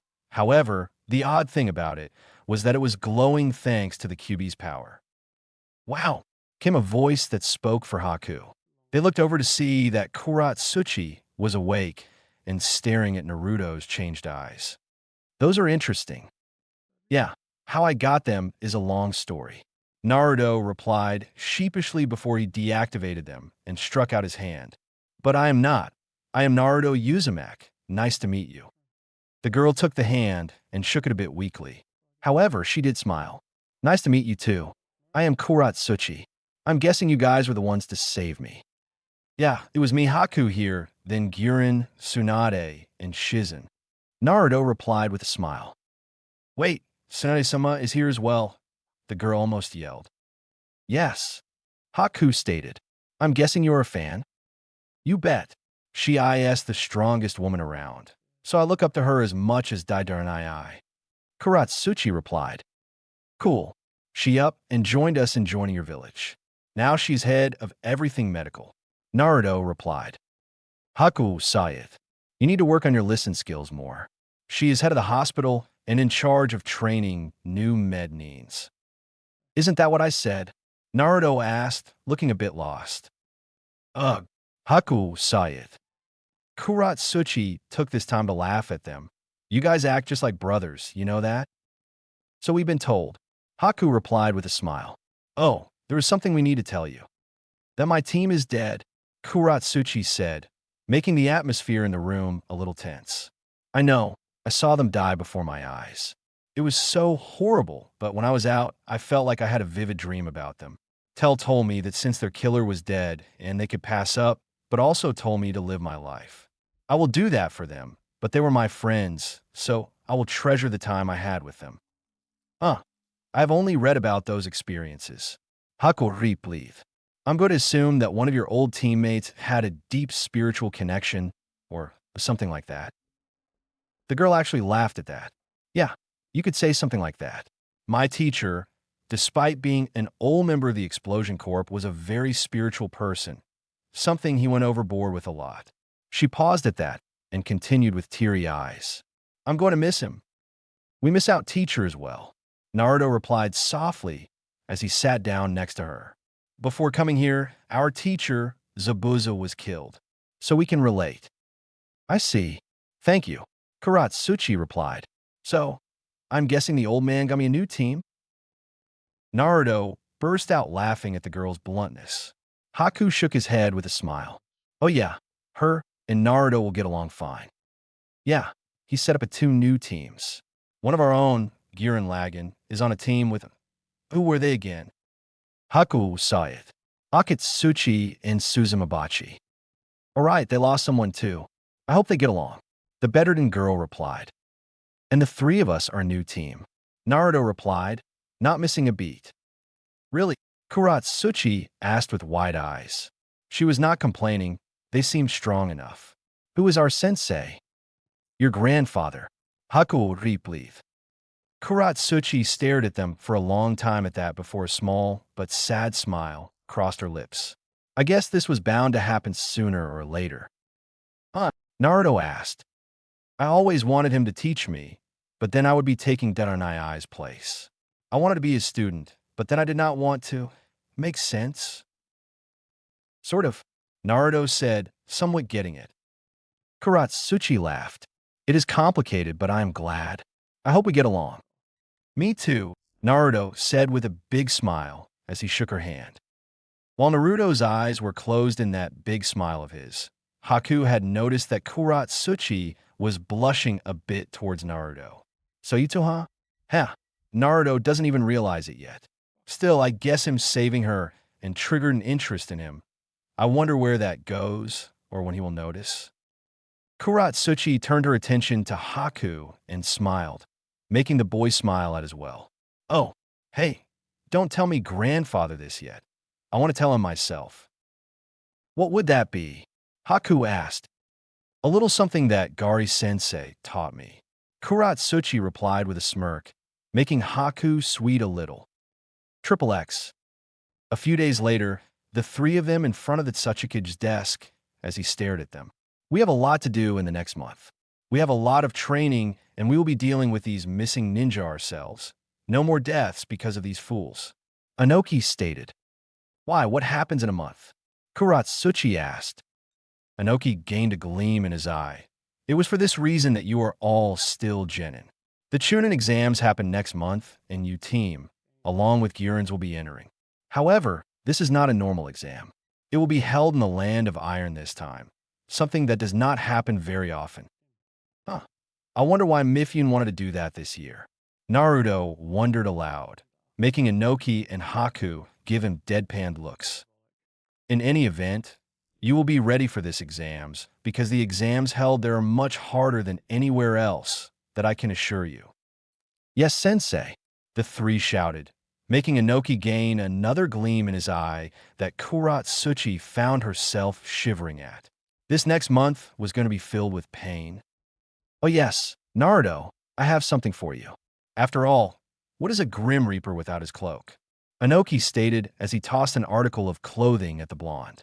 It was a pure black cloak that could zip up and look like something the real Grim Reaper would wear, plus it had the village symbol on the back of it in silver.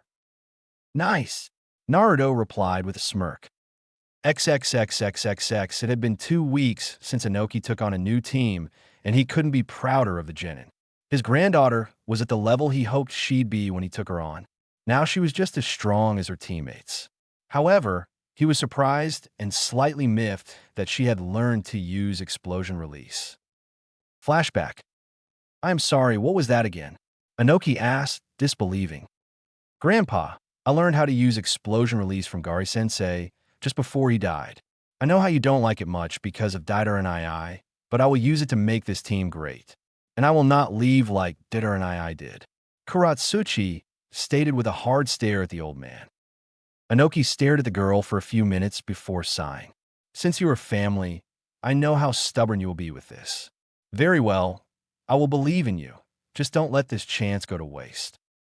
Kuratsuchi's gaze softened at that. She knew how Daidar's defection hurt him, but she would not let him down. Okay then. And, Gari-sensei only taught me a few things. Could you help me? Anoki smiled. Of course I can. I happen to have the explosion release scroll with me. Just know that you can't do all that Daidar did since his bloodline helped him with these jutsu. I won't let you down. Kuratsuchi cheered happily. In flashback. She had taken well to that line of jutsu, just as she had with the other unique jutsu in the form of lava release. Something he found when he was in Kiri that one time, occasionally using both in one jutsu. He was proud of her. However, he did find something comical about her. It seemed that she had gained a crush on her blonde teammate, Naruto. Of course, said boy was clueless, something Haku confirmed. Still, it was odd because they treated each other like brother and sister. Now he did not mind that they would become a couple. He was a grandfather already. He would leave the scare tactics to his son. Still, all they needed was a little push for it to work, and he knew something like that was going to happen soon. It was just a feeling he had when he thought of the Chunin exams. Speaking of Naruto, he could honestly say that the boy was his best student. He soaked up everything he had like a sponge, and it was all thanks to those shadow clones of his. To have so much chakra like that, it was a gift and a burden because his skills in Jinjutsu were shit. But the only reason he could do Jinjutsu in the first place was because of those eyes and that demon eye jewel that he had on his palm. However, when he did use his special Jinjutsu, Anoki swore that Naruto lost his mind every time. Oh well, shinobi were never the sanest bunch to begin with. Still, Naruto's powers with his elements were amazing as well.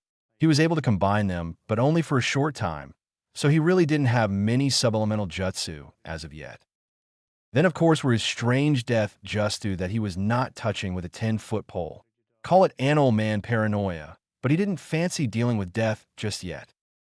After that, his status as a Jinchuriki was baffling. He showed next to no signs of being one and could use the chakra of the Kyuubi easily enough. He was still young, though, so he could not use a lot. The people didn't even bat an eyelash at him either. It seemed that whatever seal the fourth Hokage put on the boy also snuffed out that oppressive atmosphere that comes with being a Jinchuriki. That or the boy had enough of that in Konoha, and it negated itself. Whatever. Still, he got along with Han and Rashi well enough. That was good enough for him. Finally was Haku, yet another gold mine. The boy had ice release and swift release. Those two were exceedingly rare. The boy was also very calm and level-headed, something that Naruto and Kuratsuchi needed. Plus, the boy was also able to summon strange ice creatures from that mask of his. Yes, his team was something else. However, Inoki frowned as he sat at his desk. The reason was troubling news throughout the world. Kiri with their stupid bloodline war, and Konoha with their impending civil war. It was madness. Still, it seemed that Konoha had stalled so they could send out a few teams for the Chunin exams. Then, there was the matter of Danzo. He was being quiet, almost too quiet. Inoki shared Sarutobi's views on the man. He was a war hawk and nothing else. There should be no reason for that man to stay this silent. Inoki honestly thought that Danzo would be happily pissing in his adult-sized diapers to be in another war. Especially this kind of war where he could sneak his way to being the Hokage. And if that ever happened, the world would be in a lot of shit. He didn't get any more time to contemplate this as his team entered his office. "Yo, old man, what do you have for us this time?" Naruto questioned once they were all in, before Haku slapped him upside the head while Kuratsuchi laughed. Ah yes, Naruto's constant disrespect. To be honest, he should be used to that by now, but it was too fun watching this team and their antics. Plus, he usually got that from his granddaughter, always claiming that he needed to step down and choose someone else to lead. Like that will happen anytime soon. I'm just as old as Sarutobi, damn it. I will not give it up before him. Well then, let's get started, shall we? Inoki stated, "Through your combined efforts with my son-in-law's team, you were able to take down the Collector and his partner, the Huntress. This next one will be a little harder. There is a town not far from here being tormented by one of Deidara's cousins. I warn you, this will not be easy. The man is truly insane, and he wields the clay release." "I'm not sure I have heard about that one yet." Haku replied. "What makes him dangerous?" "It stems from his obsession. He wanted to be an actor, but his parents said no, so he took that obsession into his ninja career, and it spiraled out of control. He can be anyone he desires thanks to his bloodline, and he takes that to heart. This will not be easy." Inoki warned. "Will you be coming with us, old man?" Kuro asked. "No, but I will have Jibachi Kamizuru there with you. His skills should be good enough for this," Inoki stated. The three Genin nodded before leaving the room to get ready. "Do you really think they can find him, let alone beat him?" A smart-looking man with blondish hair and a slick style said as he came out of the shadows. Inoki sighed. "Honestly, no. The scroll I gave them is for a week only. If they actually find him in Atsuinishi, I will be surprised. Still, it does not matter how they do on this mission or the Chunin exams. I will still promote them to Chunin. Their skills have earned them that much." "Very well. I will help them when needed then," Jibachi replied before he disappeared in a Bishunshin. XXX. The group of four found themselves just outside the village of Atsuinishi. However, what they found was unexpected. It seemed that they came in time for a festival of sorts. This was going to make it harder for them. "I'm getting the feeling the old man wanted us out of his non-existent hair for a while." Naruto deadpanned. "That could be a possibility," Kuratsuchi replied thoughtfully. "Think we should have fun?" "Well, that is one way to put it," Haku stated. "Having fun at a festival would be a great cover for if we do find an Indo Shih Tzu." Very true, and I will provide assistance of my own when needed. Jibachi stated as he glanced at Naruto appraisingly. After all, the boy had helped his clan get back on track. Flashback. Jibachi looked bewildered at his younger clan member, Suzumabachi. She was not acting like her normal self. She seemed more serious about something. Suzum-chan, what has gotten into you lately? Jibachi asked as he watched her practice her B techniques with more vigor than usual. Well, brother, I figured something out with the new guy's help. Suzumabachi replied. And that would be, in order for us to regain our honor, we need to stop bitching about things not going our way.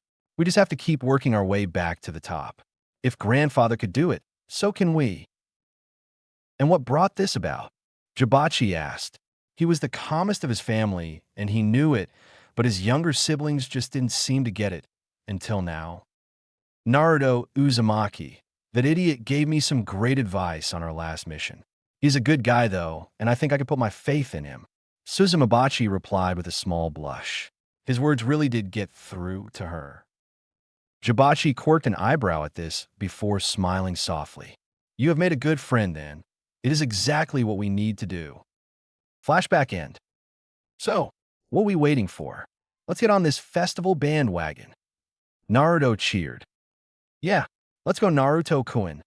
Kuratsuchi said before she grabbed his arm and dragged the boy into the village. They completely ignored me, didn't they? Haku asked. Possibly, Jibachi said as they followed the duo in. He looked at Haku and said, it would seem that Kuratsuchi is very fond of Naruto. Yeah, he saved her and treats her with respect and like a normal girl despite her position in the village. However, Naruto is clueless like usual. So it seems. Still, that does make it hard. Hard for what? Haku asked curiously. For me to set up him and my sister. Jibachi replied without missing a beat. Haku nearly tripped over himself. Yeah, I agree. Maybe you should tell the man about the other competition? Triple X. The duo of Naruto and Kuratsuchi found a small booth where you try and throw a ring on the tops of bottles. Oh, let's do this one. Kuratsuchi cheerfully. Excuse me.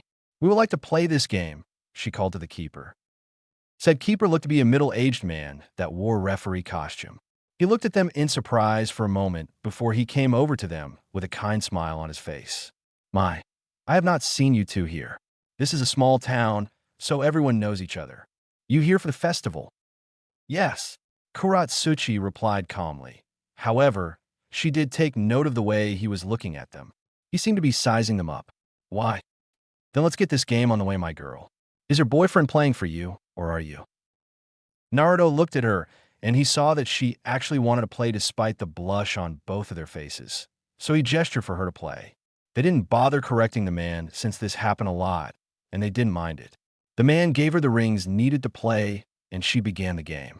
The blonde watched her throw the first one before turning his attention back to the old man. So, anything odd going around here? Like other new people you haven't seen come through there? Naruto asked. All kind of things go on here, kid. Like I said, it is a small town. Anyone you're looking for in particular? Yeah, we're looking for someone from our village. Someone named Hadaraka Nindo Shitsu. It was strange. The man seemed to freeze up for a moment before becoming nervous. Sorry, I have not seen him in a while. Oh, so you have seen him. Any idea where he could be then? Naruto asked. You know what? The old man said as Kuratsuchi threw her last ring. Forget I said anything. I have never heard of him. Take the grand prize and leave. But Kuratsuchi tried saying that she had not won the correct prize, but the man didn't want to hear it. Just leave, the man shouted as he shoved a big stuffed lion into Naruto's arms and shoved them away. That was weird, Kuratsuchi replied in a calm, yet suspicious tone. Yeah, let's go find the others. They might have found something. Naruto said seriously while Kuratsuchi nodded. Triple X. The three met at a hotel of sorts and sat in the lobby. Please tell me you too found something. Naruto said. Yes, whenever we spoke Hadaraka's name, everyone suddenly became hostile and their stories didn't flow right. They said they haven't seen him in a while, and they never even heard of him before telling us to go away. Haku replied. You too, huh? Kuro sighed. There's more. Jibachi replied calmly. Bees have picked up a couple of odd things. One is that they smell clay all over the place, mostly in the humans. The other is that they sense a very strong jinjutsu over this town. That is not a good sign. Kuratsuchi sighed. Agreed. I feel as though we have walked into a trap. Haku replied, while slapping his face. Well, no worries. We just need to leave to avoid whatever death trap he has in store for us. Naruto suggested. Naruto suggesting to leave was actually pretty smart for him, but there was a problem. Could they get out unnoticed? Probably not. But if Hataraku has gotten this good with clay release, then we are in over our heads. I am sure Inoki-sama will understand. Jibachi reasoned. Very well. Let's go before it is too late. Excuse me, but you're the ninja from Awagakure, correct? A well-dressed man asked, looking like an employee at the hotel. Yeah, Kuratsuchi answered calmly. What do you need? There seems to be a young boy outside that requires your presence. Now that was new, but they were still cautious. So they went all together to see what the kid wanted. What they found was some homeless-looking kid. His brown clothes looked more like rags than anything else. He also looked very dirty. "See, can you help me?" he cried. Kuratsuchi was the one to speak again. She was feeling for this kid. She wanted to help him despite the danger of this place. The others looked at each other and sighed. They knew there was no backing out now. Jibachi, though, felt something was off, and his bees were buzzing loudly in his ear. What can we do for you, little boy? Kuratsuchi asked kindly. Why? Why what? Why are you searching for our father? The boy cried. Our father? Jibachi asked before he realized that all the townspeople had stopped moving and were staring at them with unnatural gazes. Yes, our father. The boy repeated with not whining in his voice this time. Jibachi looked back down to the boy to see him glaring at them, and Kuratsuchi feeling the full effects of Hataraku's killer intent from the little boy. Before Jibachi could react, the boy's form shifted and hit him so hard that it sent him flying away from his assigned team. The only thing that went through his mind was, damn, I should have seen this coming. Fast was what went through the three genins' minds. You should not have come. A voice echoed throughout the village, but on closer inspection, it was coming from the people. One voice. I know why you have come. I'm just surprised that old fool found me and sent a bunch of kids to do the dirty work of Hunter Neens. Honestly, I thought we wouldn't find you. Naruto growled out, tired of being mocked already and on guard. Well, too bad for you fools. You found me, and I will add you to my collection. The voice yelled out gleefully. Oh, what do you mean? Haku asked. It is simple, the voice said scathingly. Each person you see is a clone of me. They represent each and every person I studied and then took out of the picture. One by one, they all disappeared, none the wiser that their way of life was ending. I am them now. I get it now. Kuratsuchi replied angrily. You wanted a challenge? Yes, I am the town. The ultimate challenge, being everyone at once. And I will not stop there. With each new person, I will become bigger. I will truly be everyone. And you kiddies can't stop me. We'll see about that. Naruto yelled, already not liking this psychopath. He has gone far beyond what he used to be back in the village. Kuratsuchi replied, we have to be careful. Agreed, but how are we supposed to fight off a bunch of clones? Haku asked. Naruto and Kuratsuchi looked at Haku like he had gone dumb. All right, enough talk. Let's fight. The voice yelled, and as soon as the Jinjutsu fell to reveal the town to actually be in ruins and the people looked clay-like, the group didn't get a chance to say anything else as the masses rushed them. Naruto created his own clones to do battle. Some took out their claws of Hades, and some took out the scythe, while he did something completely different. Now, time to bring out the gifts for Mifune. The blonde's metal arm opened up to reveal an Aegis-like shield, and then came out the claws. Naruto was having fun taking out his share of clay clones. Haku decided to take a more subtle approach versus Naruto's hacking and slashing. The silent killing method. Putting on his new mask, its effects came on quickly as he turned invisible. After that, he made his battlefield into a frozen tundra. Yes, this method was a lot more quiet. Kuratsuchi grew ticked off at the massive clones in a hurry. Ugh, lava style, mass quicklime congealing. ITF was safe to say that her enemies went down quickly, but like Naruto's clones, they kept on coming.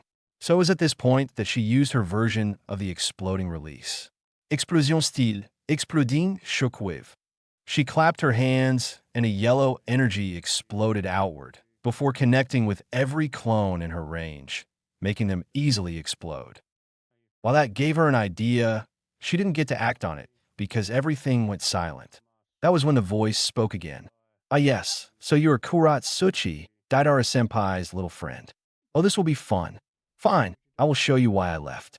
I found a forbidden jutsu that let me take away people's chakra before they die. How do you think I kept this place running? I have the chakra of a tailed beast now. Therefore, I have acquired my own tailed form. Oh, how I love playing those misunderstood people. Aha! The small group by then had already regrouped and were shocked at what the man said.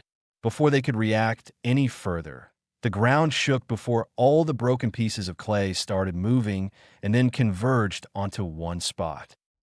The mass took on the shape of a large clay slime-based monster. Too bad this form is not more human. It would be so much easier to kill you three. Ah! Hataraku shouted before he brought a fist down on the ground. Ugh, how are we supposed to beat this guy? Kuratsuchi shouted as they dodged another punch. Well, I doubt we can do the same thing we did during your battle with Shikaku. Haku stated. Nope, but let's just go all out. Naruto shouted, summoning Jutsu. Envy, green dragon form. Watch FMA, Conquerors of Shambhala, and you'll know what I'm talking about. Well, this is new. Hataraku roared before he charged the dragon. Well then, let's do this. Haku agreed before he took off his mask and sent chakra to it.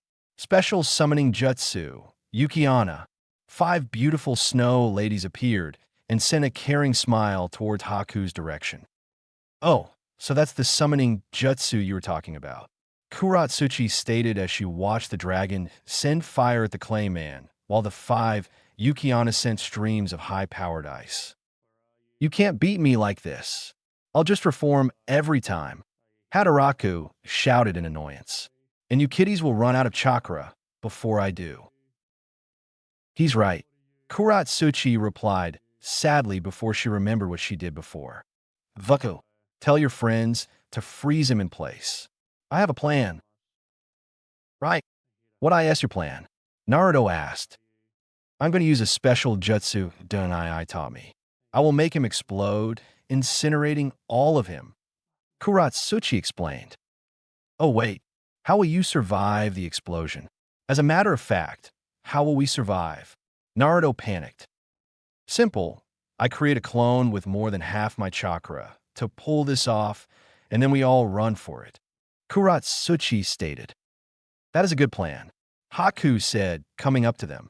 My snow ladies have him frozen, so let's go before he escapes. Right, Shadow Clone Jutsu.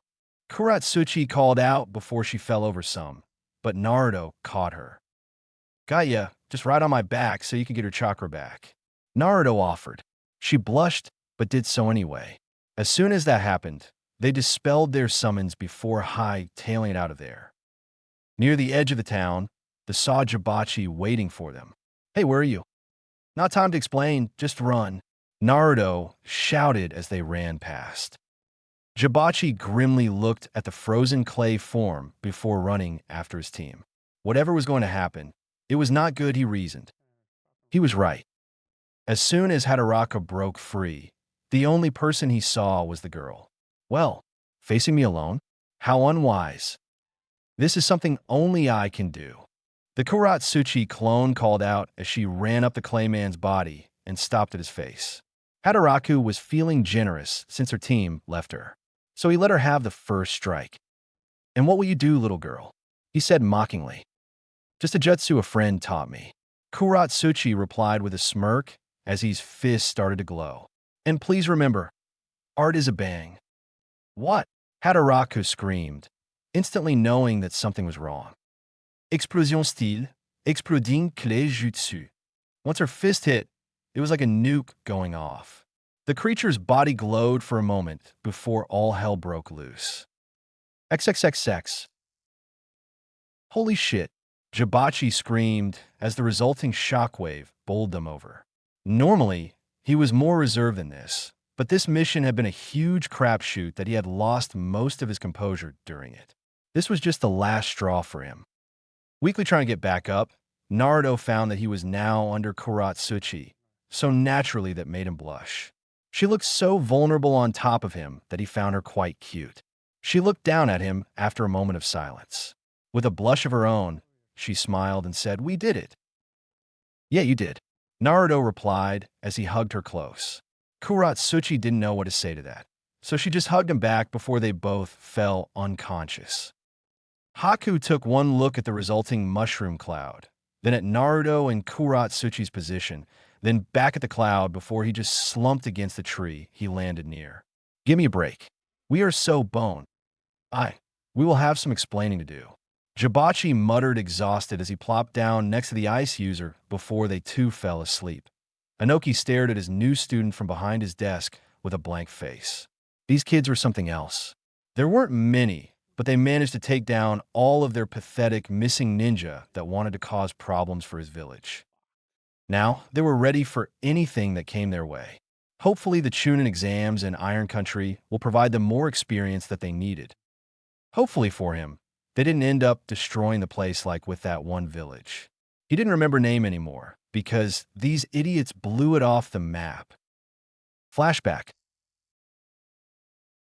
Inoki stared at the mushroom cloud that he sent his team to in utter shock. What the hell did they do this time? He raged. Triple X.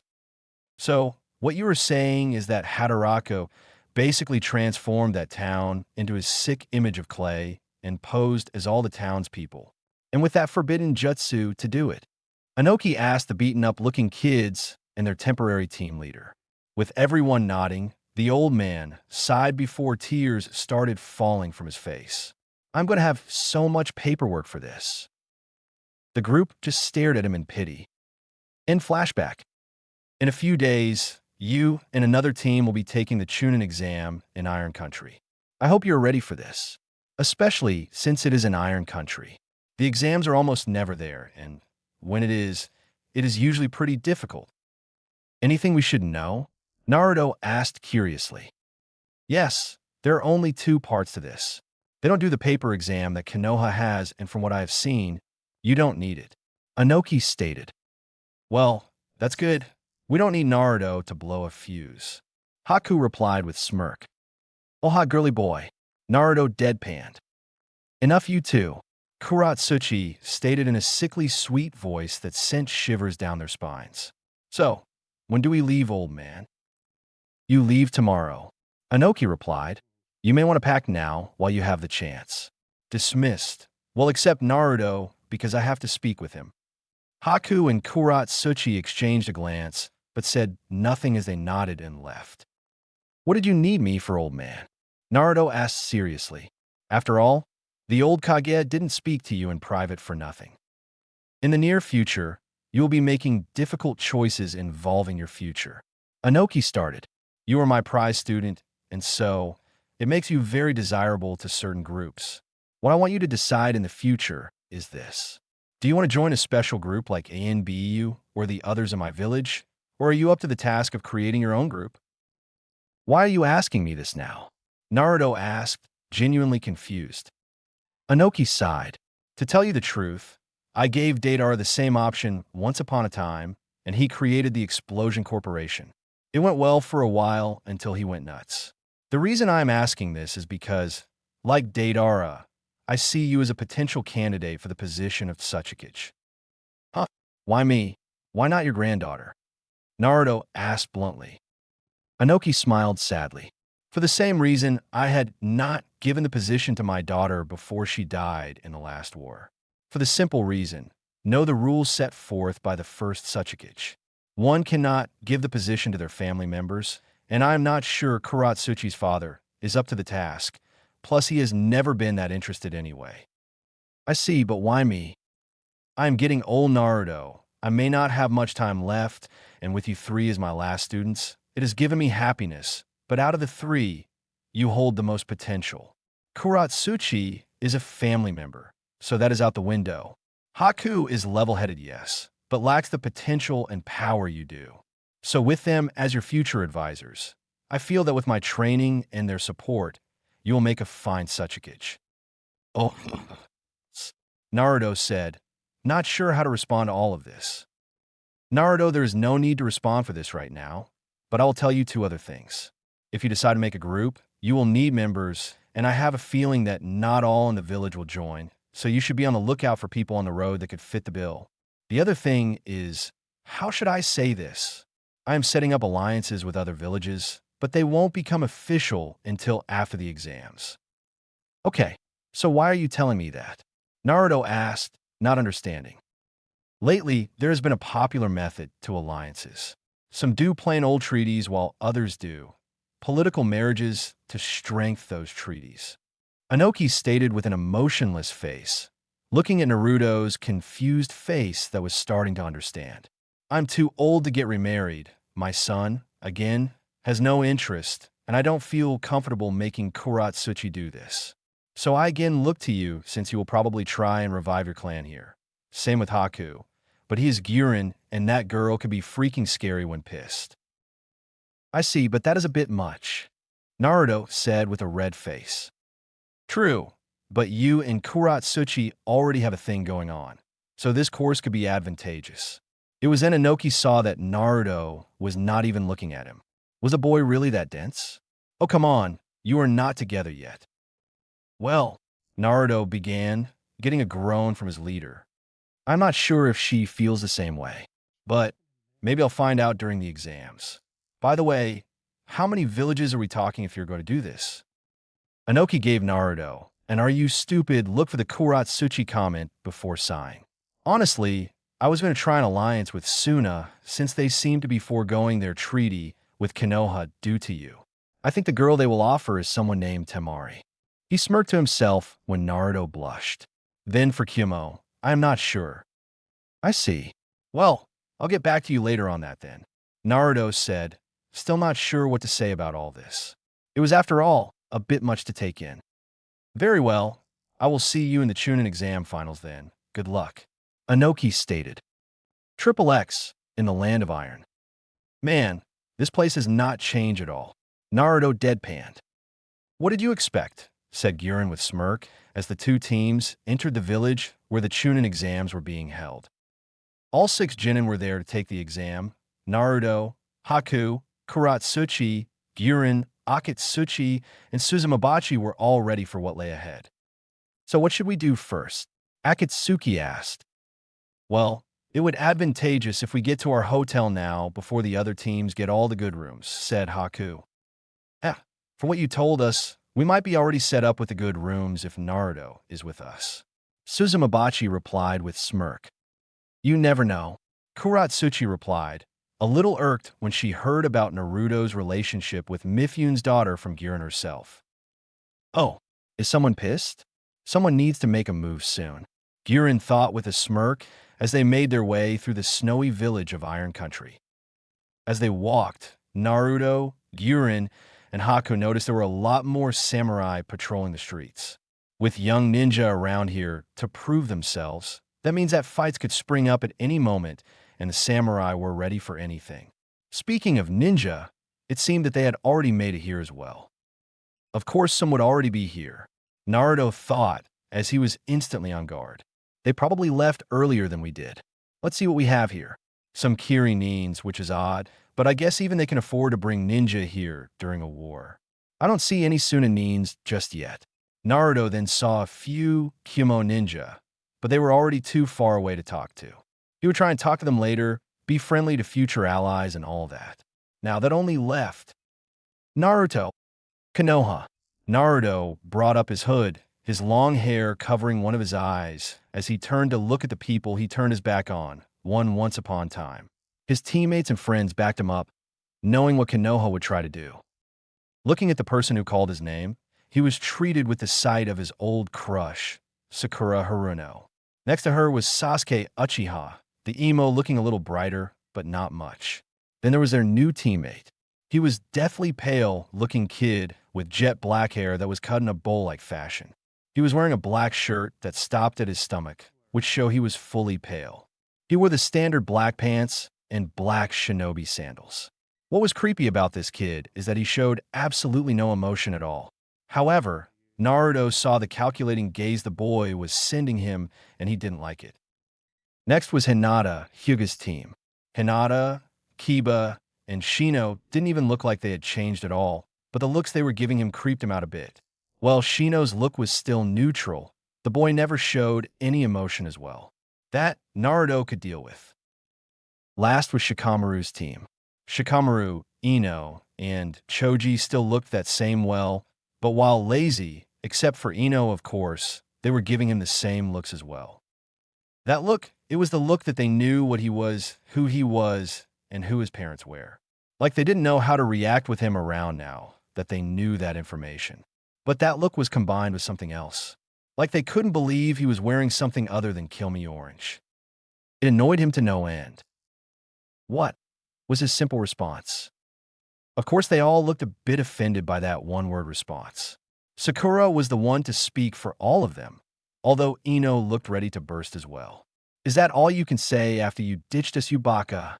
Sakura screamed with tears in her eyes as she acted on instinct and threw a punch to his face. What happened next shocked all the ninja from Konoha. Naruto caught the punch with ease and an annoyed look on his face. However, it was the sound that got many quirking an eyebrow. It was the sound of flesh and bone hitting metal. Sakura grimaced in pain at the contact and tried to retract her fist, but Naruto's grip was too strong. No longer will I take a punch from you, Naruto said with anger in his voice. I have had enough of being your whipping boy. Next time you try it, I will rip off your arm. So, you are different now without a mask to hide your true emotions, Sasuke stated grimly. This new tone Naruto was taking with them was dangerous for them. He needed to tread lightly. Shino picked up on Sasuke's thought process and nodded to himself before asking the question that was on everyone's mind. Naruto, will you return to Konoha after the Chunin exams? Naruto sent him a glare, but not much else. Despite only having one eye visible underneath that hood, it was still scary. "WEM miss you," Hinata stuttered out. Naruto sighed. He knew that some of his old classmates did accept him, but to him that was not enough. Not when the whole village hated and feared him for stupid things. Kuratsuchi saw Naruto was having a hard time with them and was going to intervene, but Naruto spoke again. "No, I will not come back," Naruto replied, and before Kiba could retort, "I know what has happened since I left, how the rest of the country knows." He paused at that in thought, wondering how words spread so quickly. "But still, I will not come back. I will not come back to a place and hates fears me. The only thing I hold against you all is that you never took the time to get to know the real me when you had the chance. But the village needs you," Choji injected. Naruto saw the boy was just trying to be nice, like always, but he didn't see what Naruto saw. No, the village needs their icon and weapon back. I will not be that. Some may have changed their views on me, but not for the right reasons. They still see me as a demon and fear me for it. They also fear that when they die, they will have faced my father's wrath. Nothing has really changed in Konoha, trust me. I suppose we can't change your mind, troublesome, Shikamaru stated with sigh. But please sate my own curiosity, what it with your arm? Naruto smirked darkly as he pulled up his sleeve to show them his all-metal arm, making some gasp. This is my metal arm. What the hell happened to make you get that? Ino asked. This is what happens when you go toe-to-toe with an S-class missing ninja and they let you live. Me, Haku, and Giran fought him, but we lost. He was just toying with us. Damn, who did you fight, man? Kiba asked, a little put off. He and Akamura noticed that Naruto's scent had changed a bit, but this was nuts. They thought it was just from being in another country. Haku groaned to himself when he saw Naruto look at the younger Uchiha with a dark smile. Girin just rolled her eyes while the other three IWA, a ninja, looked nervous. Naruto spoke while looking directly at Sasuke, something Shikamaru and Shino noticed before the others did. We fought a certain Uchiha. Shino thought he saw Naruto's metal hand glow a faint orange. His form grew darker, like shadow were wrapped all around him, and his lone eye turned blood red. If you look closely, though, you could see that it was the Sharingan. He maybe had taken my arm, but I took his soul. Sasuke seemed to have understood what Naruto said, and his mind ignored all rational thought and his earlier thoughts to stay on Naruto's good side. Itachi was his quarry, damn it. You bastard. He was supposed to die by my hands. He screamed as he threw a punch to Naruto's face. Shikamaru thought Naruto was going to catch the punch like he did with Sakura, but he just left the Uchiha hit him. What was more shocking was that the fist continued, like Naruto wasn't even there, the strange black smoke giving no resistance. The reactions to this were all mixed, but they revolved around being shocked. Oh, temper, Sasuke. Naruto's voice rang out from the black smoke. His hands came out and grabbed the Uchihas, forcing them behind the supposed elite ninja. Trust me, he is not dead. Even with all the training I went through, I could not hope to beat him, and if can't beat him, neither can you. Bullshit, I'm the rookie of the year. I am the elite, Sasuke stated. Of a bunch of kids, Naruto interrupted. Compared to what we have been through, Konoha's academy teachings are weak. So what? I am an Uchiha. Sasuke growled as he tried to free himself. Sasuke, did you forget how strong your brother was as a kid? He was a teen when he did what he did. Can you honestly say that as you are now, that you can pull off what he did? That froze Sasuke in place. Naruto was right. However, as he relaxed and Naruto let go of him, he smirked arrogantly at the blonde that reformed in front of him. If I can't fight him just yet, I prove that I can beat you. After all, I am an Uchiha. I have to prove my mantle by beating the fourth Hokage's legacy. We'll see, Naruto replied with his own arrogant smirk. The group from IWA were now very confused. Were they best friends or something? They thought some big fight would erupt, but not this. Plus, the Konoha ninja were dumbfounded as well. However, some like Shikamaru and Shino were trying to figure out Naruto, smoke jutsu, and they should have known not much would have changed between them. Well, I guess the two of you have to prove your worth since you are both dickless. Came the first reply from the unknown pale boy that replaced Naruto on Team 7. Ugh, shut the hell up, Sai. Sakura roared, making everyone wince at the volume. He does too have one. Are you sure? Have you checked? Sai asked simply, getting a sputtering response from Sakura and an eyebrow raise from Ino. I don't know about the Uchiha, but I can vouch for Naruto, a familiar voice stated. The two groups turned as one to see a tan girl with green hair, who was none other than Fu. Fu! Girin shouted in glee as she hugged the girl, but she decided to tease the boys a bit and made it look sexy, which Fu caught on to and just went with it. Kiba, after wiping the blood from his nose, decided to ask, "Who is that and what does she mean?" Actually, I want to know how big it was, came soft voice. Again, the groups turned to the new voice and saw that at the familiar visage of white hair and amber-orange eyes of Misa, Mifyun's daughter.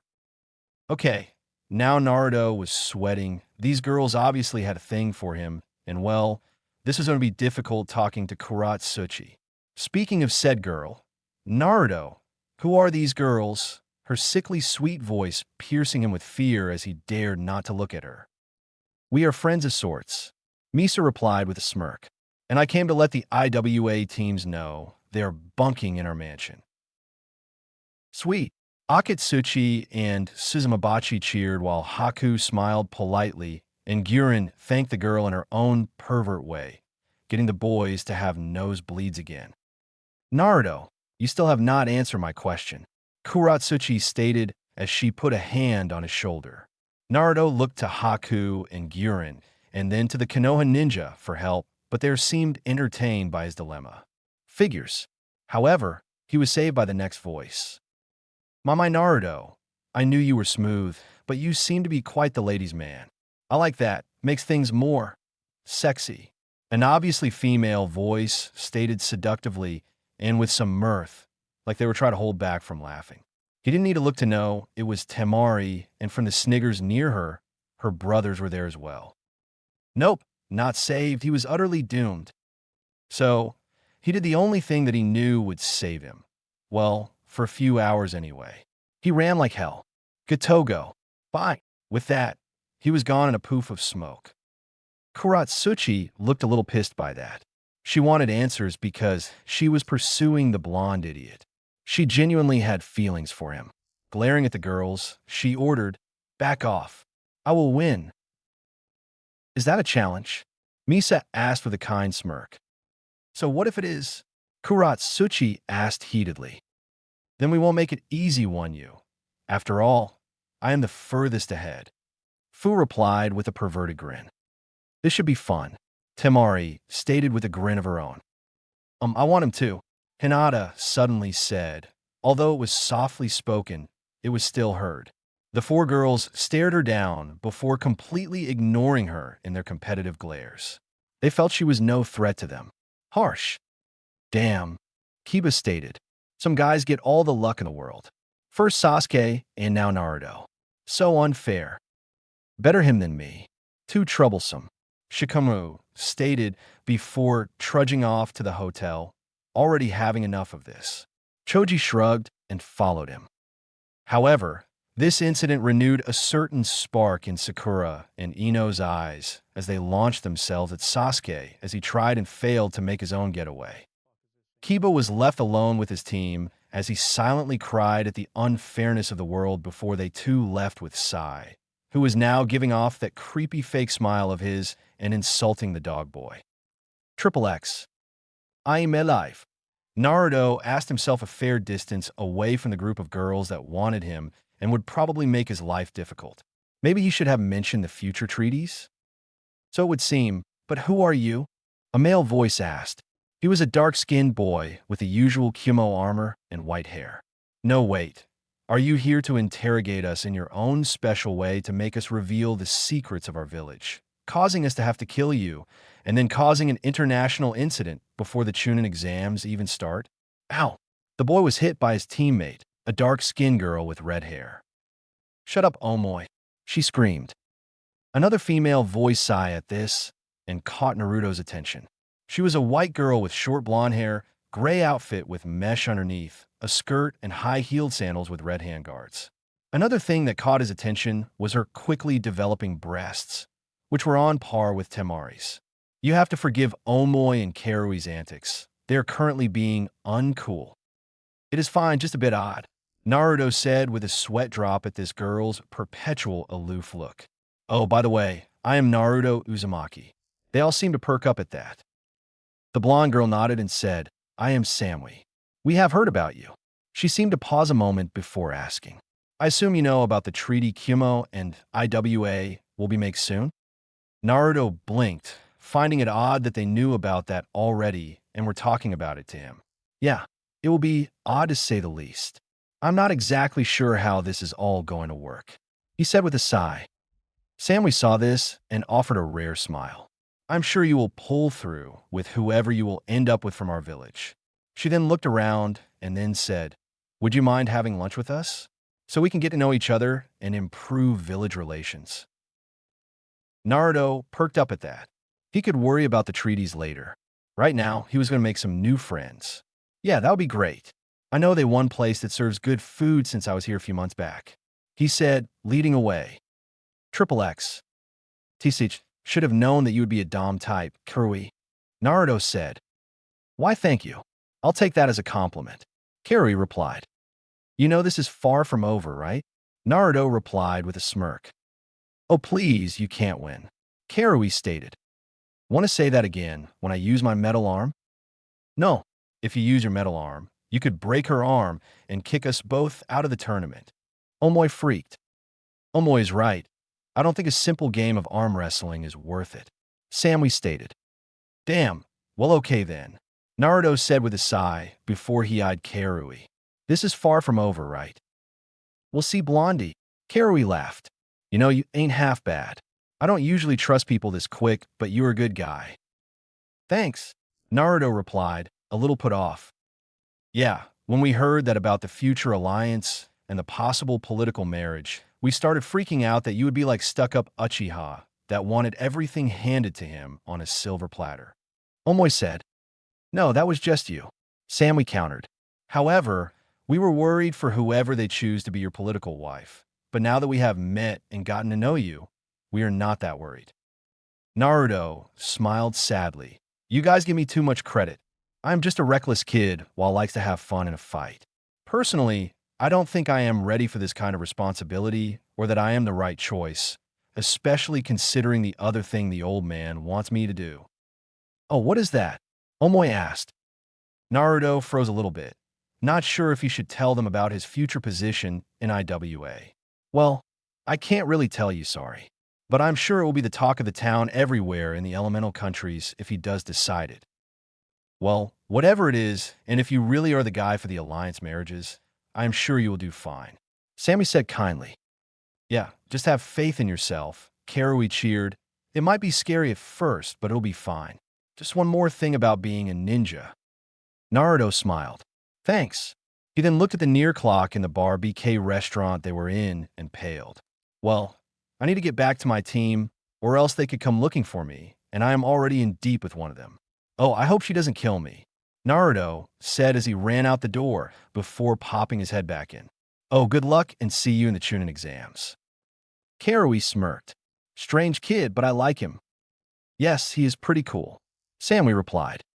Well, we better get back to the hotel before we are later, and then Sensei will out. Omoy yelled in pain because Karui comically bashed him in the head again, and Sammy just rolled her eyes. Triple X. When Naruto got back into Mifyu's mansion, he was immediately confronted by Kuratsuchi's stern but hurt look while the rest of the IWA ninjas made their way to him. Naruto sighed. Inoki never did say that he could not tell them. He just hoped they understood. Hey guys, he said dejectedly. I need to tell you something. All of you. Last time. When Naruto got back into Mifyu's mansion, he was immediately confronted by Kuratsuchi's stern but hurt look while the rest of the IWA ninjas made their way to him. Naruto sighed. Inoki never did say that he could not tell them. He just hoped they understood. Hey guys, he said dejectedly. I need to tell you something. All of you. Present. Yes, I would like to know what all that was back there. Kuratsuchi stated with her arms crossed. Guren, who sort knew what was going on in the girl department, saw something else. There was more to this story than they thought. This is going to be a long story, isn't it? Not necessarily, Naruto replied while rubbing the back of his head. All right, go ahead then. Haku said. You see, it is like this. Naruto began. Kuratsuchi, you know how your dad has stepped down and made someone else that's such a kid yet? Of course. She growled. I still don't see why he has given it to Dad or me yet. The thing is, the first Suchikage made a rule that said that a family member cannot be chosen. What? Suzumabachi screamed out in shock as she started thinking about it. That makes so much sense now. Back then, Grandpa noticed there was a lot of infighting between our parents and such. When Grandpa chose someone else, that's what led to our own downfall in the village, something I bet my brother never bothered to mention. Kuratsuchi nodded, finally understanding that, and why her father or her were never picked. So that means what now? Haku and Akatsuchi's eyes widened as they came to their own conclusions, but stayed quiet, mostly out of shock and awe. Well, your grandpa was ready a long time ago to quit his job. Mostly the reason he was trained Deidara. He was training him to be the next Suchikage, Naruto said, getting wide eyes from his female teammate as she was starting to put it together somewhat. After he went and left, he chose us to be his students. And well, when he told you guys to leave us to talk, that's what he told me. That because I have you guys to keep me level-headed, I will be the next Suchikage. And it is not like he didn't say not to tell you, but this stays between us until this actually happens. It was quiet for a long time as the group tried to process all this new information. He was sure if it took this long for this to process all of this, the next thing he was going to tell them was probably going to make their brains overflow and blow up in some way. I didn't expect that at all, Girin said in shock. Haku smiled. I am glad that it was you he chose. I would rather not lead an entire village to their doom. Naruto grumbled. But if it is you, I would be honored to be your advisor, to make sure you don't burn us all to the ground. Haku stated with a smile. So cruel, Naruto said as a rain cloud appeared over him. Seriously, there was no faith. You know, me and my team are going to have to help. You can't handle the blonde, all your own with just you and Kuratsuchi. Girin replied in a serious manner. More help would be appreciated, said Haku, making the rain above Naruto come down harder with a few lightning strikes. No faith whatsoever, Naruto cried. Haku smiled. Do I have to remind you of the scorpion incident? This time, a lightning bolt came down on Naruto's head, burning him to a crisp as he has tears coming down his face. None of this explains the girls that are coming after you, Kuratsuchi replied, still pissed off. However, she was ecstatic for Naruto, but she was not going to let that deter her just yet.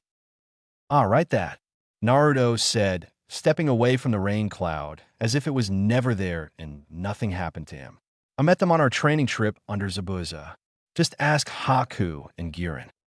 Kuratsuchi's glare was sent to the mentioned and they flinched. Girin sighed. Yeah, it is true. We sort of set him up with Temari when we were in sand. However, Haku injected, seeing that they were pissing off the rock princess. The other girls Naruto befriended, and they obviously gained a thing for him. I see, Kuratsuchi stated before turning her attention back to Naruto. Anything else you have to say before I pound you? Actually, Naruto said, and he was urged to go on. The old man wants me to do 3 things. One is to help him set up alliances with the other villages through political marriage, and that will then lead into rebuilding the Uzumaki clan in IWA. By the end of it, Kuratsuchi's I was twitching madly. Girin was smirking pervertedly while thinking us ways to tease her friend. Suzumabachi had a devious look in her eyes, and the boys were cursing Naruto's luck. Well now, that is interesting. Now we don't have to fight over you, Misa said as she leaned on a nearby wall with a predatory look in her eyes. I know that Iron Country is a neutral country, but I think me and my father can think of something. That is it. That old man has lived long enough, Kuratsuchi raged. Akatsuchi took this time to stupid talk. I don't get it. You two are not even together. Why do you care, Kuratsuchi? Girin groaned at her teammate's ignorance while Suzumabachi rolled her eyes. Kuratsuchi growled as she rushed over and punched him in the gut, knocking the wind out of the big guy. She then turned her attention back to Naruto. While it was true that they weren't together, she still had feeling for him. But now, thanks to her grandfather, she was being forced to reveal them or lose the blonde idiot. He's right, weren't together, she said as he stalked over to him. With each step she took, he took a step back, fearful of what her enraged state would do to him. But over the month we've known each other, I've gotten to know you as a friend and teammate, not just the guy that saved my life. At this point, Naruto found himself backed into a wall. I admit that gave you some points, but I found that wasn't enough. Now that I know you, I know I want to be with you, you idiot. She leaned in to smash her lips against his. Naruto was of course shocked, but it was not unwelcomed. He felt the same way about the rock princess. She was an awesome person. Kuratsuchi broke the kiss with a red face. Whether that was from embarrassment or anger, he did not know. However, if I have to share you because of what my grandpa is doing, then I am making it clear that I am with you first, and I am the alpha. Sure, Naruto said, not sure how this all worked at all. Enjoy just the two of you while you can, Misa said, still smiling. Because later, things will get hot. She then gained a bit of drool coming out of her lips and some blood out of her nose. Oh God, can you imagine the orgies with those shadow clones? Oh yeah, that image alone was able to knock everyone back with their own nosebleed at how they pictured it. Haku recovered first because he remembered there was something else Naruto needed to say. Thankfully for him, this would change the subject. He didn't want to die of blood loss after all. Ahem, there was a third thing if I am correct. All right, Naruto said as he pounded his fist. The old man wants me to put together an organization, much like Didara's Explosion Corporation. I see. Karatsuchi replied, thinking it was a good idea, but just needed members, a name, and a purpose. Who's all going to be in it? Akatsuchi asked. Naruto rubbed the back of his head and said, well, I was hoping you all would be in it. After that, I'm not sure who else should be in it, but I was kind of hoping to use the remnants of sound. Interesting, I think that might work, but you would have to convince them. Haku stated thoughtfully, especially that white-haired one that escaped when Orochimaru died. Yeah, although he didn't do much. Girin said thoughtfully. Oh well, Kuratsuchi said. We'll figure that out later. Any clue for a name or a purpose? Nope, but I'm sure it will come to me eventually. Naruto replied with a shrug. Now we just need to focus on the Chunin exam tomorrow. Good point. The Rock Princess replied. Triple X. Naruto got into his bed that Mifune had let him use. How the old man let the IWA ninja use every room in his mansion, saying that they needed to be used at least once. Yeah, the Chunin exams is what we need to focus on the most. We can deal with the group and the position of Tsuchikage later, much later. Not to mention the political marriages and rebuilding my clan. This was honestly too much to put on a 13-year-old, but he would just have to endure it, just like all other things. At least he had his friends helping him. Speaking of his friends, he felt that Kuratsuchi was on the other side of his door. It is open, he said aloud. You're getting better at sensing people. Kuratsuchi replied as she walked in. Naruto's eye nearly bugled out of his head when he saw that Kuratsuchi was wearing a red, almost see-through nightgown. Thanks, but what's the occasion? Kuratsuchi pouted at that, and he had to admit that it looked cute on her. I just wanted to sleep with my boyfriend alone before all the crap Grandpa has in store for you, and then I have to share you.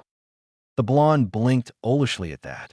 They had known each for a month, and they could both say that they had been together ever since the bomb incident 2 weeks ago. Sure, they had kissed a few times to see how it was, and they could say they liked it. However, they never really came out and said they were together. They had wanted to wait a bit more, but this new information cut that short, and here they were. The Rock Princess smiled before she got in bed with her official boyfriend, before she planted a kiss on his lips. When he broke away to say something, she shushed him.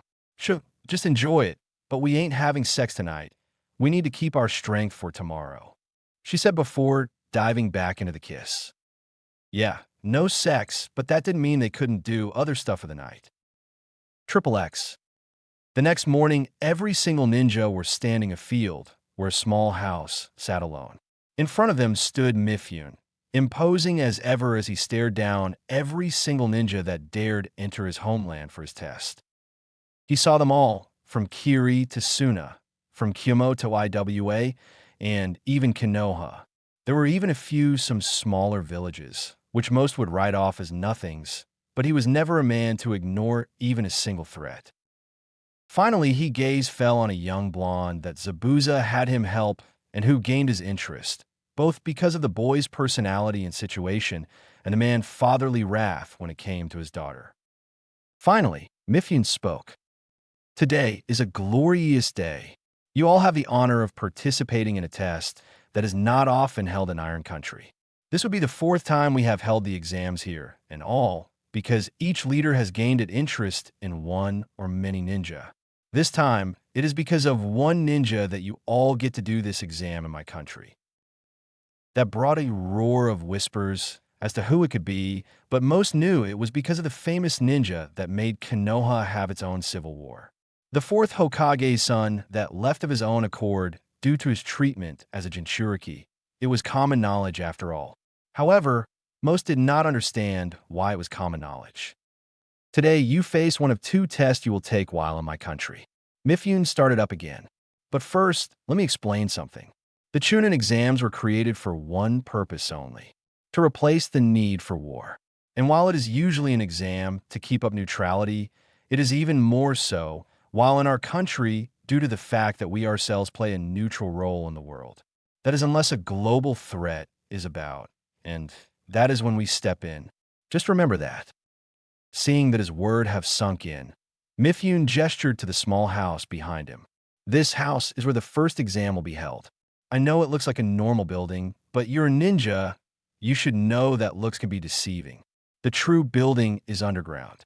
This building will be your exam. What's so great about it? A random genin asked aloud. Mifune smirked and said, the simple fact that it is one big maze of horror. In there, you will face your fears and battle each other to get out alive.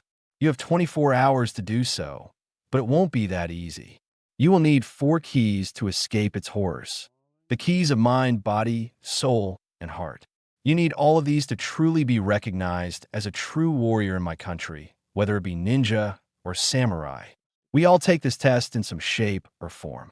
Mifune stated passionately.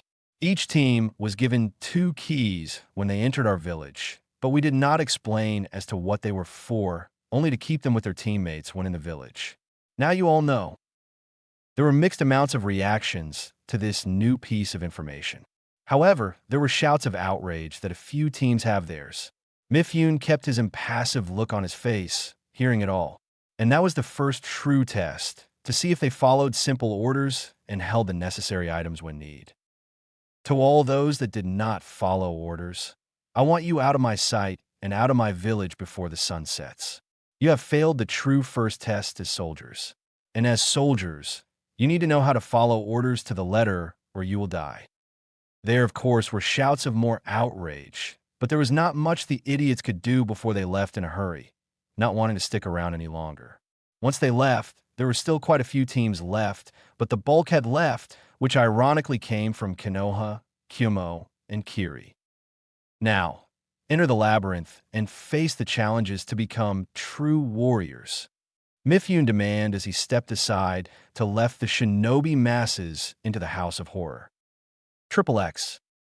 As soon as Naruto's team entered the front door, a darkness swallowed them up, only to be dropped in a cave-like area. Ugh, now where are we?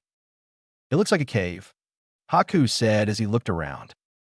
So, I guess we have to fight other teams in this place to get out, but I'm more worried about the dangers within this place. Mifune wasn't very forthcoming with what he knew about it. Kuratsuchi stated as she looked around. No point in just standing here waiting for whatever to kill us. Let's go. Naruto ordered, not liking the feel of this place. As they walked, they didn't notice how cold and quiet it was. Something was not right. However, it became a little weird for them when they spotted another area up ahead, and it looked like something you would see in a Western-style house. However, the thing that set their guard up was the blood splattered on the walls. Roar! That came from behind us. Haku shouted, highly on edge about all this. Great, we stay here and face whatever made that sound, or we move forward and face what made those blood spatters. Kuratsuchi said, kunai at the ready. Man, they really make us hit the ground running in this exam, don't they? Naruto growled. I say we push on, not like we can go anywhere else at the moment. Right? They said as they followed Naruto forward into the newer area. But as soon as they did, the whole place shocked violently, and the cave area behind them disappeared to reveal a desert-like area from where they stood was extremely heated. Labyrinth indeed, Naruto said as he glared at the area behind them. This place was one big labyrinth. So that's what Mifune meant. The dangers of each area was critical. They sure had their work cut out for them if they were to escape. Noticing that neither of his teammate had said a word, he turned around to see what was up, only to freeze in horror.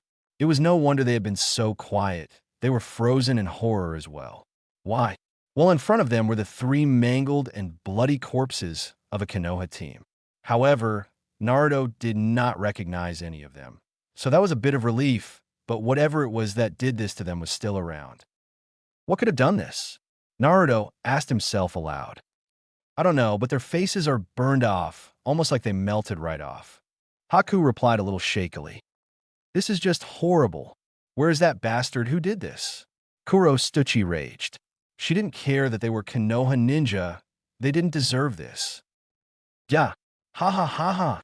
A voice laughed out manically in glee. Ask, and you shall receive. As the old saying goes.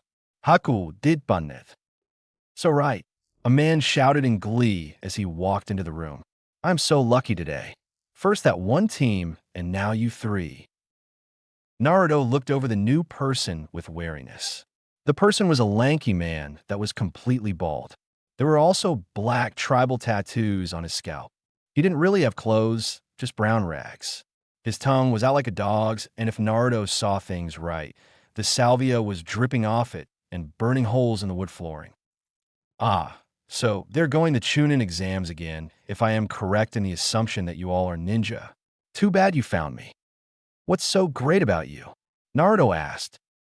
The man chuckled at that before he laughed outright. My God, they never tell you little brats anything, do they? Originally, this place was a prison for people from all over the world. I myself am a serial killer known as Acid Burn. Now, I find it ironic that this area is the exact same place I committed my first murder, my own home.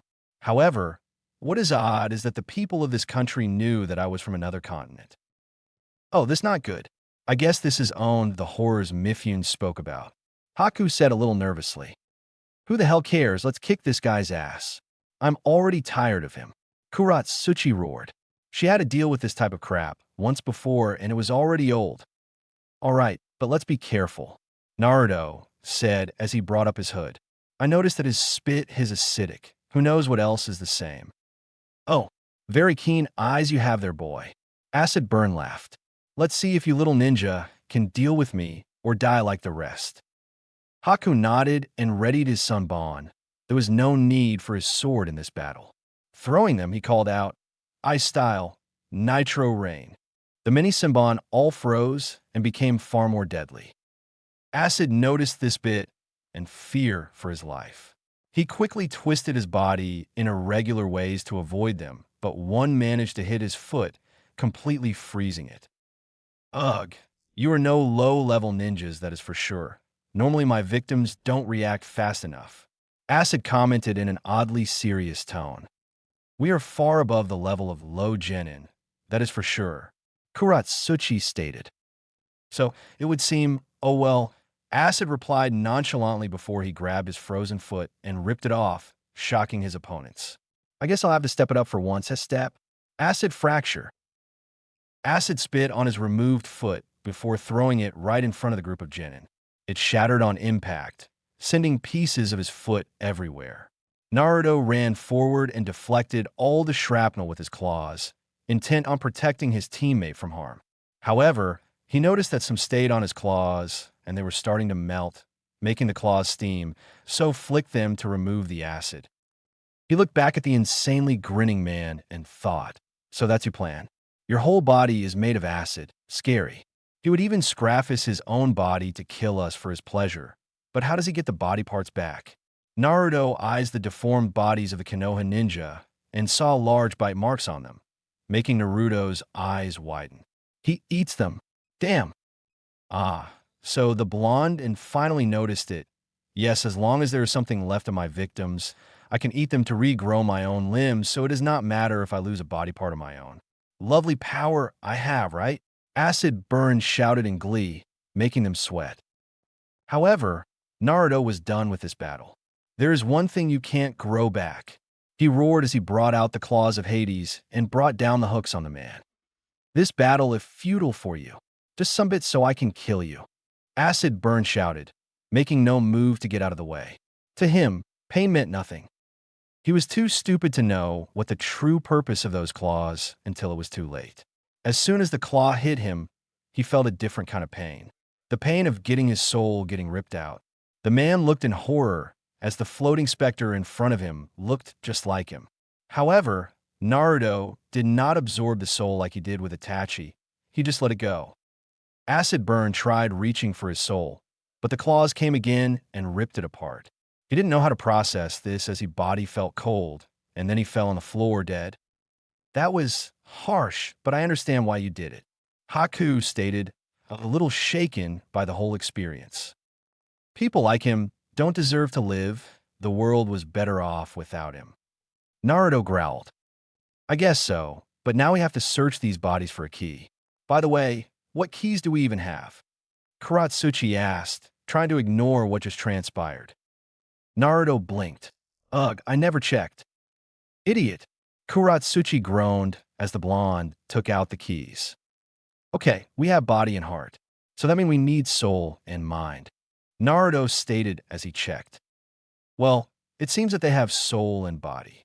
Haku announced as he brought the keys over. Cool, we have an extra, and all we really need is one more. Naruto said with a smile. Right, let's get the hell out here. This place is giving me the creeps. Kuratsuchi ordered, getting nods from the boys, not wanting to argue. Triple X. They had walked a good while and ended up back in the cave area. Luckily, they did not run into that monster that roared before. However, they did notice there was blood splatter on the wall. Hey, this cave wasn't as big last time, right? Naruto asked. You have a point. Perhaps we are in a different cave area. Haku suggested. Well, wherever we are, there are two routes this time. Kuratsuchi stated, pointing to two exits. Let's go right, Naruto suggested, and his teammates just shrugged, not wanting to argue. Soon they were rewarded with a different exit this time. It was a forest setting that Naruto knew well. However, that is not what made them stop in their tracks. It was another Konoha team, this time alive. Sasuke, Naruto said. Naruto. The Uchiha replied in kind with a serious face before it shifted into a cocky smirk. Well, I guess we get to see who is stronger sooner. Good, I wanted to fight you. We'll see who is stronger, but I can already tell you, it is me. Doubtful. Boom. Their battle was put on hold for a while as the two areas shifted once more. This place was more difficult to navigate than they thought.